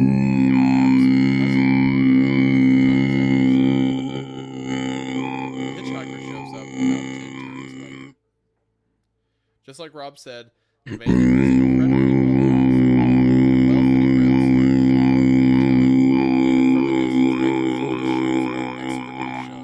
as is the varnished wooden case resting on the floor beside them. He stands on the side of the road and raises his hand gingerly, wearing a look of hopeful anticipation. Who is he? The hitchhiker. Is that really all you're going to say? It's all I can say. You understand the rules here? Don't talk to him. I'd say don't talk at all. Not until we stop. When we stop, we're safe. Rob veers slowly over to the side of the road. The hitchhiker smiles appreciatively, grasping his hands together and shaking them in thanks. Picking up his case, he strolls over to the Wrangler whilst unbuttoning his blazer. See you on the other side. Oh man, this is so good. The back door opens. The hitchhiker pulls himself into the storage area. Finding no seating, he settles himself cheerfully on some of the softer luggage just behind me. Not much in the way of seating back here, huh? I have to admit, I do feel a subtle urge to respond. Even after the storm warnings I've received, to ignore the man seems almost instinctively rude. I was raised British after all. So, where y'all from? I'm traveling in from Oakwell. I was raised British after all. I'm actually kind of scared right now. Like the idea of just like a happy man who's trying to start a conversation, but for some reason you can't. Yeah, oh my gosh. There's so many like weird red flags too, or not necessarily red flags, but like if you do respond, I bet you that demeanor is not going to be so chipper. Yeah, for sure. Oh, this is good. All right. I glance at him in the rear view. He meets my gaze and smiles. I flick my attention back to the road, continuing the white lines. The stranger persists in trying to start a conversation. 10 minutes go by. The silence grows palpable, broken intermittently by yet another cheerful attempt at conversation. Topics include what nice weather we're having, our professions, our hobbies. In response, I busy myself with pointless but occupying tasks. I find myself playing games in my head, thinking of common phrases and making them into clunky anagrams. It seems to work, and after a short while, I start to habituate my word to the man's small talk. I almost don't notice that he's there. Maybe that's what allows him to catch me out. You're just a fucking disappointment, aren't you? Ooh, that's a fun turn. That's a fun turn. The statement comes out of the blue. It's sharp, venomous, completely divorced from the idle questioning I'd been tuning out. I'm daydreaming when I hear it, and before I can register what I'm doing, I'm turning to face him. My lips are already parting as I go, a reflexive thought reflexively vocalized. What? I almost say it out loud. The word is on the edge of my tongue. A single note my vocal cords were all but ready to play. Only the sudden, vice-like grip of Rob's hand on my forearm angers me in the moment. I stare at the hitchhiker, my mouth still open. He's different now. All of the warmth, all of the pleasantry, it's strained from his face like running makeup. His smile is malevolent, calculating, and finally, it feels honest. You want to know things? I can tell you. Rob keeps his eyes focused on the road, but his grip on my arm tightens. I can tell you everything you want to know. Even the things you never knew about yourself. What you didn't know you were thinking.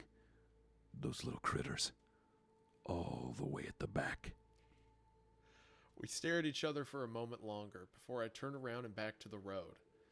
I don't count the white lines anymore. Now I'm focused intently on anything our passenger has to say. For the next 10 minutes, ignoring him is going to have to take my full attention.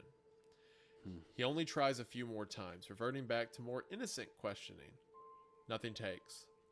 5 minutes later, he indicates to a seemingly random point at the side of the road, and Rob drops him off. The man thanks us, climbs neatly out, puts down his case, and waves as we depart. When we disappear around the next corner, he still hasn't stopped. Surprisingly, the silence caused by the hitchhiker's presence isn't nearly as intense as the one left in his wake. I decide to break the tension somewhat ungracefully. To be fair, we are having nice weather. Don't talk. Well, you mad at me? I'm sorry he got to me. I wasn't expecting... You did fine. We don't talk till we stop. I go back to my notes, making a point to write down my current feelings. For the record, embarrassed but relieved. Once I put the words down on paper, however, I feel something else. Confusion mixed with concern. Because at the end of the day, what was I relieved about? That I didn't talk to a strange man who had tried to talk to me? Was anything really at stake? The more I think about it, the more I realize that the entire episode with this mysterious hitchhiker reduces the left-right game down to two possible states. It's either real or it's an elaborate hoax, perpetuated by Rob J. Guthard. The crazy woman, the tunnel, the malicious left turn, all of those could have been explained as rationalizations, but the hitchhiker was far too elaborate, far too difficult to predict. If he was an actor, then Rob is nothing more than an impressive fraud. Windy damn. If he was genuine, then I'm not entirely sure where that leaves us. Something in the corner of my eye pulls me from my thoughts. A transient, peripheral object that almost completely passes me by before I turn in a weak attempt to catch it. It only gets a few seconds to look before it's gone from my field of view. I face forward once more, sit back in my chair, and let Rob carry us ever further down the road. It's not too long before we finally pull over. You did good. I'm sorry for grabbing you. I just didn't want you to do something you'd regret. No, it's fine. I was going to... Do you know what happens if you talk to him? Not sure. Came close myself once, a few years back. The way he looks at you when he thinks he's got you, I don't think I want to know. Rob, I saw something a few minutes ago. I don't know if you've noticed it. Afraid I had my eyes forward most of the time. There was a car on the side of the road. It had crashed off the bank. Have you seen that before? I ain't ever seen that, but random stuff sometimes shows up here and there. Have people other than you run the left-right game? No one I know of. Whoever it was, they'd probably just rather crash than face that damn hitchhiker again. He's there on the way back, too? If you're unlucky. Well, something to look forward to. Rob picks up the CB radio and messages for Apollo to set off, repeating his warnings concerning the hitchhiker. I feel like everyone's going to get a similar speech before they embark. Ace will probably get it twice. Half an hour later, Apollo shows up. Though he laughs about his ordeal, he's clearly a little shaken. Guy should call himself an Uber. You can't shut those guys up. Did you guys have Uber in England, or? Yeah. Oh, then you know what I mean, right? I imagine, if I had where he said Apollo Creed, I imagine actually, he just passed away. You know who I'm talking about, the actor? Yeah. I imagine actual Apollo Creed shirtless in his American, American flag trunks and boxing gloves. Yeah. Like stepping out of the car, she's like, that guy should call himself an Uber. Like in your voice. Yeah, steering the car with boxing gloves on. Yeah, that's what I imagine. Oh boy, I love this story. This is already concept, all of it. There's a group of people. I can imagine people getting picked off to these different creatures they're going to come across. This is awesome. I love it. This is my kind of creature feature. I'm wondering if Ace is going to get fucked here. Probably. He may stay around. I'm wondering. He may stay around to pester Rob a bit more, but I don't think he's making it out of this trip for sure. Oh, yeah, probably not. All right. Bonnie and Clyde arrive quicker than Apollo. They pull up at the back. Clyde helps Bonnie out of the car and they proceed to stretch their legs. Once Apollo joins them, it's clear that everyone has a different story to tell. The hitchhiker offered Clyde travel sweets, pleasantly but firmly insisting he take one. Apollo almost got talking about his music taste after the hitchhiker asked to play something on the radio.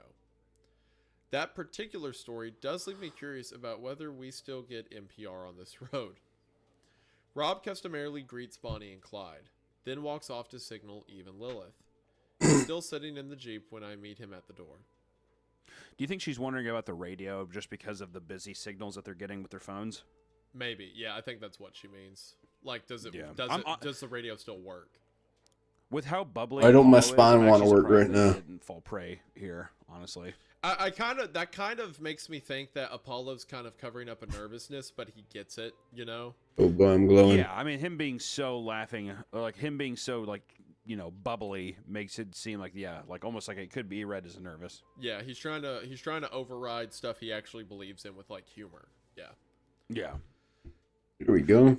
Hey, what are you up to? Wow, that didn't do shit. Just waiting by the phone. The girls are on their way. You need anything? Maybe. I think Apollo's been affected by the whole hitchhiker thing a bit more than he's letting on. Oh, good call. Yeah. He seems just fine to me. I'm not so sure. He's only smiling when people are nearby. Could you talk to him? Well, I ain't much comfort. I got 4 ex-wives to tell me that. think it might be better coming from you. I think this is a man-to-man conversation. I might just get a brave face. Rob doesn't look comfortable, but he acquiesces, climbing out of the car. Last man-to-man conversation I had, my son didn't talk to me for 3 months. God damn. Rob's a bit of a crustacean himself. Good lord. Rob's had some time. He's got some weather under his wings. Yeah. I watch him wander over to Apollo, who is standing by his Range Rover, staring into his phone. Rob puts a calming hand on the man's shoulder. From a distance, it's actually a sweet moment. I start to feel bad for lying to him. I carefully open the driver's side door and climb into the Wrangler, assuming I have around 20 seconds before Rob comes back. Picking up the CB radio receiver, I stare at a list of presets, labeled 1 through 9. I don't know which button I press to talk to Eve and Lilith, and I certainly don't have time to call everyone up.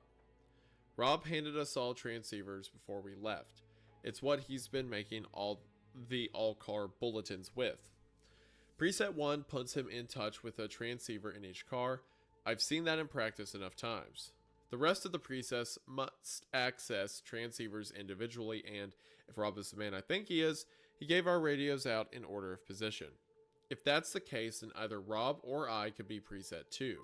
Apollo would be next, then Bonnie and Clyde. Without knowing where Rob has placed himself in the queue, the only option which would guarantee me getting through to Lilith and Eve would be preset 7. I think that makes sense. With no time to check my work, I press the button and snatch up the receiver. This is Bristol to Lilith and Eve. Are you guys there? The receiver crackles quietly. I look in the wing mirror and see Rob making awkward small talk with Apollo. Perhaps his 4 ex-wives were onto something. Lilith to Bristol. How's it on the other side? We haven't seen a hitchhiker. Oh, by the way, I just phoned Eve and it went through. Could I have your number to test? Sorry, Lilith. I'm phoning about something else. Why? What's going on over there? Apollo's nodding to Rob. I can imagine him making assurances that he's perfectly fine. I really don't have long at all. I have a mission for you, but you have to keep it a secret. Sounds awesome. What's up? Once you pass the hitchhiker, there's a crashed car on the road, on the passenger side. While you're going past it, would you mind getting some footage? What sort of footage? Just zoom in and get as much detail as possible. You don't need to stop, just anything will be useful. Rob's starting to walk back to the car. I shift into the passenger seat, still holding the receiver. Is there anything specific you... Talk to me later now. Thank you, bye. I slam the receiver into its holster a moment before Rob opens the door. He shrugs at me. He seems fine, unless there's something he ain't telling me. Okay, so I think, I had the suspicion when she first mentioned it, I think the car crash she saw is something that actually happened to her. Yeah, definitely. Like it's like I a think friend or because- family member in the car. Or maybe Do you think herself. it's possible because she almost interacted with the hitchhiker that it's like something that maybe just like dove into her mind a little bit? Because the hitchhiker was also like, I could tell you all the things that you don't even know yourself or whatever. Yeah. And I'm wondering if it's just like the universe or this kind of like dimension thing, like kind of digging memories out of her I think mind so. or something. I think that's probably Yeah. what happened. It's some deep subconscious part of her that's been, portrayed now. Sure. Yeah, I think so too. The rest of the day is fairly uneventful. Lilith and Eve pull in, beaming about their experience with the hitchhiker and bragging about what the dashcam footage would mean for their channel. Lilith ends her story by insisting that nothing else happened for the rest of her journey, whilst directing a highly intentional look in my direction. I look away and make a mental note to catch up with her when less people are around. Blue Jay seems to be the least fazed by her run-in with the hitchhiker. We do manage to get a few words out of her. Ooh, though he's going perhaps down. A few is an exaggeration. I'm tired. After which, she goes to sit down on her own.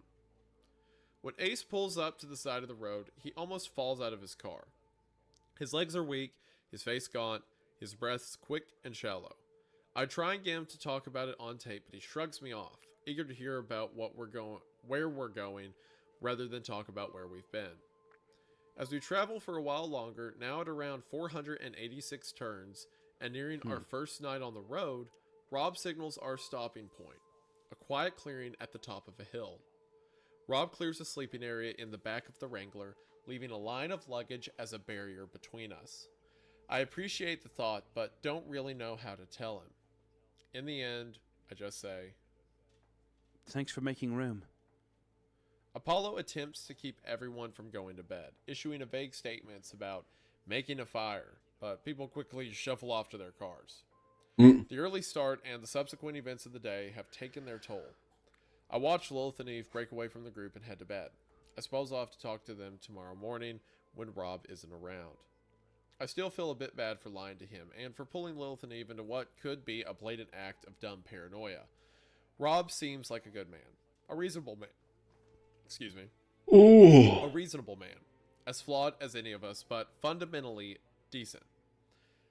But the fact remains that when I talked to him about the crashed car, he clearly said, "No one I know of.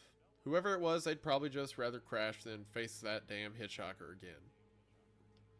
I want to trust Rob. I want to believe him when he says he didn't see the car, that he never seen a car on that stretch of road, but for a man of so few words, he might have said too much. If he truly never saw the car, how did he know the direction it was facing? I make all my notes concerning this subject on paper and in shorthand, which I'm hoping, in Rob's long and varied life, he hasn't inexplicably learned to read. Long after Rob's gone to bed, I stay in the passenger seat typing up my thoughts of that day. That was Sister Moon by Leslie Estrada. Another song to calm you folks down as we head into the evening. It's Chuck Greenwald, and I'm with you to the witching hour. All right. I also love that. I love the radio host on like a desert night, middle of all this supernatural stuff going on. Yeah. I'm with you to the witching hour. Yeah, that's so good. I decided to put the radio on in the end. I was curious, and I also wanted the company. I turned the volume way down so the noise wouldn't reach Rob, and searched around for something to have in the background. There aren't many stations to choose from out here. The clearest one is Radio Jubilation, the local station from a nearby town. Can it go down Current more? DJ, Chuck Greenwald, has been playing soulful folk music for an hour. It's been a busy week in Jubilation as we welcome in our new school principal, a very impressive guy who's bringing some new and interesting proposals to our community. It's got a few people talking about funding for the arts. If you got a view, we'd love to hear it. I finished typing up my less clandestine notes and just then realized how tired I am. Wanting to sleep, but not yet prepared to move the single yard between me and the air mattress. I lie back in my seat, listening to Mr. Greenwald address his beloved town. Well, we're going back to your request very soon, and I can tell you we've got some goodies on the way. For now, though, let's take ourselves to the new box. They're going to hurt now.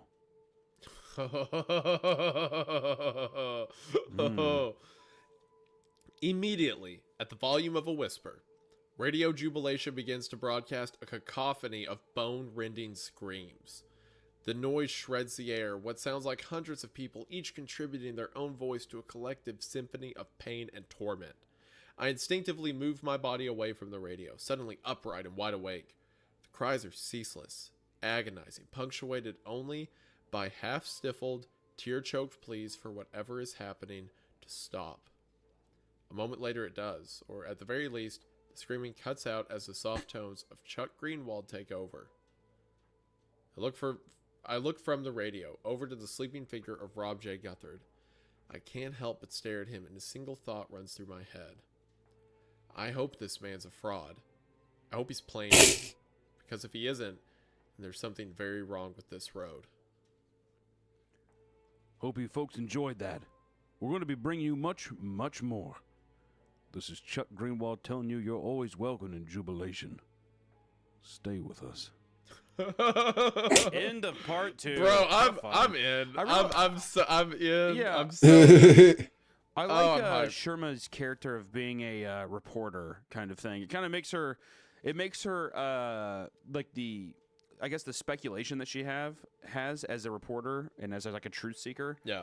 It makes her feel like, of course, she's going to want to dive deeper and find the truth of the situation, which also gives her a lot of like, I think, motivation, and it gives her a lot of like reasons to why she's sticking with this thing or why she would be on this crazy Why she'd deal. stick with it as long as she is. I just went to the next thing, and it has an immediately 18 mature content.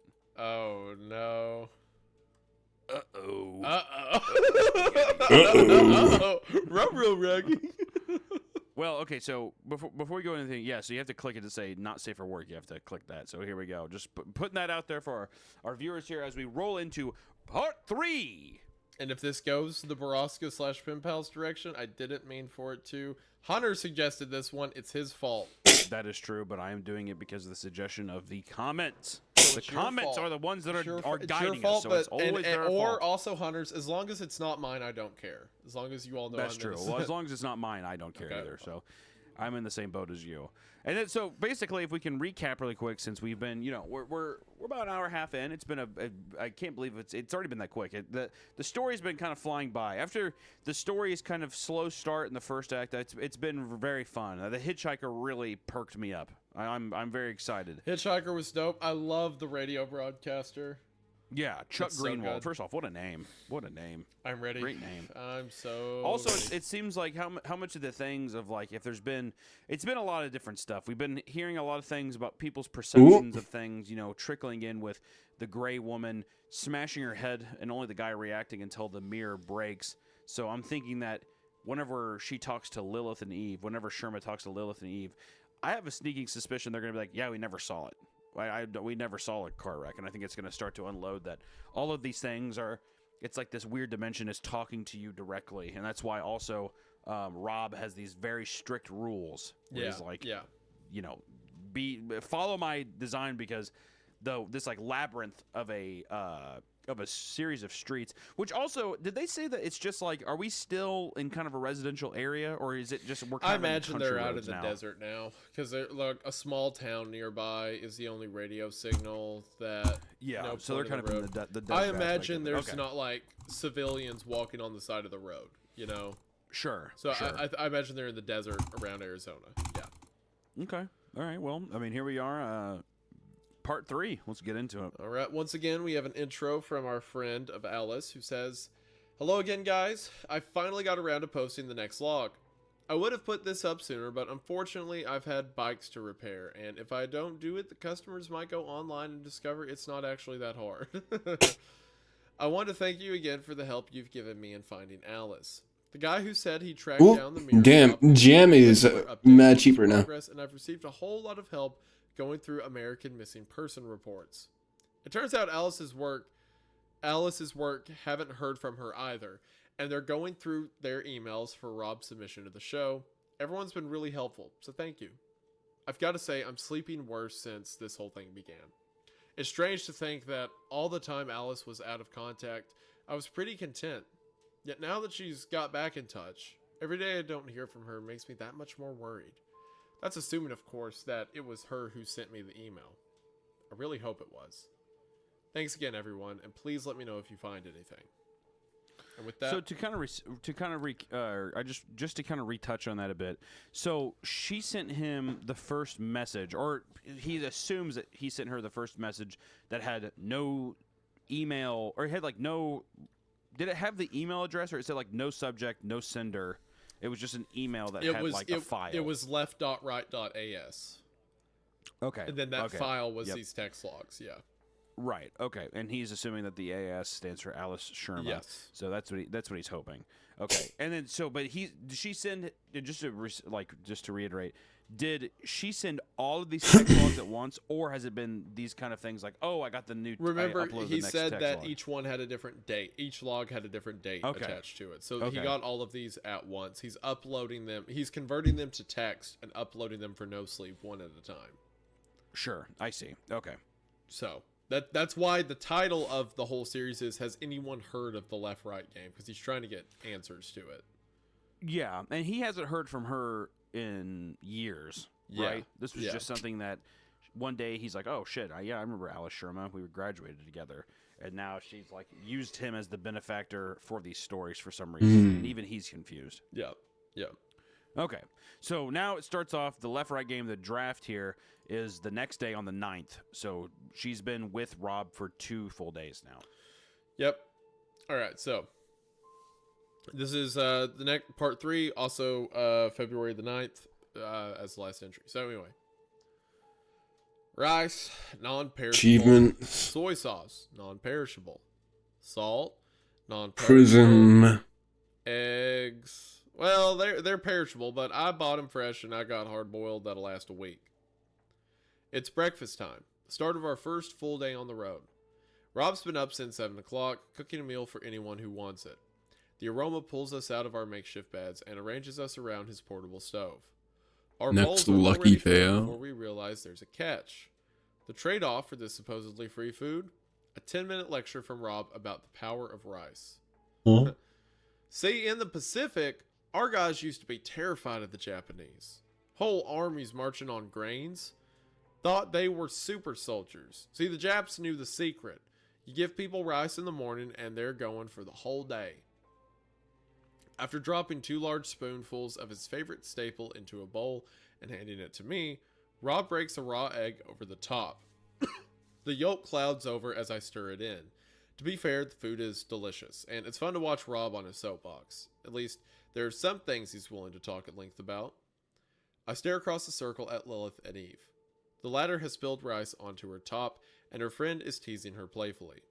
Eve sees me looking over, meets my gaze, and turns back to Lilith, her tone dramatically muted. I return to my food, making a point to seem attentive to Rob's speech. A minute later, the 2 girls decide they finished their meals, and I quickly realize so have I. Devouring the last few bites, I place my bowl in the small tub of hot water next to the stove and casually wander over to their car. Lilith and Eve are facing away from me, silently packing up their sleeping bags. They refuse to look at me once I reach them, in a deeply conspicuous attempt at subtlety. Is he watching? I glance over at Rob. He's still talking at Bonnie, Clyde, and Apollo, asking them to guess what breakfast translates to in Japanese. I think we're fine. So, did you see the car? Without answering, Eve reaches into the back seat and picks up a MacBook, the repository for all of Paranormicon's footage. Paranormicon's pretty decent YouTube name, by the way. Like, just to be fair. Not bad at all. Someone's probably stole it since then, but pretty good. She presses play as Lilith and I huddle around her, blocking the view of any potential onlookers. The footage depicts a familiar road. Lilith and Eve must have dropped off the hitchhiker and just made the next corner. I can hear them talking about the experience, both terrified and thrilled at the events of the day. Eve reminds Lilith that they need to look out for the car. Lilith swears, and the camera immediately starts scouring the roadside. Look, there it is! I see it! Slow down! Slow down! The abandoned car comes into view, with Eve slowing to a crawl and Lilith maxing out her camera's zoom function. A precious few details can be summarily gleaned. The car's windscreen and driver's side window are broken. The keys are still in the ignition, and once Eve overtakes the wreck, it's just possible to make out a dark stain soaked into the driver's seat. Stop the car! Just as video Eve starts to slow to a halt, the real Lilith shuts the laptop. I glance between them, trying to keep my voice as low as possible. You stopped the car? I mean, yeah. We know you told us not to, but it was like really weird. So I went over and you got out of the car? For the record, I was super against it. Anyway, there wasn't much in there that we didn't get from the road, except there was a bag on the back seat. Did you get a look inside? Yeah. Do you wanna? Lilith nods her head towards the back of their car. It takes me a second to realize what she's getting at. It's in the boot? It's in the what? It's in the trunk? Yeah, obviously. We couldn't just leave it there. Look, you can watch the rest of the footage any time. We'll even send it to you, but you need to look in the bag before we hit the road. I check on Rob once more. He's washing up the bowls and cutlery, exchanging small talk with Bonnie, oblivious to what's transpiring a mere 5 meters away. Lilith and Eve escort me to the trunk, reforming our secretive huddle before Eve lifts it open. A brown leather duffel bag sits front and center. It looks expensive, but worn, probably a few decades old. The pair gesture for me to unzip it. Just to preface this, I want to say this whole trip has been fucking weird. The bag isn't exactly full. I rummage through the loose contents, finding a few sets of good quality men's shirts and a pair of jeans. Further down, I find a small and well-used shaving kit. I'm starting to wonder what Lilith and Eve are so bent out of shape over when my hand hits the hard edge of a straight, rectangular object. Slowly, and with great care, I manage to extricate it from the layers of wool. It's a package. A heavy square block about the length of my forearm, neatly wrapped in brown paper. It seems completely unassuming except for a black wire hanging from the underside, leading back into the bag itself. Lifting the wire, a black plug rises out, and swings slightly in midair. Turn it around. With both girls watching me intently, I turn the package in my hands. The wire connects to the charging port of an old Nokia 3210, which in turn is superglued to the package along with a few shards of exposed circuit board. Last but certainly not least are the words emblazoned on the brown paper in imposing black typeface. C4 explosive. My mouth feels dry. I wasn't expecting that. I know. Fuck this road, right? There was tons more in the trunk, too. It was insane. Is this dangerous? Not right now. It's basically inert unless you have the detonator. You sure? We have the Wikipedia downloaded on a hard drive. It's the only reason Eve let me bring it. It's the only reason Eve let me bring it here. But what if The article, someone else has the detonator? Anyway, the Nokia's out of battery. Okay, well, I'm not even going to ask how you know that. I don't get this. Why would someone bring plastic explosive for left-right game? I mean, what the hell are we heading into? I have no idea. Do you know if Rob has any? If I have any what? When I look up, Rob's only a few steps away from us. I hide the C4 behind my back, dropping it into my satchel next to my notebook. I just managed to pull my fingers out of the way as Eve instinctively slams the trunk shut. Tips for sleeping in cars. These guys had a rough night. Well, I'm sorry to hear that. Just something you got to get used to, I guess. We're hitting the road in 15-20 minutes. That all right with you guys? Yeah, totally. Bristol, you mind helping me pack up? Not at all. Okay, so pause real quick. That's fascinating. The implication is someone died. So I think Rob's line when he says no one else has led a game before, right? I think other people have. And then Alice makes the point that how would he know what she saw if he didn't see it? He's like, oh, I didn't see what you were looking at. Oh, yeah, someone probably just didn't want to go to the hitchhiker. That's why he crashed going that direction. But it's like, how do you know you didn't see the car? How do you know what she's talking about? So this is someone who Rob either played with before or knows about, who for some reason decided to bring a bunch of explosives, like a bunch of phone bombs into the left-right game. Which, with some of the... Yo, my wizard bar is almost full. Probably reasonable, right? But he wasn't in the car. And despite this wreck potentially happening a really long time ago, the car's still on fire. This is interesting. A lot of questions. Well, here's a couple things I'm wondering, too. I'm curious what you think is. One, why do you think Alice Sherma is being so deceptive to him? Do you think that, has he warranted that kind of response from her? Because really, he's only had, one emotional outburst, and it really wasn't even that crazy? No, is there a reason but I why think the reason... Is it just because he's such a... Is it because he's just such a stickler of the rules? No, I think it's because she caught him in a lie. I see. So she doesn't want to reveal that she's like... that she feels deceptive. The greatest She chance feels deceived by him. of a negative effect. More than that, it's the fact that she saw a car and was like, what's the story with that? And she catches him lying about not knowing what the car is. So she's like, I bet there's something with that car he doesn't want me to know about. So that's why she's doing this. Yeah. So that's why she's like, hey, can you guys secretly get me this info because she doesn't want him to know. Not that some she thinks seasonal Rob's gonna effects get are her killed or anything boosted. like that, but Rob is Okay, hiding no, so something nothing with the, whatever that At car this is. point, affects At this point, do you think Rob is hiding this information to the just magic. I mean, like, there's obviously so much more that we have to read, but do you think it's because he is trying to help her, or do you think that it is deceptive? Like, how are you reading Rob right now? I read it as Rob probably has such an obsession with what he's doing. He may not be... I mean, this may be a bit harsh read of his character at this point, but I suspect he has such an obsession with this, and he knows people can die in this game, like whoever was driving that car, right? He knows accidents can happen, and he's still willing to bring people along for the ride. So, well... The reason I'm wondering is if he knows that people can die in this game and he wants to make sure that people are playing by the rules, is I'm wondering if he needs bodies later. Like that's a good point. I didn't think about that. These people are coming along because he knows, like, oh yeah, at certain points people are going to get fucked, and I'm not going to be one of them to get through. I didn't even consider like that. Oh, that's dark. I'm wondering if that's his intention or whatever, because he's playing the nice guy now and stuff, and he's very much by the rules and stuff. So that's where my mind's going. Oh boy. We'll see though. We'll see. So a You know, I quadrillion. also suspect Bluebird or Ladybird, whatever her name is, knows more than she's letting on. Maybe Yeah, she played. too Maybe she's quiet. played the game with him before or something.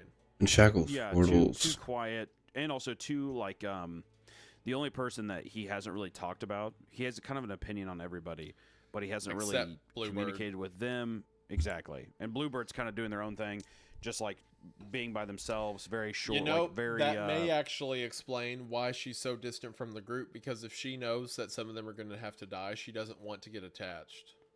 Could be. I mean, could very well be of stuff, and something where maybe this character doesn't like Rob in that way, and then like they because of something like maybe like they know somebody who's trapped in the game or something. You know what I mean? There's just a lot to unravel. I don't want to get too speculative too early, but just we're coming up on the halfway mark of the story, and I just feel like this is the point of like we're gonna start seeing some truth come out. Good stuff. Good stuff. Dragon Ball. Let's see. Painfully aware of what's hanging at my side, I step away from Rob towards the now dismantled stove. Looking over my shoulder, I see Lilith and Eve are watching us go, their faces awash with apprehension. I can't say I feel the same. Despite my surroundings and the multitude of unsettling events, I don't have space in my head for apprehension. Woo! All anxiety That is was slowly massive. being pushed out. Its territory annexed by a bolstering sense of resolve. There are far too many strange things happening on this road, and even if it kills me, I'm going to find out what they all mean. Rob, can I talk to you? We've packed everything in the back of the Wrangler and are about to get back on the road when Ace comes up behind us. Rob turns around and I sense an icy shield raising up as he curtly addresses our compatriot. What is it, Ace? 52. Can I ask you something? It's okay if you need me to go home after. The shield thaws. This isn't the Ace we've seen before, and Rob's perceptive enough to notice. He engages, albeit cautiously. What do you want to ask? Ace shuffles uncomfortably. Suddenly, he seems much younger. Does the hitchhiker... Does anything happen if you... You talk to him? If you don't pick him up? Damn it, Ace, I told you! Ooh. Tell me what happened. I was making my way down the road and I was angry at how you'd been. Boy. When I saw the hitchhiker, I thought I should, do what I said. Just drive by. Oh, we're getting tons of achievements now. That was a massive fucking pull right there to get to Octillion. A minute later, I look in the rearview mirror and he's sitting in the back of my car. He's just talking about the weather. I mean, I swear I didn't pick him up, but when I think about it, all these memories come back. Oh, this is I start to massive. remember pulling over, letting him in. It's like I did it, but I didn't even... Did you talk to him? Boy. No, I promise I didn't say a word. Rob stares at Ace in silence. Ace hangs his head. This is like massive. a penitent criminal facing judgment. Feels awful, don't it?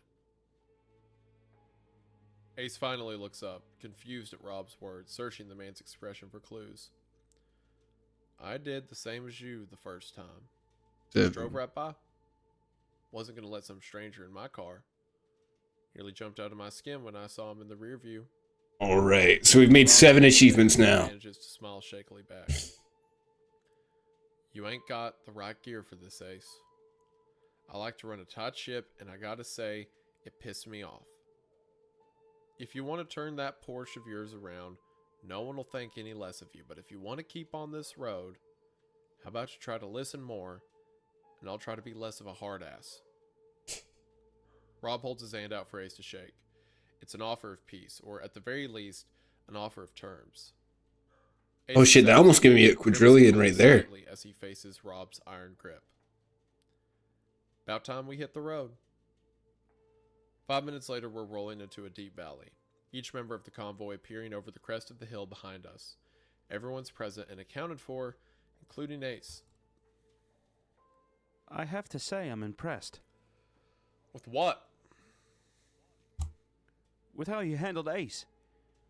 One might presume a guy who's been divorced 4 times isn't the best at conflict resolution. Divorce is conflict resolution. That's a good point. He seemed to be saying that he made him pulled over. Is that really what happens? Yep. He always ends up in the back seat. And you always remember picking him up. It's just not scientifically possible. Yeah, get used to that. I love that rule. I just want to say that. Get I used love to the that. idea of, like, it doesn't matter. I think that, I wonder if he told them, like, hey, stop and pick him up, just to make it a little more rational in your brain so you don't feel totally fucking psycho like Ace felt. Yeah. So you don't get caught off You know what I guard. Because mean? remember, if you speak to him, that you're gone. You're in, right? So Yeah. like it's if you don't pick him up, and then it's if you best don't- to if keep you your don't wits pick him up and about he you just in that situation. if you- Yeah. Exactly. And if you don't pick him up, because I'm wondering if he's also like, hey, if you don't stop and pick him up, you're gonna be really surprised. Oh when he shit! shows up in White the back chocolate's seat. down You're too. probably gonna be like, what the hell? Why are you here? And You then know? boom, you're in. So you spoke. Yeah. exactly. Yep. This is so good. This is like a drug. Okay, we're doing great on stock options, but we still have not made a single fucking sale this entire navigating stream. the sparse few turns that show up every now and then. Ace's testimony troubles me, perhaps because it stretches my favorite theory, that the game was an elaborate hoax perpetuated by Rob Guthard. I was content that the hitchhiker could have been an incredibly deaf performer, but even if that man was a rata-trained thespian, that doesn't make him capable of mind control. Ace could be insane, or maybe an actor himself, but those ideas sound exactly like the idle rationalizations I decried in Rob earlier. I'm not sure what my theory is at the moment. I keep working, hoping to type my way to revelation. A few lone trees have started to show up in the distance, towering wild pines with trunks as thick as barrels. Without my noticing, the trees grow slowly more numerous, and in that creeping way that landscapes change, it isn't long until they span both sides of the road, encapsulating us in a deep, bright forest. Realizing I've recorded everything of substance, and with Rob concentrating on the drive, I have no choice but to lay back in my seat and watch the world roll by. Despite the pervasive strangeness of the left-right game, there is beauty on the road. Under the light shade of the canopy, the smell of pine needles permeating the still air, I actually feel myself starting to relax. It only takes 3 words to change that. The words don't come from Rob. He's as quiet as always. They aren't spoken by the rest of the convoy either. The words are writ large in calligraphic gold paint resting on a spotless white sign. Even from a distance, with the letters little more than a blur, I know what they're going to say. They're the words I've been dreading since I switched off the radio, the words I spent a long, troubled night hoping I'd never see. Welcome to Jubilation. It turns out there is room in my head for apprehension. This is Ferryman to all cars. We're going to be heading through a small town. No rules here, just keep driving and we'll be fine. Rob puts his radio back into the receiver. I try to ignore the distinct knot in my stomach. What does the name Chuck Greenwald mean to you? About as much as John Doe. Why? He's the radio DJ here. In Jubilation? How do you know something like that? I was listening to his show last night. What do you know about this place? Seems like a good town. Folk don't pay attention to you. I just head straight through. You've never seen anything? Untoward? Some weird stuff now and again. I like to keep my eyes on the road. The forest clears abruptly, like a parting curtain, to reveal a picture-perfect American town. Archetypal almost to the point of self-parody. We've arrived in Jubilation. There's no denying this town is beautiful. We're welcomed by a row of vibrantly colored shops spanning the length of a long, wide street.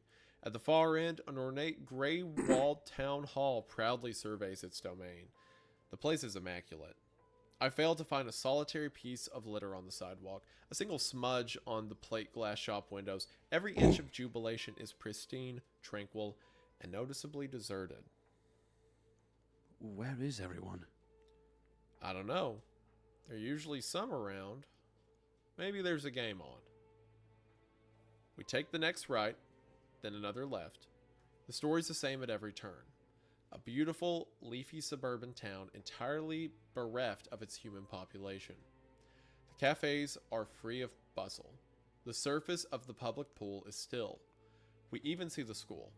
A row of finger-painted faces smiling at us from the kindergarten windows as we pass by. The building itself is locked up, however, which is odd, seeing as it's noon on a Wednesday. Eventually, the Wrangler pulls onto the first residential street we've encountered. The sign on the corner reads, Sycamore Row. The quaint shops are replaced by luxurious houses, all of them identical. White walls, wide porches, and fresh green lawns. I'd really like to get Dragonflight and the cursor thing in the same thing. About a mile, creating That'd be a really nice. corridor of copy-pasted buildings. The strangest thing about the street, however, is vocalized. Dragonflight in Click Frenzy. Well, I guess we know where everybody is now. In front of every house, a dining room table stands on the lawn. Okay, I love this story so much. Oh my gosh, it's so... Oh, I love this weird, unexplainable horror of like the uncanny. Very and uncanny. Yes. Oh my gosh, I'm so in. As soon as it's like there's a dining room on the front lawn, man. Oh, this is good. I'm here for it. Okay. In front of every house, a dining room table stands on the lawn, occupied without fail by a family of 4. 1 husband, 1 wife, 1 son, and 1 daughter. They're sharing a meal together. A unit on the left clink their glasses of orange juice as they dine on pork chops and salad. The family on the right share a large hunk of meatloaf. Broad smiles on their faces, staring along the road, I estimate upwards of 800 people, in neat subsets of 4, all dining at the same time. None of them seem to notice us. Ferryman to all cars, looks like we've come during a town celebration. Let's not bother these good people as we pass on through. Rob lets the car roll slowly down the street, his foot light on the gas pedal, trying to make as little noise as possible. The more families we pass, the clearer it becomes that every single one of them share common characteristics. All of them are impeccably dressed. All of them consist of the same subset, husband, wife, son, daughter, though their chosen meals vary slightly. They all share a raucous, almost oppressive happiness. Small town America, am I right, guys?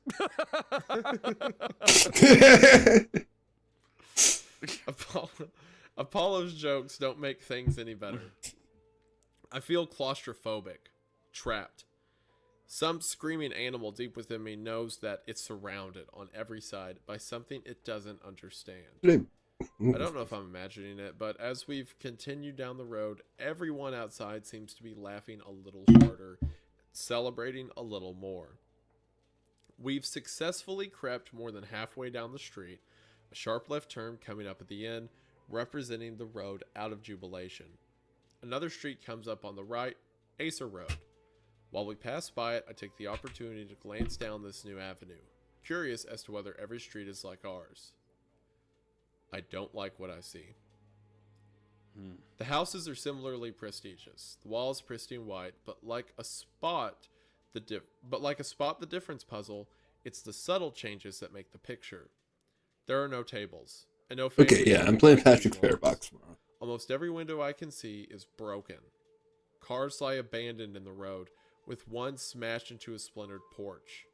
Above every door, an X has been drawn in red paint, and outside of each house, a small mound of clothes lies on the fresh-cut lawn. A huge collective pile of men's, women's, and children's shoes tower at the end of the street, seemingly ownerless. Great going, everybody. Let's get back out there. We've reached the end of the street. I breathe a sigh of relief as we bid farewell to Jubilation.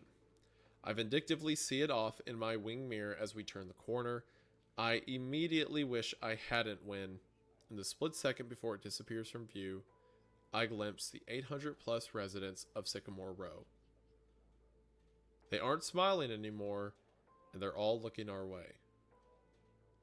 I welcome the forest as notice once more. The indifference of the nature is a welcome change to the saccharine, faux civility of jubilation. Sounds like that make me glad I'm a city boy. I thought it was nice. Wasn't it like Wintery Bay? I don't think I've been. Oh, maybe it was Shelburne Falls. Oh, it was a little like Shelburne Falls. Guys, we gotta keep this channel clear. We hurry along the next road and turn right. The further we get from the eerie town of Jubilation, the higher our spirits seem to be. How long until we stop? About another 4 hours. Nothing big in between us and there, though. Shouldn't be a problem.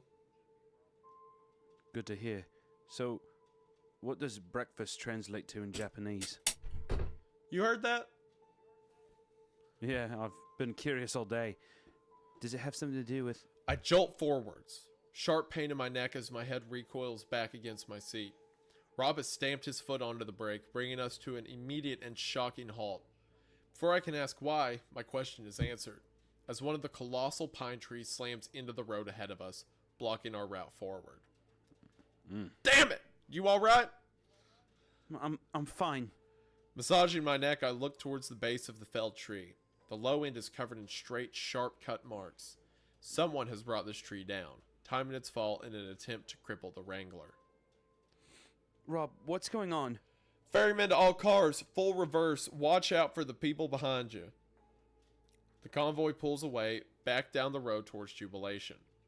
Rob waits for Apollo to start moving, then backs up himself. There's a second jolt as Rob abruptly stops the car, surveying our means of egress. Ferryman to all cars, road's done for, but there's a gap at the end. Be careful. Rob's right. Though the tree has fallen across the tarmac, only the thin treetop lies over the grassy bank between the road and the forest. There's a bit of valley between the edge of the road and the grass, and Rob wastes no time in showing the others how to negotiate it. Twisting the wheel, Rob dry steers towards the gap and proceeds cautiously towards the roadside. I watch the asphalt disappear beneath us moments before the telltale bump. The Wrangler drops down the small bankside and turns around the fallen tree. I watch the needle-covered tip brush against my window as we roll past. With the second bump, Rob brings us back onto the road and pulls us over to the far edge, turning the Jeep to face toward the convoy. Okay, Apollo, make your way. On it, Rob. As Apollo swerves towards the gap, I hear something. The sound of a running engine.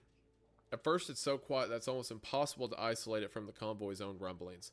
It's since grown louder, however, and it's growing steadily more noticeable. Rob, someone's coming. Apollo, get yourself over here right now. All cars, you're on double time. Get moving. Apollo accelerates towards the gap. His Range Rover shudders, banking on the grassy decline, but it's hardly any effort to pull himself around the tree and back onto the road. I also like not to kill the tension, but I do predict something bad's going to happen to Ace here in his Porsche. Yes, definitely. The noise in the distance grows louder. I can picture the vehicle careering towards the corner, just one turn away from having its windshield locked onto the convoy. Though I have no idea what it might be, I don't want to share road space with anything coming out of Jubilation. The rest of the convoy can hear the noise now. Bonnie and Clyde roll over to the gap and quickly but tentatively push themselves down onto the side. It's clearly harder than Rob and Apollo make it look. After a few moments, they travel across the bank, bringing themselves out on the other side. The vehicle turns the corner. A white truck skids into view, its tires shrieking against the road. A metal beam sticks up behind the driver's compartment, and a hook swings with the momentum of the hard right turn. It's a tow truck, though something tells me it's not here to lend us assistance. Oh, shit. All cars, once you're on the other side, drive. Wait around the left turn. I'll radio if they get by me. What about you guys? I'll come once everyone's across. Now ain't the time for questions. Even Lilith, get over here now. We still have time to get everyone across, but every passing second feels like a precious, fleeting loss. Even Lilith are impatient for their turn, dropping onto the roadside and coming back up in a matter of seconds. The truck is gaining with incredible speed. I could just about make out the words Jubilation Recovery scrawled across the hood, though the letters are rapidly becoming easier to read. Blue Jay takes her time dismounting the road. In fact, she's almost casual in how she maneuvers, whittling away at the remaining seconds we have. A swell of anger wells up inside of me as her wheels hit against the road. If she's calm about the situation, then good for her, but I can see Ace drumming his fingers frenetically against the steering wheel, now stranded alone on the other side. I watch Blue Jay follow the rest of the convoy to the next turn, displaying none of the urgency anyone else has shown. Take it easy, Ace, you ain't built for this. Ace takes the corner, heeding Rob's plea for caution, but unwisely taking it almost head on. His front wheel thuds over the edge of the bank, and the chassis hit the tarmac. The drop is just a little too steep for the Porsche's clearance. Rob's warning rings in my ears as Ace accelerates on 3 wheels, his car engaging in a slow turn with a little forward motion. Rob, what do I do? Rob! The pickup truck maintains its speed and aligns itself with Ace's Porsche, its thunderous velocity defying all logic, all concern for Ace's or their own safety. Get out of the car, Ace! Get out of the damn car! Ace struggles with the seatbelt, stress overpowering his motor functions. He unclasps it and throws the belt to the side. He grabs the door and pushes. It swings open slightly, then immediately slams against the bark of the pine tree. For a moment that lasts all too long, he shares with me a look of pleading terror. The door is slammed shut, crumpling as the tow truck collides with the passenger side of Ace's car. Ace is launched against the door, his head smashing against the window. The ungodly racket of shrieking metal suddenly gives way to silence. Shit. Rob climbs into the back of the car. Rob, what can I do? Stay here. I hear Rob rummaging among the luggage as the tow truck reverses out of Ace's Porsche. The hood of the tow truck is completely and impossibly unharmed by the impact, as are its 2 occupants. They park the truck side onto us, the hook hanging a few meters away from the back of the Porsche, and the words Jubilation Recovery appear again, now accompanied by a slogan, Here to Help. 2 men in white shirts and blue overalls climb out and wander over to the ruined Porsche. They barely seem to register the situation at all, casually chatting together as they throw open Ace's passenger side door. The stunned Ace looks like he's battling a concussion, only barely cognizant as he's pulled out of the car. He quickly grows more aware as the mechanics grab him by each arm, struggling against them as his captors talk amongst themselves. Let him go! When I turn around, Rob is stepping out of the Wrangler. Apparently hidden within those neat stacks of luggage was a loaded hunting rifle. Rob raises the stock to his shoulder and repeats himself. Let him go! The mechanics pay no attention to Rob. They continue to frog march Ace over to the truck, one of them making a quiet joke to the others as they go. They laugh. An awful bang erupts beside me and a deep red hole bursts from one of the mechanics' torso, blood slowly seeping out of the wound. Inexplicably, the mechanic does nothing more than look down at his wound, up at Rob, and then back to the matter at hand. He hardly breaks stride as he continues towards the truck, bleeding freely onto the floor. I hear Rob set about reloading his rifle. The mechanics arrive at the back of the truck with Ace. There are 2 short loops of thin chain hanging from the lowest of the hook's chain links. The mechanics feed Ace's arms through 1 loop each until he's hanging by the armpits in front of the hook itself. Rob fires another shot that goes nowhere. The mechanics grab a handful of Ace's hair, chatting as they do so, and lift Ace's head up until his lower jaw is just above the hook. In that moment, despite everything, despite all my journalistic ideals, my pursuit of truth, my duty as an observer, I close my eyes. The visual disappears into darkness, but the sound doesn't. The impact and the sorrowful, obstructed groan that follows penetrates my bones, reverberating through my very being. Another gunshot, and the sharp twang of a metallic ricochet. Ace's cries continue as the engine starts up and carries him off back to Jubilation. I hear another gunshot. That sound like it hits nothing but air. As the engine and Ace's whimpers grow quieter, a few moments pass before one final measured gunshot echoes around the car. Rob, I won't say that for the sake of my Christianity, but Rob's upset. Yeah. He just says, damn it! Damn it! Damn it! Damn it! Damn it! Yeah. That gets it across, yeah. The Wrangler chassis clangs as Rob kicks aside with all his considerable might. I open my eyes to see a fallen pine tree, a ruined Porsche, and an otherwise empty road. When Rob climbs into the car, it's clear he's trying to regulate his breathing. An eternalized rage lighting him up, barely under his control. We have to go. Rob turns us around, pointing the Wrangler back down the road. The quiet of the car echoes in my ears, along with other noises I can't hope to forget. I watch the fallen pine grow smaller in the rearview mirror, overwhelmed by a feeling that I'm leaving more behind on this road than I can currently imagine. Bereft of conversation, of logic, of any semblance of comfort, Rob and I do the only thing we can. We take the next left. Nice. This is great. Interesting. This is so good. Yeah, very, very interesting. Oh, I love gosh. the very quaint visual, almost like Dr. Seuss visual of this like perfect pristine town that I'm noticing in my mind's eye. All the houses are these like very like vibrant pastel, like, you know, heavily saturated beautiful colors, and they're all having these meals and stuff. And once again, you kind of get Rob in the situation where he's like, "Hey, we're just passing through. Don't mind them. These good people. They're just doing their thing." But as soon as she takes a look back, they're all looking back at her, which makes me once again think that he's been in a situation where he has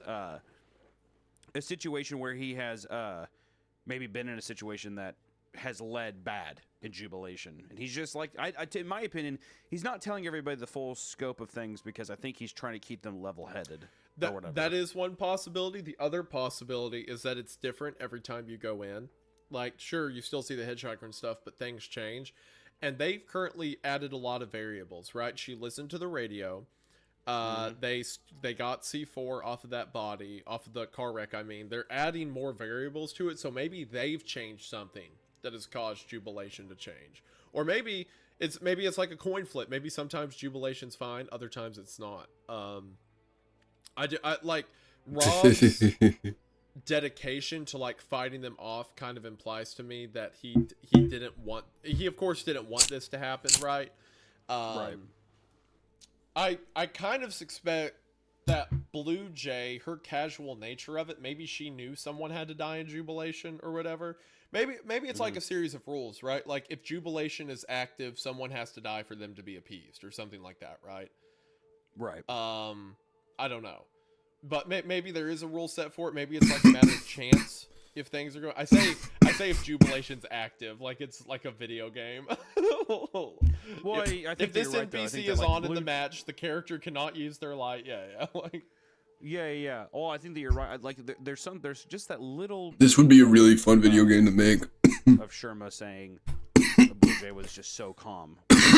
She's like, I'm gonna take my time so they can catch up and grab him and take him away. So then, like, I'm not the one who's took away. You know what I mean? Yeah.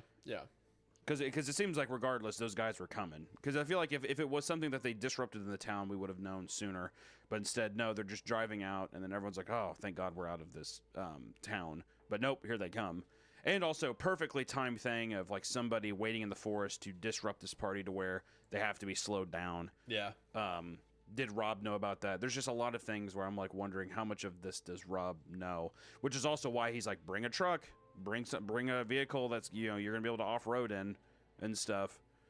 It does make me wonder what his intentions are and how many times has he done this. It is interesting too, I guess, just as like before we go into part 4, which I just this final thought I have is the are these all people that have just played the game before, or have they all just met on these forums and they're just all talking about it and they've met in person after having talked on these forums for so long? I think they're people who've just met before. Maybe we'll find out more detail because, like, clearly Apollo and Rob know each other. Yeah. But I think for the most part, they're people who met on forums. Is my guess. Maybe they've played this game before. I definitely think Blue Jay has, if not the others. Yeah, I'm thinking that at least Blue Jay and Rob, in my opinion, so far, is going to be that I think that they have met each other in person before, whereas maybe Rob has not, maybe has not indicated that much yet to them. Yeah. We are on part 4. Woo! Hey, has anyone heard of the Left Right game part 4? So, I guess just as like a little recap, because so far, I mean, we're in it thick now, and pretty much Rob and Sherma are on the ride of their lives, or pretty much Sherma's on the ride of her life, and she's just wondering what the hell's going on. I know that Rob, how do you feel about Rob? Do you think his intentions are malicious or no? I don't think he's malicious at all. I think maybe he knows some details about what's coming that he either hasn't told people because they won't believe him, or maybe it's too much for them to keep track of. I still kind of go with my idea that more bad has happened in the game than he's willing to let on, like with that crash car. But I think his intentions are legit. So picks a random building that you can afford if you had choice for your. I could be wrong, but that part This where doesn't he seem was good, driving though. away and he was firing the rifle off, you know, trying to stop him and stuff. That doesn't sound like a guy who knows you can't kill the people. Like, there's so much, ammo, right? and you can't bulk buy. Like, it's all only one. I think so too. What's weird though is that he hit the guy, and like the guy's guts were pouring out. Also, I don't think I have anything under 400. Yeah. Oh. So I'm wondering what kind of like weird parallel universe. I think I'm just about capped out the achievements for everything. People are like, oh, I got shot. Antimatter. Also, Alice here, this has to be a turning point for her. Because before she was like, maybe it's real, maybe it's not, I don't know. But I only have like seeing 480 this would take, U. like, you know, studio film level coordination to pull everything off. So she has to recognize it as real, especially when Ace doesn't come back, right? Yeah. Well, I mean, that's the thing is that this whole time she's been thinking it's a ruse. So, you know, I don't think there's any logical way to look at it like this is all planned out, like this is all fictitious. Yeah. So now she's in. She's like into play, right? So I'm excited to see where it goes from here. This is so fun. This is such a fun story. I could see this being a movie so easily. And I know that's kind of like people kind of say that's a weak thing to give a story like, oh, I'd like it better if it was a different format. But I just mean these are such compelling visuals, like the stuff being described. I'm here for it. This is awesome. I know we were talking about it off camera, but I just every time I see Rob, I see Ron Swanson in my head. Yeah, like Rob is perfectly Ron Swanson in my head for some reason. He's a Ron Swanson. Or you said Matthew McConaughey. Yeah, I think like a Matthew McConaughey, but not like a True Detective one or something. Yeah, like a True Detective or what was that movie where he was like dying? The one that won all the Oscars. Dallas Buyers Club. Yes, or like a Dallas Buyers Club, like a kind of old, you know, end of his days Matthew McConaughey. That's kind of where I imagine him. Yeah, somewhere between those two, I think is a good fit. I really like Rob's character. I hope he doesn't turn out to be a bad guy. That being said, I think Blue Jay almost certainly knows more than she's letting on if Rob doesn't. Vanilla? Do I have Vanilla? I don't think I have treating all of Vanilla. this way too casual. Yeah, one way to find out. Far too casually. Far too casually. You're right. So let's go ahead and dive into part 4. Part 4. And once again, we open with an intro from the person who's compiling all of this in the first place. Yeah, Michael Cera. Okay. That's who I picture as the guy. Hi, guys. Hi, guys. Firstly, I want to apologize for not being in my... Okay. Yeah. Hi, guys. Firstly, I want to apologize for not being at my laptop for the past few days. I had to attend a wedding in Scotland for one of my uni friends. They booked it in midweek, and between you and me, I don't think it's going to last, which means not only have I neglected you guys, but I've also wasted money on a rental suit and a John Lewis tea set. It's funny how, like, I know that obviously this is fictional, right? But the whole point of No Sleep is it's supposed to be realistic. And to have a guy go from describing the events of part 3 to being like, marriages never last, am I right? Anyway, let's get it. What's this guy in divorce? This guy is like his main character has like What if it's Apollo? Yeah. 4 divorces. He went to a wedding and he's like, "Oh, it's gonna divorce." John Lewis tea set. Apollo Creed typing with the boxing gloves on. He had the giant boxing gloves typing this. As always, thank you for your help in my ongoing attempt to find Alice. I'm now in full contact with the radio show she was working for, and they'll be sending over Rob's submission to the show as soon as they can. I've also looked up every town named Jubilation and have contacted residents from each of them. None of them have the particular junction mentioned in the previous log, Sycamore Row and Acer Street. I even combed Google Maps to make sure. I'm not sure what town Alice passed through last February, but it doesn't seem to exist on public record. The guy who promised to retrace the route from the mirror shop came through and has sent me a few possible addresses for Rob. He also mentioned looking into the game itself more. I'm not sure what he means by that, but I want to be clear. Please don't play this game on my behalf. I don't want that on my conscience.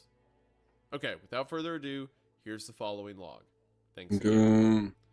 So our next log is from February the 10th, 2017. Let's get into it. All right, second day. Pretty much. Pretty much, yeah. Second full day. So really 3 days if you count the, the excise, I think. Yeah, so. Right. Day 3. Possible opening. I want to address you, the listener, for a moment, with an advance notice. Think about 5 quad. I think about 5 quad. I'm sure it's not been lost on you that every would installment be of the series what I need. has played host to some strange, unexplainable occurrence and spanned a great many miles of travel. It goes without saying this has been by design. I've been summarizing the countless hours of uneventful meandering and taking extra care to document the To have a successful next ascension, and I think it's probably my main goal because feel of progress with every chapter. my stock luck has been shit. Is why you're listening to this show. I completely understand.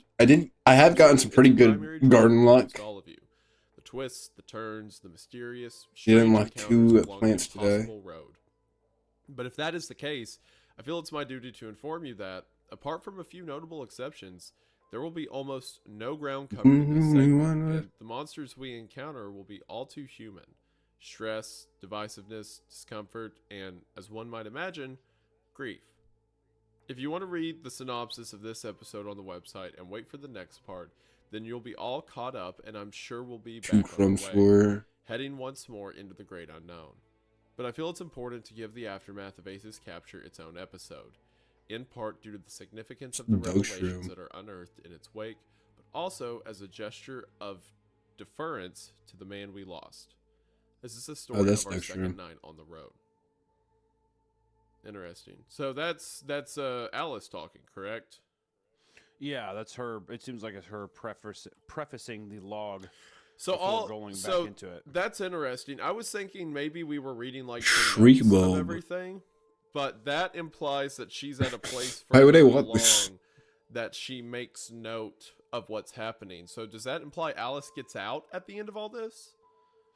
I don't know if it necessarily gets White out. mildew. This could just be foreshadowing for something, or as you could also see, she could be because I don't think that even the dialogue is supposed to be extremely accurate if we're supposed to be under the impression that this is a journal entry. So it could be something where it's like her recounting this in the future and writing this after the fact versus in real time, or Yeah, that's like true. at the end of days or something. That's true. Okay, good point. As we make the left turn, the horrifying space behind us is quickly replaced by a quiet emptiness ahead. The Wrangler crawls, defeated, toward the waiting convoy. The remaining 4 cars are parked haphazardly, taking up more than half the road. Rob drifts to the far end of the tarmac, looking to overtake and resume formation. Both of his hands rest on the steering wheel, with eyes fixed on some distant point in space. It's not hard to imagine that behind the focus and the quiet control, there's a man in turmoil. A man who can't bring himself to say anything, in fear of saying too much. This is Bristol All Cars. We're heading back on the road. Get yourself in formation and make your way to those around you. We've got a while to drive before we stop for the night. Bristol, where's Ferryman? Ferryman's here. Where's Ace? Ace didn't make it across. What? What the fuck? Bristol, where is he? It would be simple to describe what had taken place, or at least summarize the bear's facts. What happened to Ace, where he is now, why he isn't coming back. But for some reason, I can't utter a word about what's transpired. Something about the event itself makes it impossible to retell, as if the requisite phrases have been locked behind glass. We need to get to a stopping point. It isn't safe to stay here. Shortly after we turned the corner out of Sycamore Row, Rob implied that the rest of the day's drive would be uneventful. Had he waited just a few minutes longer, he would have been entirely correct. We're on the road for another 4 hours, both of us quietly attending to our own preoccupations as the forest gradually thins out. The landscape gives way to rolling cornfields that stretch out beyond the horizon on both sides. With the sun descends This is through the not a orange sky fungus. as we pull into a clearing Noticeably beside a not a wild grove fungus. of apple trees. Rob turns off the ignition and the two of us sit in silence. Rob's need to concentrate on driving had been a good excuse to stay quiet, a good excuse to not face each other.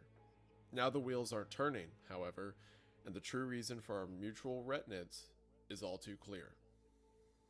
So they started out, just to be clear, they started out in the desert, and then it seems like they're moving towards the Midwest now. Like we got into That's the vibe big I trees get. and Yeah, stuff. yeah. So I'm wondering if that's like Utah or Colorado, and now they're kind of getting into like Kansas, Midwest, like Iowa territory or something like that. Yeah, because they're driving for like days at this point, I mean, right? days. So you can cover Yeah, a lot of literal ground. days. Yeah. Mm-hmm. Even if you broke it up in like 8-hour shifts, I mean, like, 2 8-hour days is still 16 hours worth of driving. I mean, it would be a lot. Do you think he's dead? I don't know. Rob's response isn't reassuring, and I'm oddly grateful for that. There are no comforting words he can give me, and any attempt would have seemed horrifically insincere, a mockery of the situation's onerous gravity. Given the circumstances of Ace's capture, I'm not even sure which answer I want to hear. Lilith appears at my window, rapping her knuckles against the glass with an aggressive impatience. I'd expect nothing less about now. Everyone in the convoy has been made to follow a unilateral order, my order, without explanation. They've been traveling for hours, accompanied by the glaring absence of another human being. Looking in the wing mirror, I glimpse the rest of the convoy, standing by their cars, watching the Wrangler expectantly. Rob's hands still haven't left the wheel. With a sharp intake of breath, I push the door open and step out onto the grass. The ground is soft below me as I walk over to the group. There's recently been rain. I begin to address the rough semicircle. It almost feels like one of Rob's briefings. Damn, really, What's both of them happening, were Crystal? lucky. Did Ace turn back? I meet Apollo's eyes. For the briefest of moments, I considered telling them all exactly that. Maybe it would save them from the slow, heavy ache that's currently... SMH. Maybe it would just save me from a difficult conversation. Either way, I know I can't lie to them. They deserve the truth, however unpleasant. No, he didn't turn back. They crippled his car. The low truck? Did he get out? The answer doesn't come easily. I've been pressed to say the words aloud and, in doing so, to fully acknowledge what happened. Feels like I'm being driven to a funeral, like I'm being verbally marched towards an open casket. What happened to him? Bristol. He's dead, Eve. I hadn't heard Rob step out of the car when he reaches the group. It's hard to hide my relief as he takes over proceedings, addressing the group matter-of-factly. Now it really is like one of his briefings. 2 guys in the tow truck coming out of Jubilation. I got him. They took him back with them to town. The way they retrieve him, he won't last long. Oh, goodness. What? Rob, what are they going to do to him? I can't tell you. Nothing like this ever happened before. Well, we need to go back. That ain't happening. We're not going to fucking abandon him, Lilith. We're going back. No, we're not. Me and Rob can go. You know the place, right, Rob? The kid's dead, Apollo. But he was alive when we last saw him. That's right. So, what point did you decide he was dead? When I saw him being carried away with the tow hook sticking out of his mouth, damn it. Rob shouldn't have said that. I understand. Yeah, fair point. Fair play. I mean, he is correct. I mean, come on. Now. Like. Yeah. I mean, I think we can all kind of assume that the ghouls that are being shot with their stomachs, hanging out of their body. I think that we can assume that. I don't think Ace is gonna make it. I mean, like, if it was like Ace walking away, like, hey, I'm gonna catch a ride with these guys if that's cool. I'd get it. Yeah, but... you'd be like, well, what? Yeah, exactly. But I think the circumstances. Him and his damn Porsche. Yeah. It's his fault if you think about it. Yeah, I know. Brings up Porsche. Rob shouldn't have said that. I understand his reasons, of course. He wants to convey an important truth, that nothing can be done, or could have been done, to save Ace. His ghastly choice of words does the job, but it also sends a ripple of disturbance through the crowd, planting in everyone's minds the gruesome image I've been trying all day to uproot. Bonnie covers her mouth in shock and sorrow. Eve turns noticeably pale, and even Lilith, who is intent on leading the questioning, is taken back. Yeah, what you gonna do now? Did you see this, Bristol? I nod solemnly. The group bristles at my affirmation. I saw enough. I had to close my eyes when it happened. Rob tried to save him until... Before I can finish my statement, my words are cut off by something truly unexpected. In spontaneous response to my words, a harsh outburst of mocking, sarcastic laughter rings out from within the convoy. One by one, we turn towards its source until we all find ourselves staring at Blue Jay. Her unapologetic chuckling fills the silent night air. Is something funny, Blue Jay? Blue Jay tries to speak through her all too slowly, waning laughter. It's just... You call yourself a journalist. You closed your eyes. My God, there it is. There it is. I'm sorry? Do you close your eyes for magic tricks too? What the fuck, Blue Jay? Come on, this isn't the time. Oh, the time is well fucking overdue. Seriously, are you all morons? The left-right game is a hoax. It's fake. Rob Guthers played you all like fucking children. Ace is fine. He's probably an actor. Like the hitchhiker who was an actor, and those townspeople too. I mean, come on. The group is taken aback by Blue Jay's incredulous tirade. She's clearly been holding her tongue since day one. Her reaction to Ace's capture representing just one step too far. I saw Rob shoot one of those townspeople with a hunting rifle. I saw the wound. It was real. It was blood-filled. It was a blood-filled squib. The rifle was probably loaded with blanks. You can buy both from any good theatrical retailer. Seriously, what the fuck is wrong with you people? Okay, firstly, I don't like your fucking tone. Secondly, have you noticed that we've been the only cars on the road for almost 2 days? And what about jubilation? Are you suggesting Rob hired out a whole town? That would be fucking impossible. Oh, yeah, sure, that's impossible. But it's totally believable we're driving on a magic road. Maybe this is the highest budget scam I've ever seen. That's all it is. A scam. And Al Jazeera is giving him all the publicity he wants. I mean, these people are sheep, but you're a fucking sycophant. My mother used to tell me that you can't strike a person from the high road. Staring down the barrel of Blue Jay's darkly self-satisfied grin, I'm more than tempted to make the descent. Okay, Blue Jay, fair enough. I'm not going to pretend to know what's going on here. For all I know, you could be right. But why would Rob spend the production budget of a Hollywood film to trick a radio journalist and 2 vloggers? Trust me, our website does not get enough traffic for... Oh! Don't be so self-important. It's not you he's trying to fool. Blue Jay turns to Rob, fixing him a glare of pure, unadulterated triumph. Admit it, Rob. Admit it that it's all a fucking farce. You knew who I was before I even got out of my car. Oh. Ooh. Rob's face looks like it's been carved from granite. The group looks to him for an answer, but he delivers his response directly to Blue Jay, his eyes locked with hers. It's true. I know who you are, Denise. The atmosphere changes, and for a moment, the night erupts into a foray of whispers. Rob's answer clearly means something to everyone but me. Denise? Denise Carver? No, you serious? Sorry, who's Denise Carver? She's the biggest killjoy in the hobby. Oh, fuck you, you fucking airhead. Denise here is a member of the Skeptics and Rationalist Institute of America. She likes to get herself invited on ghost hunting expeditions under a false name so she can debunk them publicly. You may have gathered she don't believe in the supernatural. Actually, I do believe in the supernatural. I believe that it's billion-dollar industry built on selling comfortable lies to the gullible. And it thrives on shitty journalists and attention whore bloggers who are willing to spread whatever shit they think can get them clicks. That's why you took so long getting around the pine tree. Even when the truck was coming for Ace. You didn't think any of it was real? Did you? As condescending as her delivery may be, her words spark a sudden realization. It's true that with an unspeakably high budget and a few deaf stooges, you could probably replicate most of what we'd seen on the road. Yet, without realizing it, I found myself agreeing with Rob's version of events, personally defending the left-right game's validity against its decriers. I'd set off on this journey much like Blue Jay, as a staunch, confident skeptic, but somewhere between the tunnel and this moment, I'd become a believer. Blue Jay notes my lack of protest and turns back to Rob.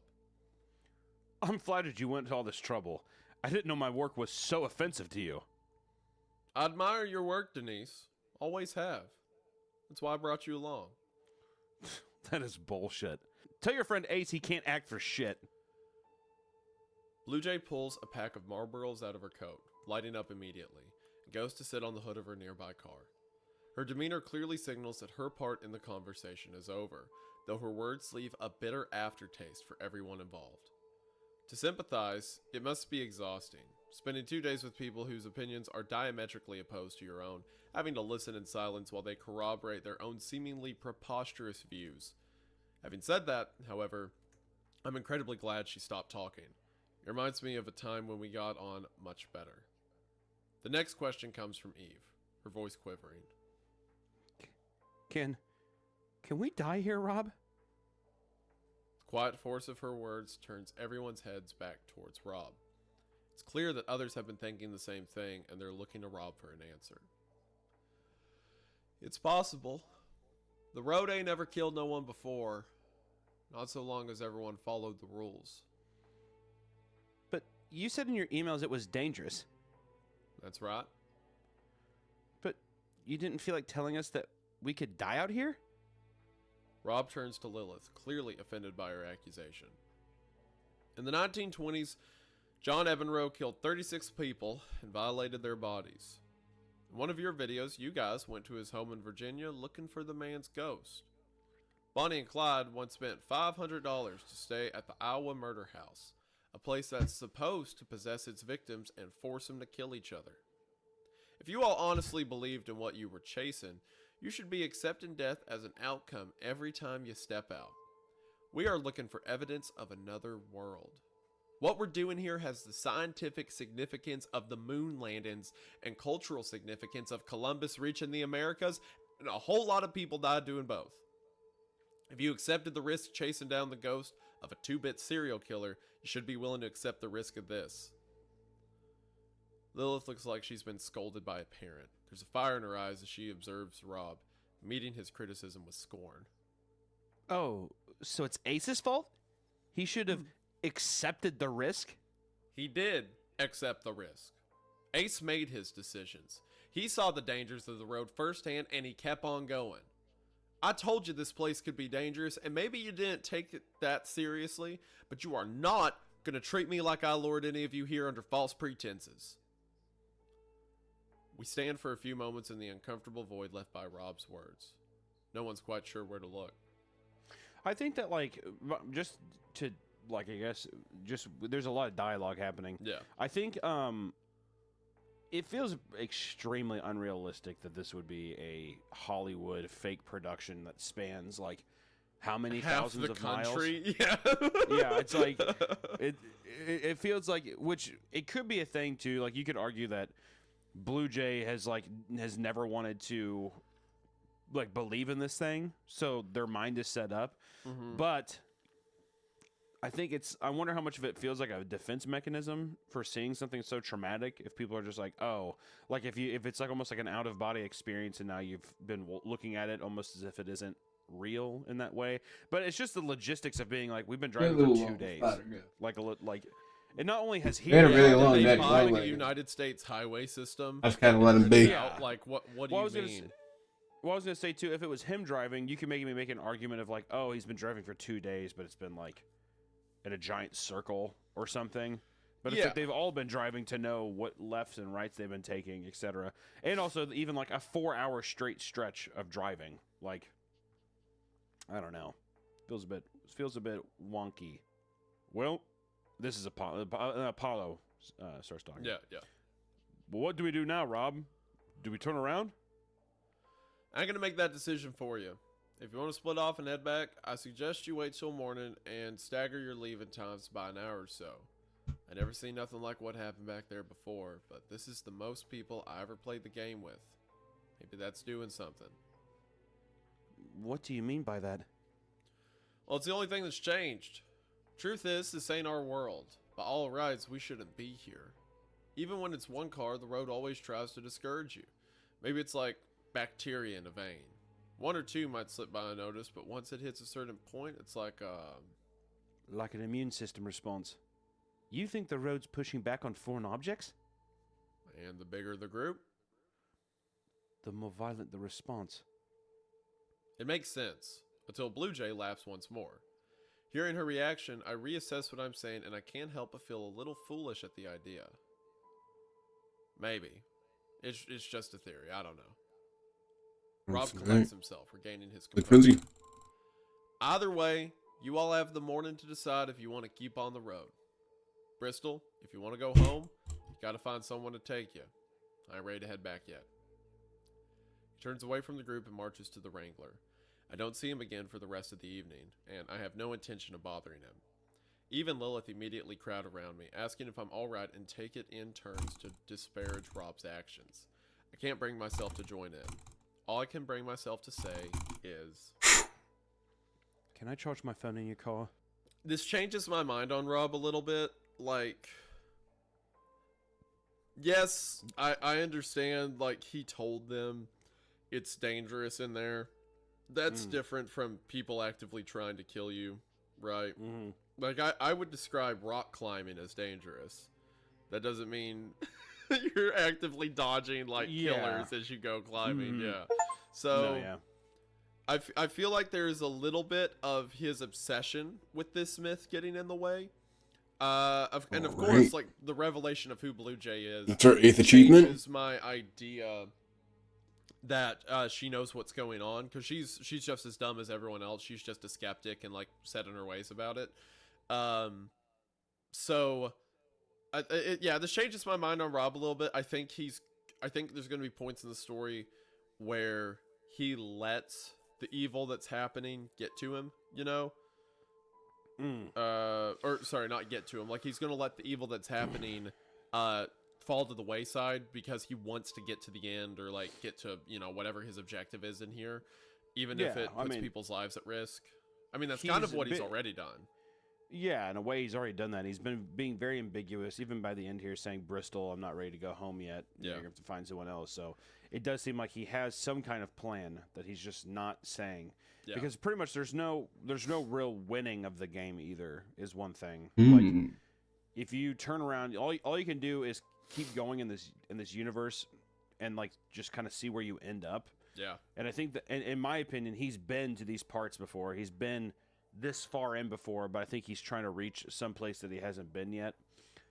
Feels very Lovecraftian. Kind of feels like I forgot what Lovecraft story it was, but it was the one where the guy's in the submarine and he sees like this palace underwater. It's like a German submariner guy. Oh, but it's just something. Yeah, I know the one you're talking about. I forget the name of it, but I remember. Yeah, it's giving me those kind of vibes of the thing of, like, something's calling to him to do this thing. I just don't think he's revealed his whole hand yet. I still don't think that. I think that he is holding stuff in, but I don't know how malicious he is, because I wonder how much of this is him experiencing this stuff for the first time. Yeah. Even though he is pretty calm and collected. Like, I feel like if Ace was, like, you would think that a person would be more upset about somebody's death if it was the first time, you know, like more ecstatic, or not ecstatic, but like more like, you know, like, oh, this has never happened before. Like, it's not supposed to happen like this or something. Yeah. I don't believe him that no one's ever died before. I think he knows more than he's letting on.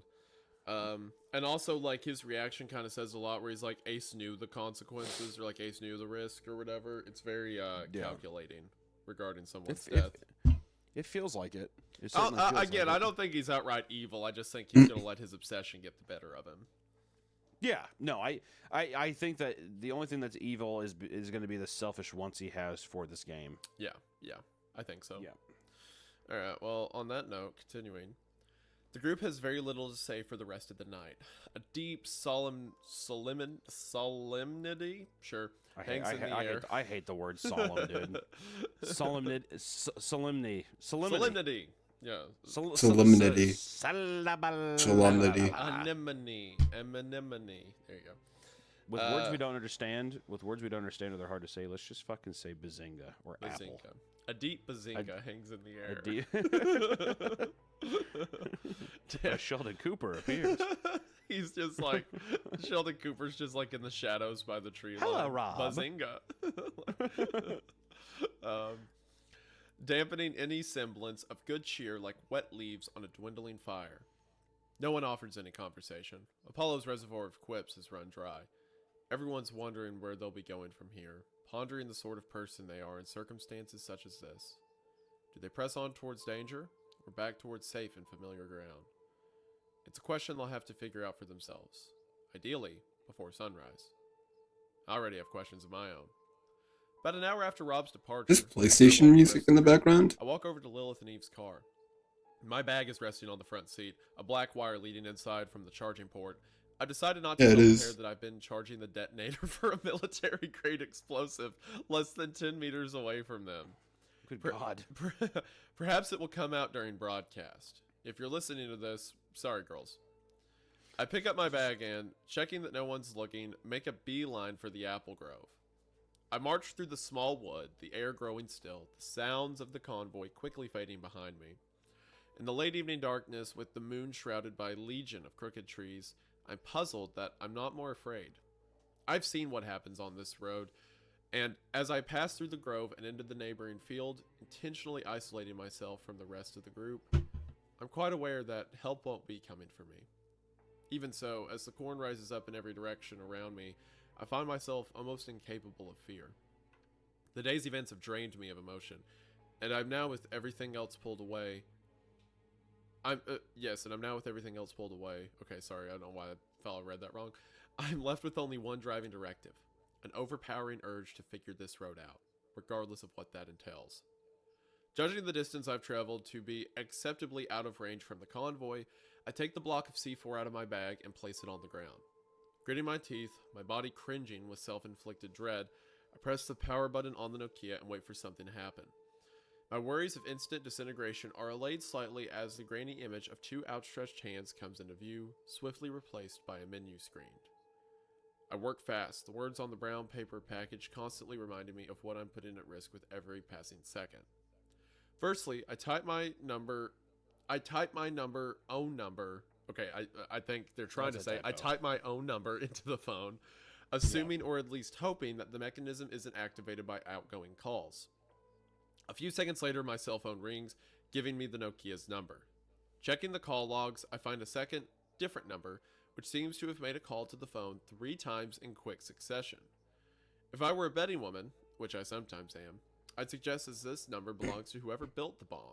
The calls representing an attempt to test the trigger prior to its implementation. If I'm right, this should be the personal number of whoever was driving that crashed car. My third discovery is a little bit more puzzling. No texts have been sent from this phone.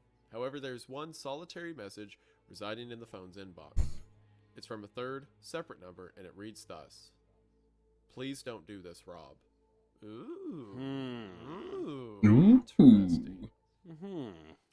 I stare at those 4 words, the new information graining uncomfortably against my already preconceived theories.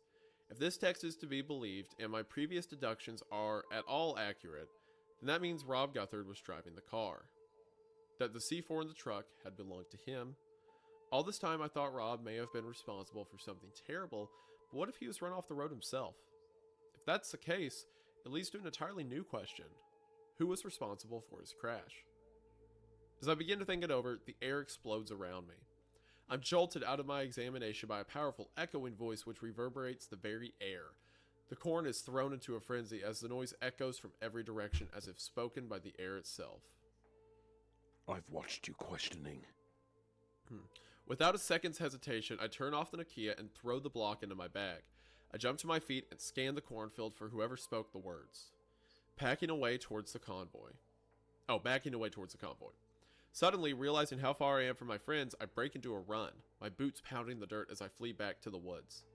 Less than a minute later, I burst out through the trees, my bag swinging with the weight of the block. Everyone's in their cars, seemingly fast asleep. I'm starting to think they're onto something. With no one to talk to and a long day ahead of me, I suppose there's no further recourse but to catch my breath, write up my immediate thoughts, and then finally get some much-needed rest. I feel a dull pressure behind my eyes as I step toward the Wrangler. Quietly opening the back door next to my sleeping area, I carefully hide the block under my luggage. Then, silently closing the door again, I wander around to the passenger side where the notes are waiting to be typed. I reached out and grabbed the handle. Gripping it tightly, I don't open the door. In fact, after a moment staring through the glass, I let go. The pressure behind my eyes gives way, and before I know it, I've slid down to the damp ground, my back against the cool, hard metal of the door. A whine catches in my throat as ugly tears stream down my cheeks. My breath shudders as I inhale, and my attempt to breathe out plays to the world as a quiet, declining sob. The tears take me by surprise, but I don't wipe them away. In a bittersweet way, they're welcome, necessary even. They carry a familiar sense of heart-rending release. By the time they've run dry, I feel like I might just be able to move on from the events of the day. The sounds in my head are just a little quieter now I've paid them their due. Are you okay, honey? I'm picking myself up when I see Bonnie walking carefully over to the Wrangler. I brush myself off, a little embarrassed at being caught. I didn't know you were awake. I'm a light sleeper, and Clyde snores. Do you need someone to talk to? I think I just need to sleep. Thanks, Bonnie. My name's Linda, if you're wondering. Alice. That's a beautiful name. Well, Alice, I know I don't talk much, but I know how to listen if you ever want me to. For the first time since the pine fell, I find myself smiling. It's a weak smile, but a smile nonetheless. Thank you, Linda. I might take you up on that. Have a good night. You have a good night, too. Bonnie starts to walk back to the car before pausing and turning around, one last piece of comfort to offer. And remember, everything will be all right once we get to Wintry Bay. Wintry Bay. I wonder what she means by that. Didn't she mention that earlier? Weren't they like... Wintry Bay? Yeah, I'm wondering, though. I feel like she said something about that briefly, but has Rob said anything good about Wintry Bay, too? I don't think he's mentioned it. I think it was just that part where they're like, oh, it kind of reminded me of Wintry Bay. Oh, yeah, weird. Huh. Anyway. I frown a little, unsure what Bonnie means. She smiles back blankly, then resumes the path back to her car. She's mentioned that place. Yeah. She smiles back blankly, like a good guy. A blank smile? That's a horrifying phrase. It'll all be fine once we get to Wintry Bay. Yes. Perfect Wintry Bay. You want to explain on that further? Good night. Clyde snores. Yeah, she like unzips her tent. You just hear like a guy like dying of snoring in there, like a giant CPAP machine sound. They have a CPAP in the car. Yeah, from a generator. Wintry Bay, here we come. Just the weirdest people you've ever met. Yeah. I know I don't talk much, but I'm going to scare the shit out of you immediately. Wintry Bay. With Wintry Bay. That's funny. That's a funny phrase to say to people out of context. It will be fine when we get to Wintry Bay. And just like, don't elaborate. Excuse me? Like, you're in the line at like a grocery store. They're like, what? Oh, nothing. See you there. I wouldn't worry about it if I were you. Don't even worry over your head. Worrying makes it hungry. What? Wintry Bay. Runs off. Just says it one more time.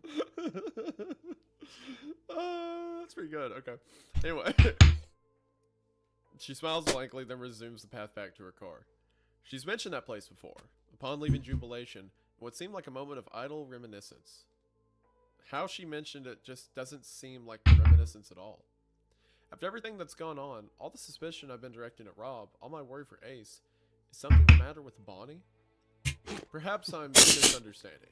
Perhaps Bonnie misspoke, but all the same, the brief comfort her words afforded me has already faded away, leaving a familiar feeling of confusion and paranoia in its place. Oh I boy. let myself into the passenger side, typing up a few pressing notes, and then climbed through onto the air mattress. Sleep doesn't come easily. Close my eyes to try to convince myself that tomorrow will be better than this harrowing day. And every time I make that particular argument, the voice in my head responds, that may depend on which way you turn. Oh, it's a fun little line to end it. Yeah. You know what's interesting about the way of ending that with Bonnie is that she never spoke up during that altercation about whether it was fake or not. Kind of almost makes it seem like, especially with her blank stare, I'm almost, like it almost puts me under the impression that maybe she is one of these entities that exist in this other dimension or something like that. Yeah, I'm You know what I mean? immediately suspicious of her. You know? Yeah. I'd say let's just keep rolling right into part 5. Yeah. All right. Another intro from the guy compiling this. Hi guys, it's been a long week, but I finally got to my computer to post the next log. I've been working overtime to afford both London rent and Christmas presents. Hasn't been fun. Anyway, I can't say much more since the log's one of the longer ones. I'll try and get the next one up a little sooner. Thanks for all your help. Well, thanks for that guy I don't care about. All right, anyway. Feels a bit brief, doesn't it? Yeah. Anyway, yeah, so that was crazy. You know, people dying, all that. On to the next one. Do you think that there's anything, like, I guess just, we're at the halfway point of the story, right? In other pieces that we've read, usually the person posting the stuff is just as confused or is kind of like a little more driven to understand what was going on after cryptic messages. Yet our narrator here is just kind of like, hey, sorry I was late, here you go. Like, it almost feels like a social media post from like the author itself, just being like, hey, it took me a little longer to write this one, but I just don't think that it would be that unintentional to have him be this like uninterested. Maybe that's going to make itself known as we go on. Maybe it'll time. Oh, I'm sure. I'm sure. Yeah. All right. So the next part, February 11th, 2017. The next morning, everything's the same. It's strange. We're usually so blind to the quiet consistency in our everyday lives, only really taking notice once something changes. Yet, as I stir a spiral of honey into my oatmeal and glance around the group, it's the noticeable lack of change that truly stands out. Since the previous evening, the I mean, didn't Ace fucking die? The demeanor of each member. That seems like a pretty big fucking change. The night has fallen short in its role as a grand meridian, failing to partition the past and future, and bringing with it neither perspective nor closure. It's as if yesterday has spilled, like a toppled brush pot, into the next morning, coloring everything with the same temperaments, fear, and divisions. Lilith and Eve sit facing. It's a beautiful, beautiful line, by the way. I don't know if you... Yeah, that was a well-done beautiful paragraph, yeah. It's fallen short in its role, failing to partition the past and future. It's spilled, coloring with the temperaments, fears, and divisions. Yeah, well done. I like it. Yeah. Lilith and Eve sit facing each other, their legs crossed on a plastic ground sheet. Neither are saying very much, albeit for vastly different reasons. Lilith is still preoccupied by her own smoldering indignation, whereas Eve looks overcome with a subtle but pervasive dread. Neither have taken food from Rob's stove, a decision I suspect Lilith made for both of them. Apollo, Bonnie, and Clyde are across from me. Apollo is making conversation, attempting to revive his usual good humor. Bonnie and Clyde help him out, laughing at his jokes and smiling along with his stories. Blue Jay hasn't stepped out of her car all morning, eating her own rations and maintaining a welcome distance from the rest of the group. Her eyes meet mine as I look her way, and I'm treated to a sharp, sardonic dismissal. And Rob is attempting to the practicality. Currently, we're at like a all-time low right now. Goddamn. Wrangler from one of the hulking jerry cans. It's clear the routine is comforting to him. Again, we have a lot of stock options, but now the entire stock market is at a fucking low. So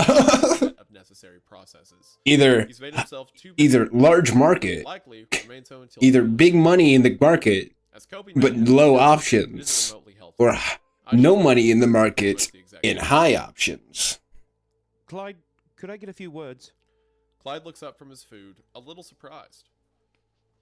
You want The subsidiaries is doing whatever subsidiaries does. Trouble? Oh, no trouble at all.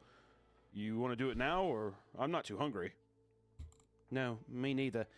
That'd be great, thank you. Would you mind if we moved away from the stove? Clyde nods keenly, putting my bowl to one side. I take Clyde to the edge of the apple grove. Nobody looks after us. How are you holding up, Bristol? Getting there. How about you? Yeah, I'm getting by. So can I ask, why did you choose Bonnie and Clyde as your call signs? Well, it came pretty easy. We used to play outlaws when we were kids. No. One time Bonnie stuck up a bank. Really? Well, no, it was more of an ice cream parlor, but Bonnie was pretending it was a bank. And then she ran in, holding her hand like a gun, told Mrs. Guilford it was a stick-up.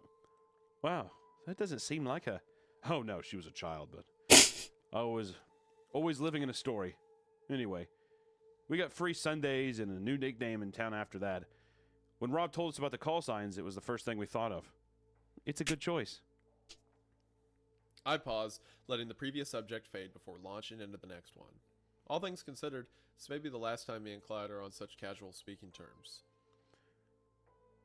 Bonnie told me she talked to the hitchhiker. Why? Wait, did Bonnie say that? Well, I don't know. I don't think so. I think I think the only thing she said is that just the weird thing she said about the town or whatever. I'm wondering if she's lying or like trying to get something out of him. Okay. Clyde's disposition shifts. Their sudden alertness that wasn't there before, rushing to the fore in immediate response to my words. In the following silence, at the center of his wide-eyed stare, an educated guess suddenly becomes much more. When did she tell you? I'm sorry, Clyde. She didn't. You just did. Oh, she got him. Alice Sherma, you bitch. She got him. She got him. What a dead to ruse. rights. That was a Yep, ruse. That was mean. That was very mean, but it worked. I can almost see the stone fall in Clyde's throat. The deep, burning embarrassment and the hurt that comes from being deceived from a close secret you held getting out into the world. I don't feel exceptional either. Lying to Clyde, bringing him away from Bonnie under the guise of an interview, beyond the personal abhorrence, it also flies in the face of everything I've tried to be as a journalist. Clyde can't bring himself to talk, so I press forward. I think it might be best if you call Bonnie over here. Nodding vaguely, Clyde wordlessly shuffles back to Bonnie, whispering in her We're almost ear, at 100 puts achievements his hand on his left. shoulder and helps herself up. Whatever he's told her, she doesn't seem angry as she joins us beneath the shade of the apple trees. We are at 100 achievements left. Damn, I made... Clyde's been looking forward to this trip for so long, I didn't want us to turn back. Yeah, I'm okay, sorry. yeah, I made 8 achievements, yeah. What happened, Bonnie? I just said 2 words. I wasn't talking to him. I was doing what Rob said, but then I just said, bless you. That's all it was. That's it? Well, he thanked me, and he was just so easy to talk to, and I thought, well, I've already talked to him. What will a few more words do? She hardly said anything else. What about him? Did he say anything? Bonnie starts to smile the same way she did last night. A dreamy, enthused expression glowing with reminiscent joy. He told me about this wonderful place. Wasn't it wonderful, Martin? Bonnie, just a few houses by the sea. But he made it sound so nice. Bonnie, please, what's wrong? I can talk about it, right?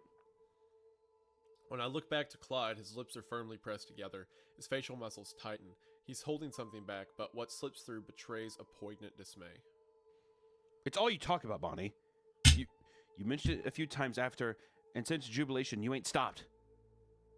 Are you guys talking about Wintry Bay? Clyde grimaces, and Bonnie grins when they hear the name. Bonnie, are we heading there? The hitchhiker said it's on our way. I'm so looking forward to seeing it. I can't say I feel the same, and it's safe to say Clyde agrees with me. Before now, I'd only heard Bonnie mention Wintry Bay on 2 occasions, but it sounds like she's talked about it a whole lot more. I sympathize with Clyde for what he's had to deal with. However, the gross irresponsibility of his actions aren't lost on me either. Does Rob know? I didn't want to. You didn't want to trouble him? Or you just didn't know? Or did you just not want him to turn... Oh my god. Or did he just not want him to turn you around? I'm alright, really. Well, either way, you need to tell Rob before we hit the road. Clyde shuffles uncomfortably. I'm not going to do it for you. But too much has happened on this trip already. Ace is... This place is dangerous, okay? There's no place for lies anymore. I hope that Clyde doesn't see the irony, given that I've roundly deceived him in the past 5 minutes.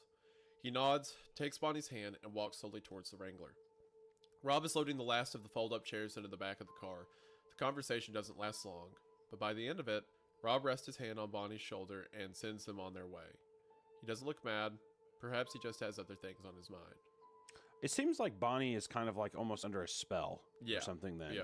Like, having talked to him has led her to be like, it seems like she's almost infected with this kind of like, you know what's kind of weird is the same kind of optimism she has about Weatherly Bay is the same kind of like cheery optimism and stuff that the Hitchhiker even had too. So I'm wondering if that's I think I also think Alice is a pretty smart character because she heard Bonnie mention something weird last night and then correctly assumed that it was something to do with the hitchhiker.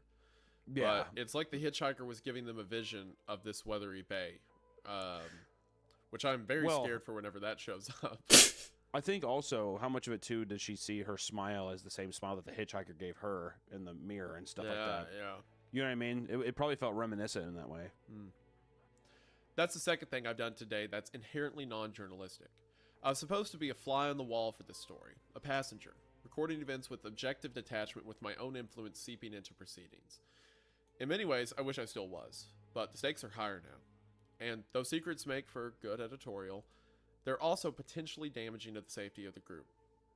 Following the incident with Ace, I'm slightly less concerned with an unbiased story than I am getting home to tell it. Rob looks like he's about to make his morning address. The group wanders over, some more reluctantly than others, and gathers around the Wrangler. First things first, I want to say that, well, tempers got a little heated last night, and that I'm sorry for my part and all that. I want to thank you for coming with me this far, and if you want to turn back, well, that's just fine. The group stays quiet. If you're heading back, I'd say if you travel one by one, be sure to stay on the radios, retrace the route, and follow all the rules that applied when you were getting here. Now, can I get a show of hands who's wanting to keep going on the road? Can we take a second too, just to be like, it's kind of crazy that to safely get back, you have to remember the exact route that you took. Yeah. Every turn. So the longer you go on this trip too, the harder that's going to be. Like, I mean, even already through that kind of thing, through especially even driving through the neighborhoods of going like, you know, left, right, all those times. You have to do that, I'm pretty sure, accurately on your way back. You can't just like kind of go back in a straight line. You can't guess, because he hasn't said directly, but he implies if you don't take the turns the correct way, you never get out. Yeah. Well, it seems like like I think that you'll probably just be locked in there or something. Yeah. You'll be kind of lost, especially if you break the code. You know what I mean? Yeah. You go on a line. Which I guess you could remember even if you don't remember the exact route, you could think, okay, I just went left, right, left, so now I'll go right, left, right. And you could just do that the whole way back. Probably easier said than done, I'd imagine. But easier said than done, especially because he said there's places where the road tries to trick you, right? Like, tries to hide turns from you and stuff like that. So, I don't want to do it. No. What about you? Are you dipping at this point? I'm dipping with like probably like around Sure. the Okay. hitchhiker. Correct. I would too. But let's say you're here right now. You're this far in, right? You got to drive back through Jubilation to get out, right? Yeah, I think with how big of the threat was at Jubilation, I think that would be hard to feel like I'm going to go back on my own. Yeah. Because that's the thing now is you have the Go comfort of the through group Jubilation. of like, okay, well, if something happens to me, there's this. Granted, Ace is a different exception just because his car, but I just mean like in terms of like camping and stuff. Because you'd have to also assume that whenever you drive back, you're also going to have to stop at a certain point and camp out by yourself. Yeah. And all this kind of stuff. There's just too much. I would feel more comfortable in a group. Yeah, I think so. I agree with you. I observed my compatriots closely. The definites will be Bonnie and Clyde, who have already implied that they want to continue, and also Blue Jay, who feels she has nothing to worry about from the road. Apollo's in the wind, and Lilith and Eve are probably a split vote. All in all, this could be the moment our convoy splits in half. Blue Jay throws her hand up lazily. Bonnie and Clyde, predictably, raise theirs. Apollo raises his a few moments later. Hey, I've come this far. That leaves Lilith and Eve. After sharing a brief glance with her friend, Lilith raises her hand and Eve follows suit, albeit with an air of trepidation. I'm surprised that no one's turning back. After everything that happened yesterday, but it's clear everyone has their own reasons. I'm just glad I don't have to say goodbye to anyone. I said about trying to divide, I think, everyone's motives for continuing on the road, but I quickly stopped when I realized everyone's looking at me. Oh, sorry. Well, I'm in. I'm going that way. I gestured to the road ahead and raised my hand redundantly. Well, okay. I guess that's everyone then. We got a fair way to travel today, but there ain't much to see. Just follow the rules and take things as they come, I guess. As we pull out, I start to feel a little restless. The sedentary nature of travel is beginning to take its toll, and I'm starting to feel overfamiliar with the Wrangler's passenger seat. I'm glad I got a chance to stretch my legs last night. Rolling Elysian cornfields span the roadside for the next 5 hours. Turns are few and far between, but Rob's attention never wavers. I only managed to grasp his attention briefly. Aren't Jeeps supposed to have poor fuel economy? They ain't the best. That's why I always bring gas along. It's just... the fuel gauge has hardly moved since we left this morning. Huh. You noticed that, huh? I was wondering if you were gonna. Why? What have you done to it? Nothing. It's the road. Makes fuel burn slower. Seriously? Ain't just that either. You finished your food this morning? No, why? Hardly anyone did. Except Apollo. More you go, less you need to keep going. Okay. Wait, you said the road pushes against you. Yep. But now you're making it sound like it's helping us along. Yep. So it's hostile while also incentivizing us. That sounds odd to me. Sounds like life to me. Reasons to stop, reasons to keep going. That's interesting. So the deeper they go in, pretty much the more the road incentivizes you to keep going. It's like the laws of physics change, you know, things need less energy, but to me it's almost like a spider's web. Like you're tempted to go further, right? Because that's of what I mean. the It's like danger if you that get closer, you're getting closer to some kind of thing, whether that be Weatherly Bay or wherever. I feel like it's really wanting you to, because at this point too, it almost makes it want to seem like you don't even need to stop to sleep. Yeah. Or whatever. You can just keep driving. Yeah, I don't I don't think the road has good intentions for saving you gas mileage. No, yeah. She's like, this is amazing. Oh, she it's was so all like friendly. this. Yeah. I suppose that makes sense. Despite his well-documented obsession with the secrets of the road, Rob seems to have a strangely laissez-faire attitude to its internal logic. It's like the road doesn't need to be perfect doesn't need to make perfect sense to him, or at least he doesn't expect it to yet. As the fresh rural air drifts in through the windows, I lose myself in the hypnotic endlessness of the passing fields. I wonder how many eyes have seen these vistas. I wonder where we are. Not geographically, but in a grander sense. Are we still in the world as I know it? Are we beyond it? Below it? Or have we just slipped through the cracks into some intermediate domain? Rob slows the car down to a crawl, a precaution he takes before most corners. My eyes wander gently back into the Wrangler, finally resting on the rear view. There's something behind us. A humanoid figure, shrouded in the soft focus of considerable distance. It staggers quickly toward the convoy, unsure on its own feet. Oh boy. No. Oh boy. Oh no. Rob, what is that? Rob follows my gaze to the rearview mirror, his brow furrows. Something new. Oh shit! All these new things with Rob. Yeah. New stuff. It may be like you bring too many people in at once is what's causing it. Who knows? Well, I like the analogy of like basically like an infection going into your vein or something like that, and like the more cells that are used to like kill it. A bigger immune response, right? Exactly. Yeah. Rob grabs the receiver. Before he can make an announcement, the speaker splutters with static, followed by Eve's frantic voice. Guys, there's something behind us. Guys, something coming after us. Blue Jay, can you see it? Blue Jay doesn't answer. I doubt she considers it worth her time. A squealing panic rings out over the radio as Eve calls again. Is it from Jubilation? Guys? Guys? Stay calm, everyone. Let's pick up the pace a little.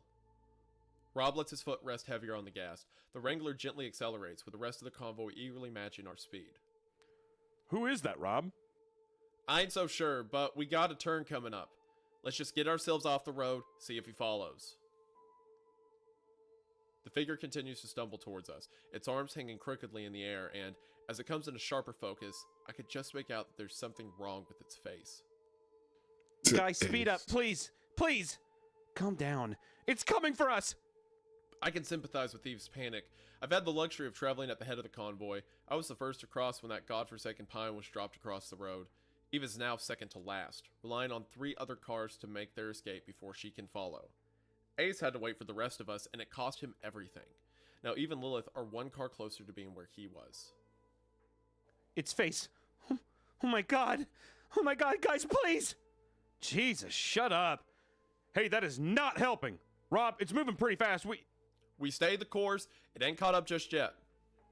Oh god. Oh god, oh god. Rob's warnings are cut short by the screeching of tires. Eve swerves out of the convoy's neat, single-file line and onto the empty stretch of road beside us. The car accelerates past Bonnie and Clyde, past Apollo. I get a brief glimpse of Eve and Lilith as our windows align. Lilith is yelling at Eve, trying to get her to calm down. Eve is screaming into the air, the puppet of her own frenetic terror.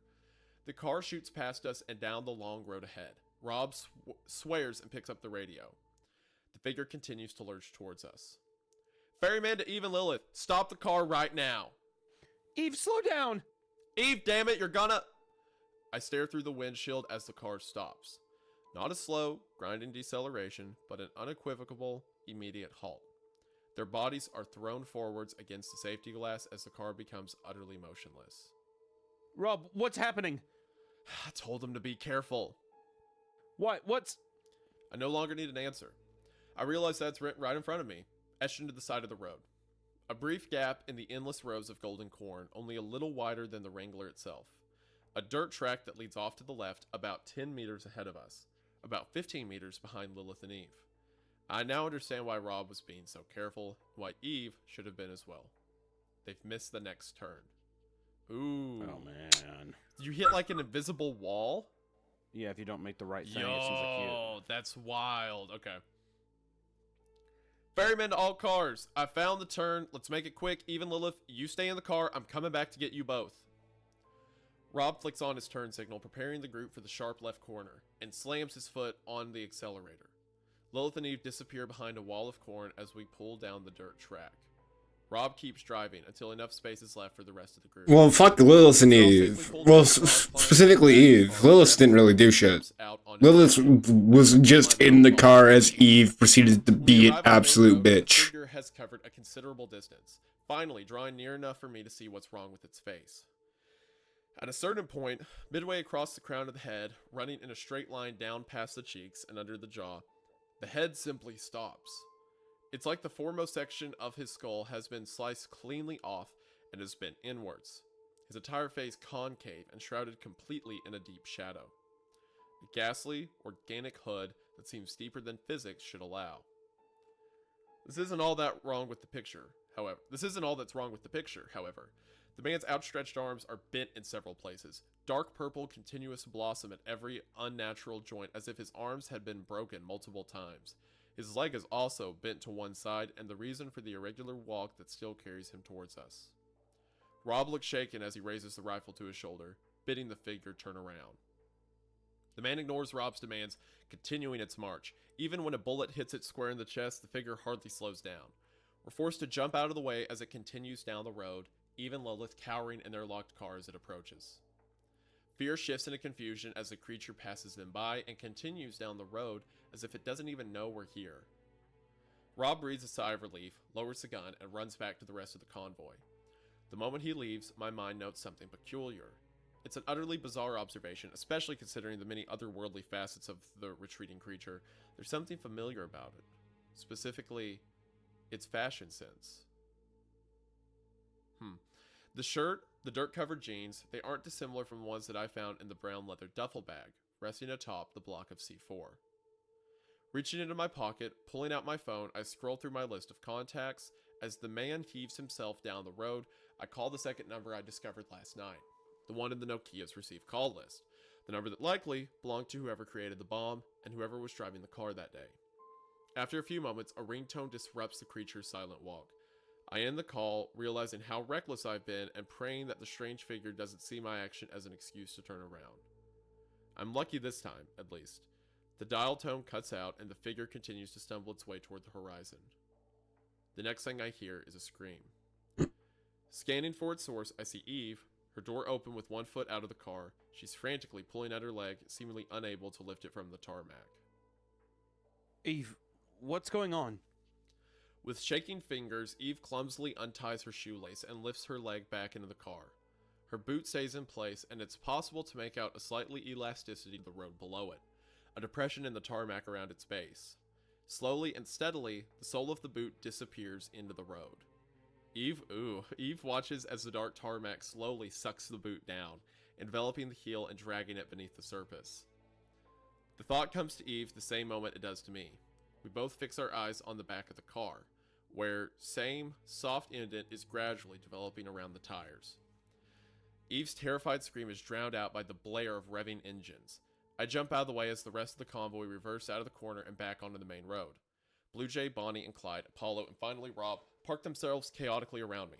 Rob jumps out and approaches. They ain't pulled back yet? As soon as he asks the question, he sees the sight before him. Only the neck of Eve's boot remains above the ground, sinking ever further into the tarmac. The road gradually but voraciously churns at the car tires, consuming the rubber and swallowing the lowest edge of the wheel cover.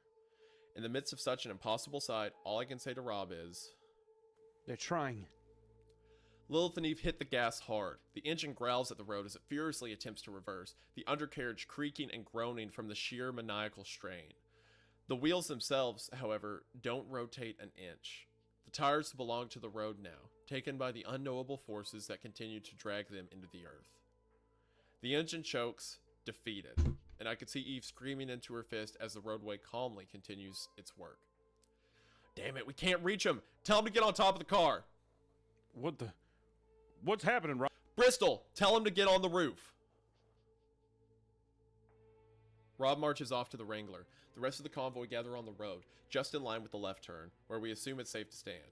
Everyone, saving for Blue Jay, looks on in anxious silence. Eve, Lilith, I need you to get on top of the car, okay, guys? We're sinking! Oh, fuck!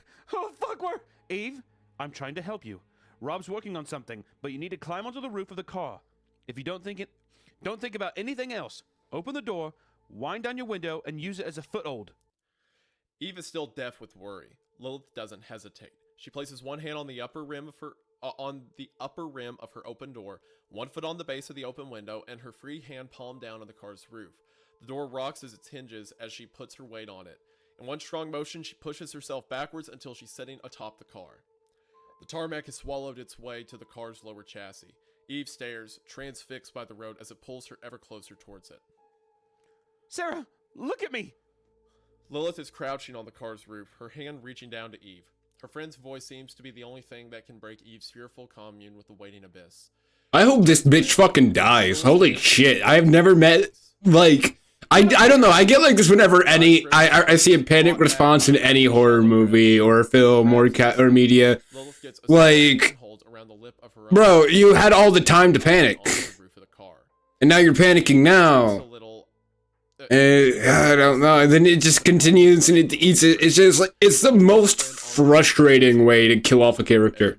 Spilling inside the car's cabin like... And you know, like, yeah, you're supposed to, like, it could be intentional to kill off your character that way, but to make the reader or so feel said frustration. But boy, is it fucking mean if it is intentional. Rob threads one end of the rope through a carabiner. God, I cannot stand panic characters. In place with a tight knot. He holds it to his side as he shouts to Lilith and Eve. Okay, listen, we only got one shot at this. I'm gonna throw you the hook and you're gonna catch it and yank it taut, okay? Then you can hook it onto something and climb your way over. Don't let it fall, okay? Lilith looks pale. She nods before clambering to her feet and stepping to the back of the car. Eve watches her, wrapped around her legs. Well, here goes nothing. Rob begins to swing the rope over his head, a large undulating circle that quickly levels out as the weight of the carabiner eases the rope onto a flat plane. I instinctively shrug down as the rope passes over my head, swinging faster and faster, gritting his teeth, his face reddening, and the towering pressure of his single throw. Rob lets the rope fly. It arcs in the air like Bro got the lasso line towards Lilith's outstretched hands. I watch it pass in front of her, the metal of the carabiner glinting in the sun as it falls. She catches it, grasping the rope in her shaking hands. Despite her victory, I see her face contort with sudden and striking panic. She holds the rope high over her head, staring wildly down at the rope between us. Following her eyes, my heart falls. She's caught the rope, but she didn't pull it taut fast enough. Even with Rob continuing to hold his end up above his head, the rope had too much slack when it landed in Lilith's hand. It's fallen into a sloping arc, the lowest point of which scraped against the tarmac. It only rests a few precious seconds before Lilith finds herself unable to pull it free. It sinks into the ground. The rope starts to brush gently against Rob's fingers before he throws it to the ground. Damn it! Okay, I just got something else. Something we can put down. The empty jerry cans. They could step on. Too unstable, and we'd have to throw them perfect. Okay. The road has claimed almost half the car now, eating up the license plate as the vehicle sinks lower and lower. Lilith looks helplessly on as we deliberate, Eve crying her eyes out behind her. We could get a ground sheet.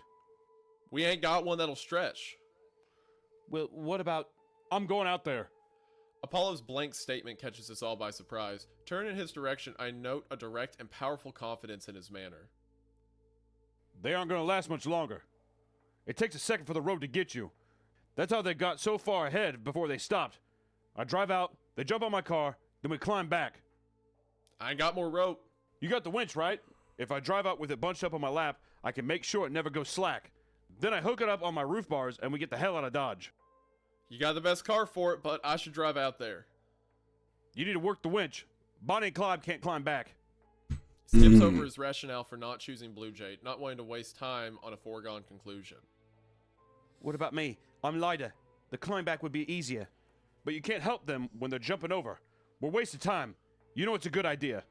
Rob takes a moment to consider it, his mind fighting for a better solution. You better get back here, Apollo. Don't plan on hanging around there, Rob. Apollo grins before sprinting to his rover. Rob, wasting no time, runs to the winch, switches it to manual, and unspools the heavy-duty rope. His hands cross over as he drops each new length onto the ground. I turn back to Lilith. Did you hear that, Lilith? Lilith is huddled next to Eve, attempting to comfort her as the car's headlights disappear into the depths of the road. Her head snaps around when I call. What's happening? Apollo's coming out to you. You have to jump onto his car and climb back over, okay? Okay! She hurries back to Eve, grasping her friend's shoulders as she relays the plan. Okay, that'll hold.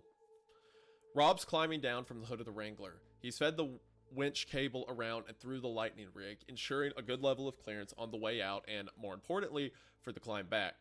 The rope has already been fed through Apollo's driver's side window. Bonnie and Clyde are helping to throw Apollo's baggage out of the trunk and onto the road behind him. The less he has to lose on this trip, the better. I'll set up over here. Okay, see you on the other side, Rob. Apollo slams his foot onto the accelerator. The Range Rover bolts forward and powers towards the threshold. The engine roars as he rockets past the left turn and keeps on going into the territory beyond. In the few precious seconds he has, he crosses the distance towards the two terrified girls. The winch rope streams through the window and then suddenly pulls tight. Apollo is thrown forward as the car comes to an uncompromising stop, roughly a meter's distance from Lilith and Eve. The impact looks brutal, but Apollo somehow manages to keep hold of the rope and, inexplicably, his sense of humor. I don't think I got the insurance for this. Clumsily, still feeling the after effects of the sudden stop, Apollo throws open his door and starts to climb out. Taking the slack, Rob! My attention fixed on Apollo. We just have like this action movie character slapped in the middle of a horror movie, just like the comedic relief. His roof bars, securing it in place. I call it a horror movie. I need to read more. It's a book. Apollo steps down on the hood of his car, his arms outstretched to the girls. It's a short jump, but they'll have to make it from a lower elevation. The trunk of the car already sinking to ground level. Okay, come on, I got you. We've got to move fast now. Lilith stands up, helping Eve to her feet before stepping down onto the rapidly disappearing trunk. Okay. Lilith yelps as she throws herself towards Apollo. Her front foot plants itself on the hood of the car, her other leg flailing in the air behind her. Apollo grabs her by the arms and yanks her onto the car, holding her close to him as she gets her bearing on the smooth metal of the hood. When she's stable, he lets her crawl up onto the roof, where she immediately looks back to Eve. See, Eve? Nothing to it. Come on now. Eve paces back, her hands shaking as she contemplates the jump. Fighting against her screaming instincts, Eve squeals as she steps across the trunk and makes the leap across. The toe of her shoe lifting off the car mere seconds before it descends into the murky, black pitch of the road. Eve lands short of her destination. One desperate, grasping arm makes contact with Apollo's as her legs bang and scrape against the rover's grill. Scrambling for any conceivable purchase, Apollo is wrenched sideways by the force of Eve's landing, thrown off balance by the unexpected application of her whole weight. No. In the gut-churning moments that follow, Apollo tugs Eve up to his chest and wraps an arm around her, his center of gravity passing over the edge of the car. Oh no. The fall takes a lifetime. Wrapped in each other's arms, Eve and Apollo tumble towards the patient, ravenous ground. In the split second before he leaves the hood of the car, Apollo uses his last inch of footing to push himself into a slow turn. Aww. Oh, bro. The twist continues as they fall until Eve is looking to the road, Apollo to a pale blue sky. In one final action, Apollo pushes Eve's waist, holding her at arm's length. Apollo's back thuds into the asphalt, his head smacking audibly against it. Dazed and confused, he managed to hold Eve aloft, keeping everything but her feet from joining him on the hard ground. Get back up! Quickly, get back up! Her face shredded by fear and guilt and sorrow, Eve stares into Apollo's eyes and whimpers. Collecting herself, she pushes herself off him, ripping out her legs. So you're telling me we had a bitch-ass character, and they're gonna kill an alpha and actually good character that we liked, because the character was a bitch-ass? He repeats those words over and over until I'm not even sure who he's talking to. The road elasticizes around him, dragging him down into its depths. Eve looks back to him, her face cringing in misery. Nah, they should have killed Eve. Nah, they should have left those bitches there. Fuck that. Oh my god, that's so fucking infuriating. It's all right. Just get going, okay? It doesn't hurt. It doesn't hurt, really. Apollo's ears sink beneath the road, entering a new world of perfect silence. Apollo sees the end nearing. Oh god. Rob! Rob! I won't play his final moments for your benefit and ultimately for his. Before he sinks into the road, Apollo asks for Rob to talk to his family. He wants Rob to tell him that he loves them. Rob nods, knowing that Apollo won't be able to hear his response. After a few cries of panic despair, Apollo's eyes and mouth are enveloped by the road. His screams are drowned by the thick, churning asphalt. And none of this would have been a problem Lilith tugs at her sleeve. if they all just... If Eve did not be a massive panicky bastard. Whispering one last heartfelt apology. Nah, I would have pushed that bitch in there. Up with Lilith and stares at the cable. That's what you get for killing Apollo. Okay, guys. Just let yourself down until you're hanging from the rope and work your way across. I got it. You ready? Eve looks to her friend. I don't. Just watch me, okay? Follow right behind me. The Range Rover's wheels have now disappeared. With every passing second, the cable's clearance diminishes, and the angle between the roof bar and the Wrangler's lightning rig becomes steeper. They need to start moving now or not at all. Eve looks across the length of the rope. I can feel her mind kicking back at the prospect. I can't. Sarah, we fucking have to, okay? Follow behind me. Lilith wraps her arms around Eve, hugging her stiff, shivering frame, before letting go and crouching down to the rope, slowly working her way under it. Her hands clenching the cable, her legs wrapped securely around it, Lilith starts to pull herself along the rope, shifting her feet up every few seconds behind her.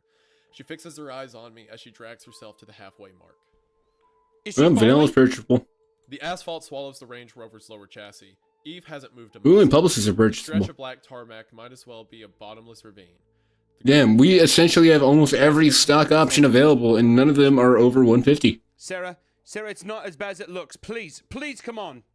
Lilith crosses the threshold. Her knuckles are white as she continues to cling to the rope. Rob marches up to her and helps her down into his arms, coaxing her hands free by telling her that she's safe. As soon as her feet hit the ground again, they give way beneath her, and Lilith sinks to the ground, crying out. Sarah, come on, please. I can't. Please, Sarah, I need you here. They should have just sent her back. Waking with anxiety, Eve slowly crouches down and grips the rope. Slowly but surely, as the outfall consumes the car's license plate less than a meter below her, Eve lowers herself down and, with clumsy desperation, drags herself along the rope. She left it late. Her back hangs mere inches from the hungry ground as she shuffles unevenly towards us, lifting her feet and scraping them up the rope, her arms straining to stay locked. I'm not going to make it. You are. Keep going. The Range Rover's window is now disappearing. Inside the dashboard Good. has been submerged, With every yard You know what? Eve Good. manages to climb, the lowering rope ensures she stays close to the ground, even over the final few feet. My heart breaks the moment her foot slips. Ooh. Oh, God. It happens almost too quickly to register.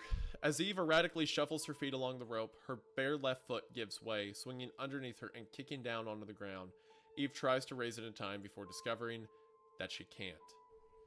No, please! Thrown entirely off balance, Eve tries to pull herself up. However, with her lower leg seeping into the dark tar, her position can't be maintained. She falls, her body twisting as she falls onto the road. Oh, no. Lilith releases a terrible shrieking cry. Eve whimpers as the side of her head rests against the tarmac, her cheek already... Are we gonna finally see someone beat the shit out of Blue Jay? I'm sorry. No, please don't be sorry. I love you. I love you, Jen. I love you too. I'm sorry I didn't. I'm so sorry. Eve tries to reply, but half of her mouth is sealed shut, encased in the creeping asphalt. Her short breaths finally melt into one long inhalation as her nose and mouth are sunk entirely. One remaining eye takes a final, fleeting look at Lilith before vanishing. I look away from what is still to say. Wait. Important things all Lilith died? Lilith collapses on her knees, a scream of torrent and grief expelled from her burning Lilith lungs. lived. Rob is completely immobile, likely searching for something practical in which to bury himself. Bonnie and Clyde simply look lost as they turn their backs on the sinking Range Rover. Blue Jay's reaction surprises me.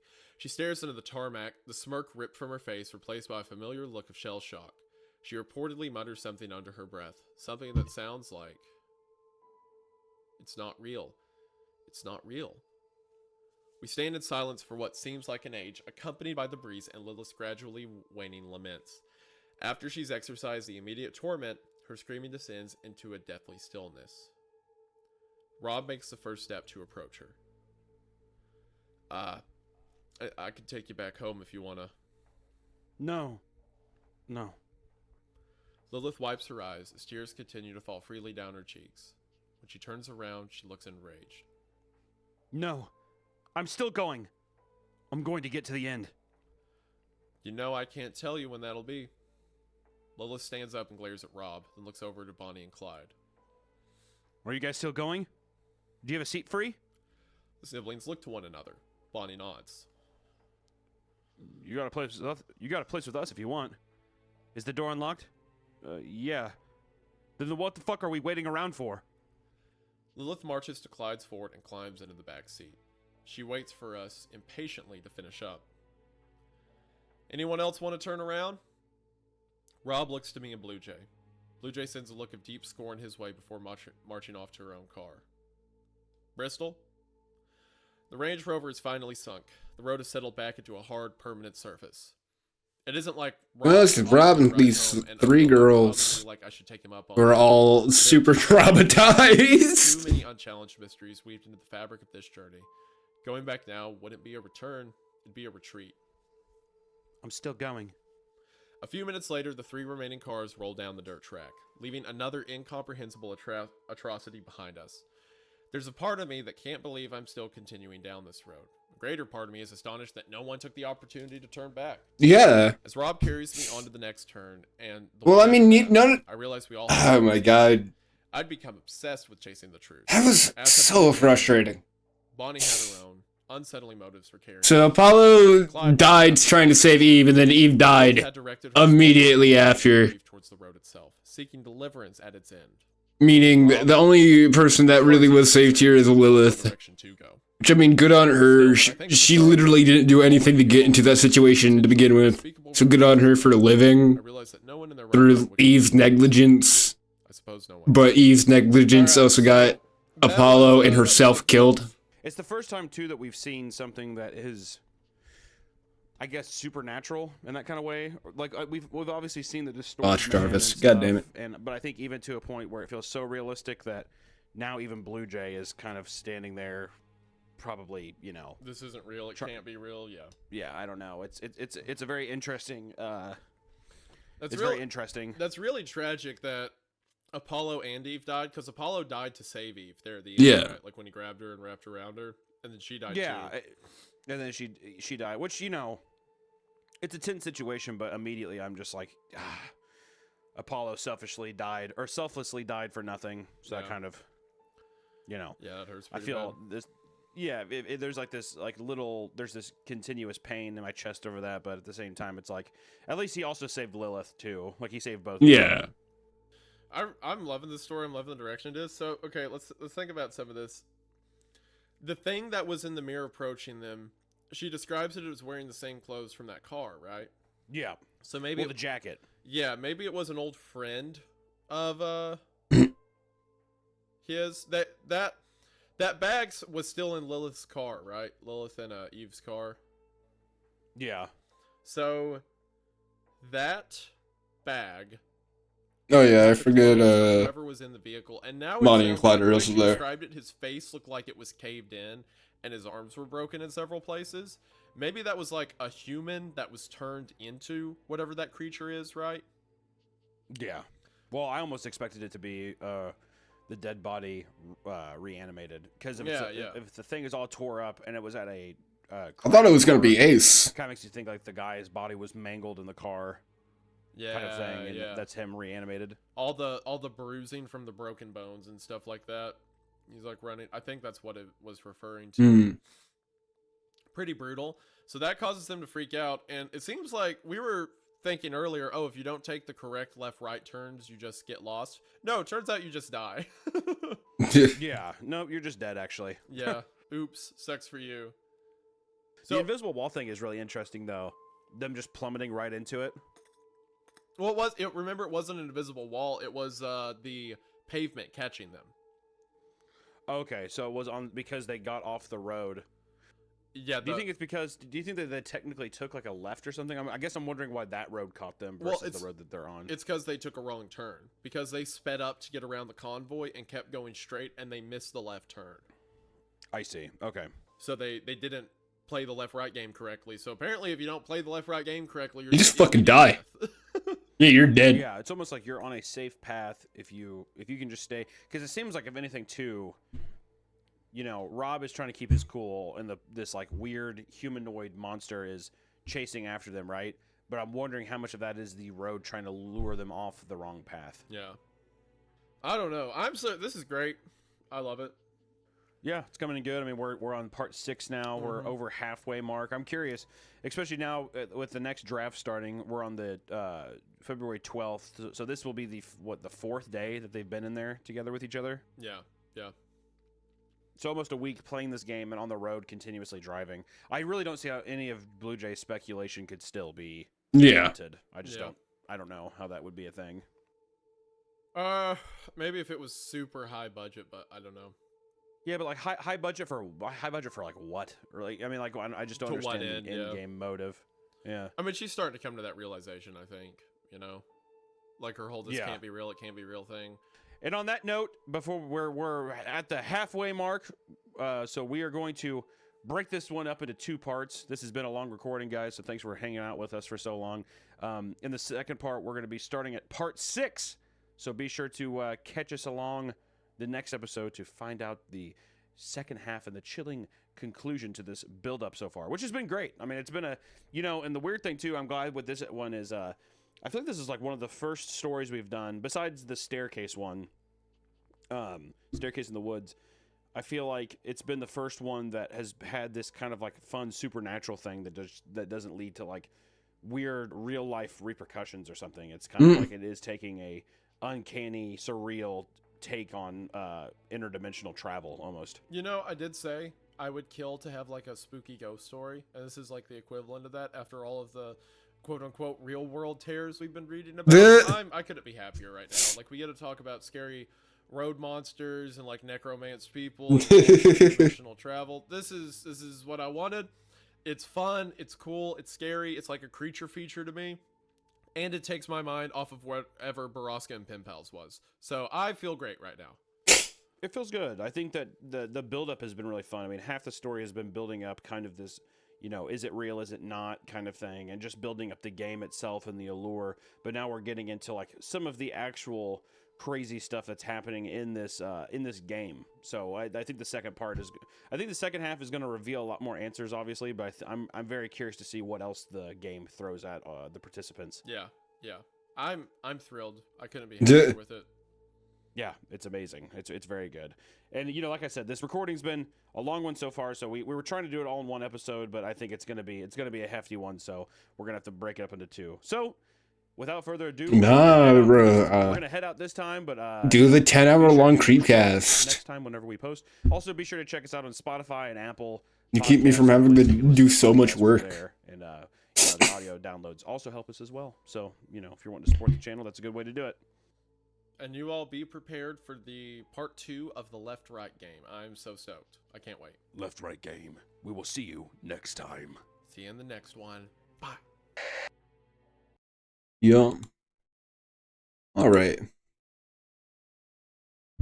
So that actually lined up perfectly for me because we are 1 minute away from 10 hours and 5 minutes away from 12 o'clock, which are all, what I scheduled to be the end of the stream, boo.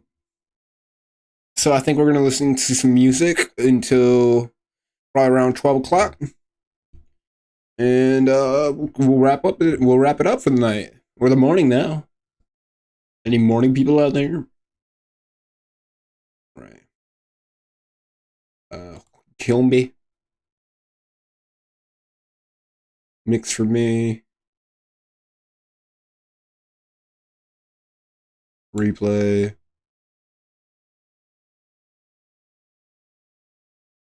Shuffle. Skip around. My breakfast. Mama took me to the butcher. Alright, we started it off on this. We can end off on it too. For the boy, he said a couple of quid. He's not very tall and his muscles. Alright, gamers. But I'll buy him for a couple. That has been a stream. Certainly one of the streams of all time. We actually made some pretty good. Work today. We made it all the way down to 100 achievements left. So, hey, maybe 100%ing this game is actually kind of feasible outside of the ones that just are blatant time sinks. On the cutting board, but before we could start, I said I have a request. Be delicate with my heart. If you're watching live, thank you so much for watching live. If you're watching on the VODs, thank you so much for watching on the VODs. And I don't believe this is going on my channel. So, without a matter of fact, the world. No friends above ground. Everyone have a great night. Hanging with the Reaper now. The Reaper said he sympathized that I'd had a real hard life. Put my heart into his cloak and said we'll find this a new home. But he still bought a steak for the road. Oh no, no.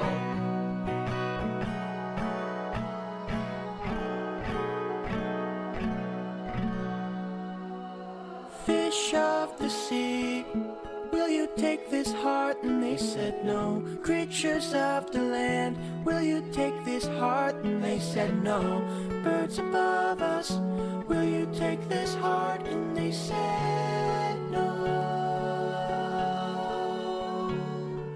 Nowhere left to go.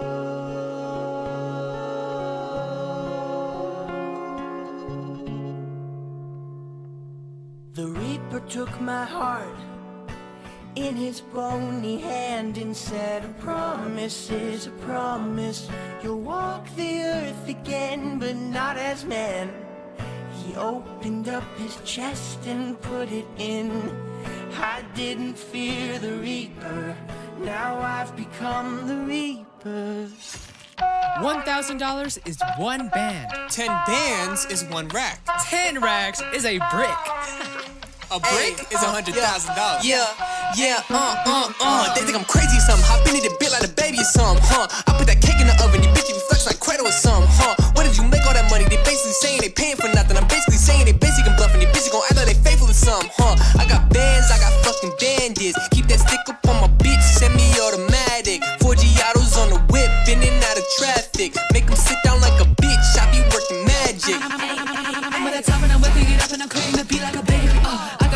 secret recipe. I'm at the place and they carry me. I'm gonna be naked when the